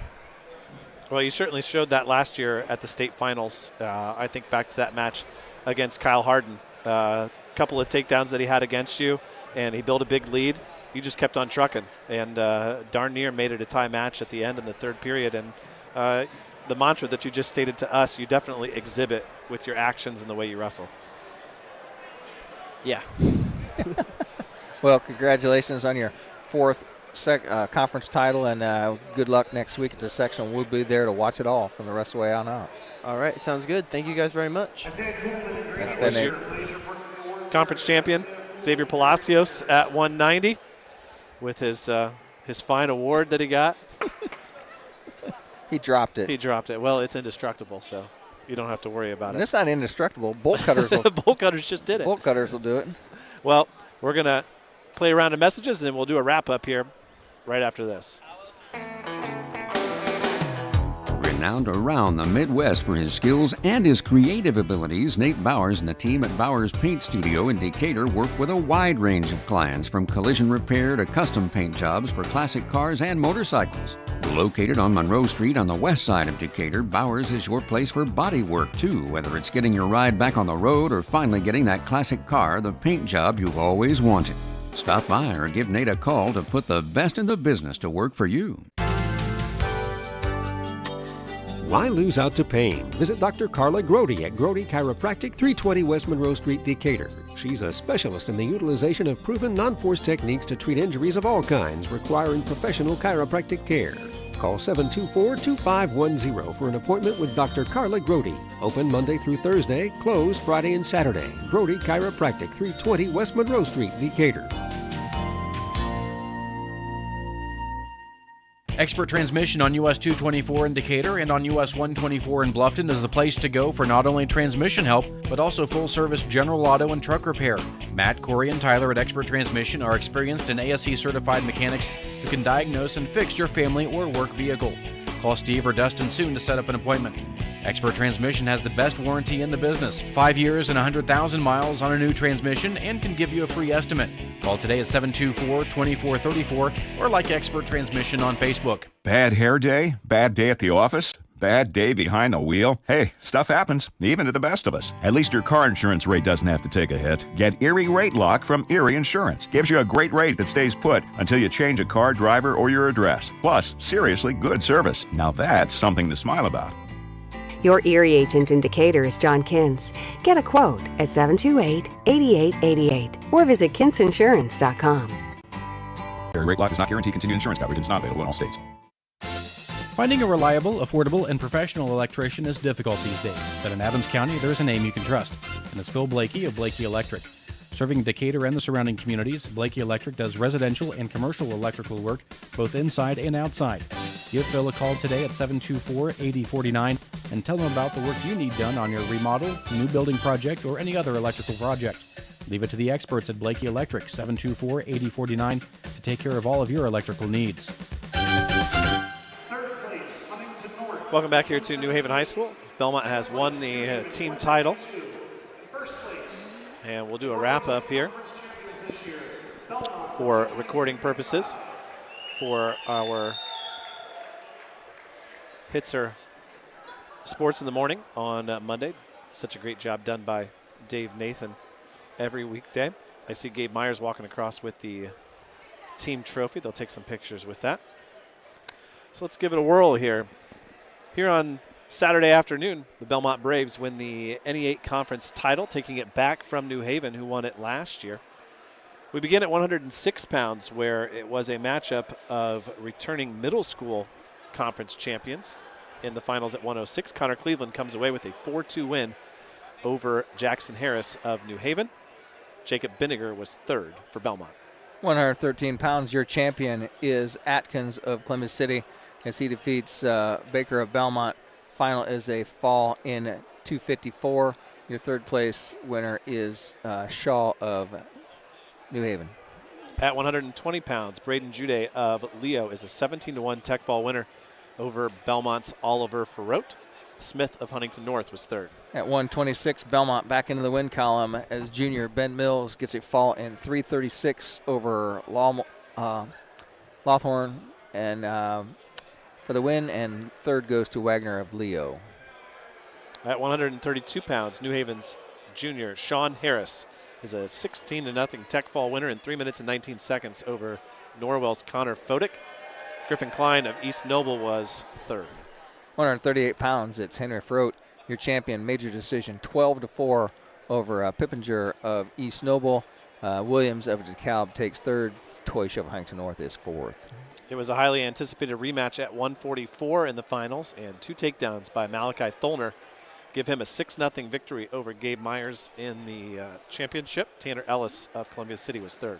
The Braves hop skip in another champion back at 150 pounds as Sam Wolpert wrestles from behind and catches some near fall and a takedown in the third period late and hangs on for a 12-8 decision over Wilson of East Noble. Third goes to Espinoza of New Haven. It was a great championship bout at 157 pounds, but it's Patrick Flowers of Huntington North who comes away with a 10-7 win over Charlie Farrote of Bellmont. Zeeland Zaire of Leo was third. 165, your champion is Riley Biddle of East Noble over Kleinhofer of Huntington North, and your third place goes to Reynolds of Norwell over Schwab of DeKalb. The best finals bout of the afternoon went to Christian Jemison, a takedown in overtime. He beats number 1 seed Paul Woods, Jemison of Huntington North, Woods of Leo.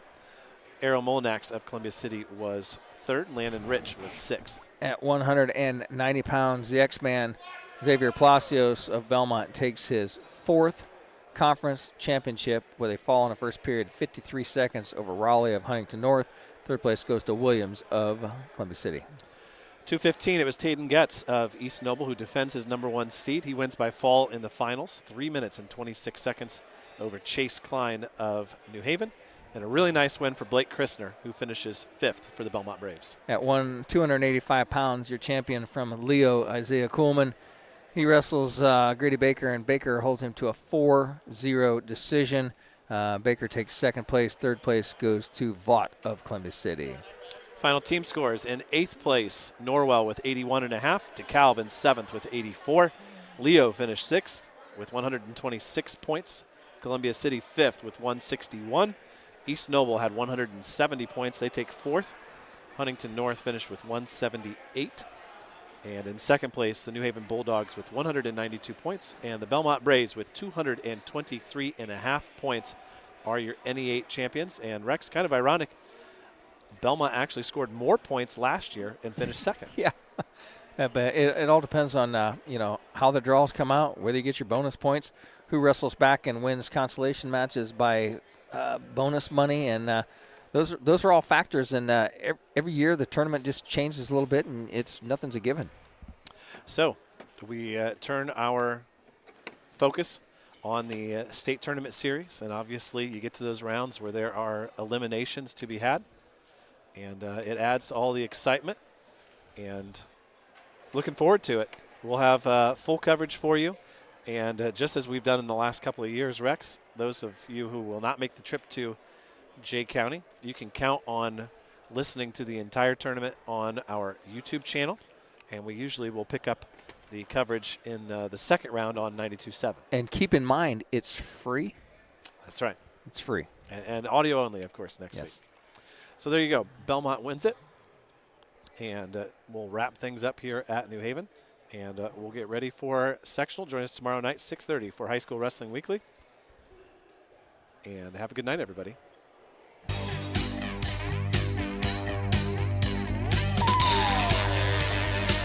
You've been listening to Exciting High School Wrestling.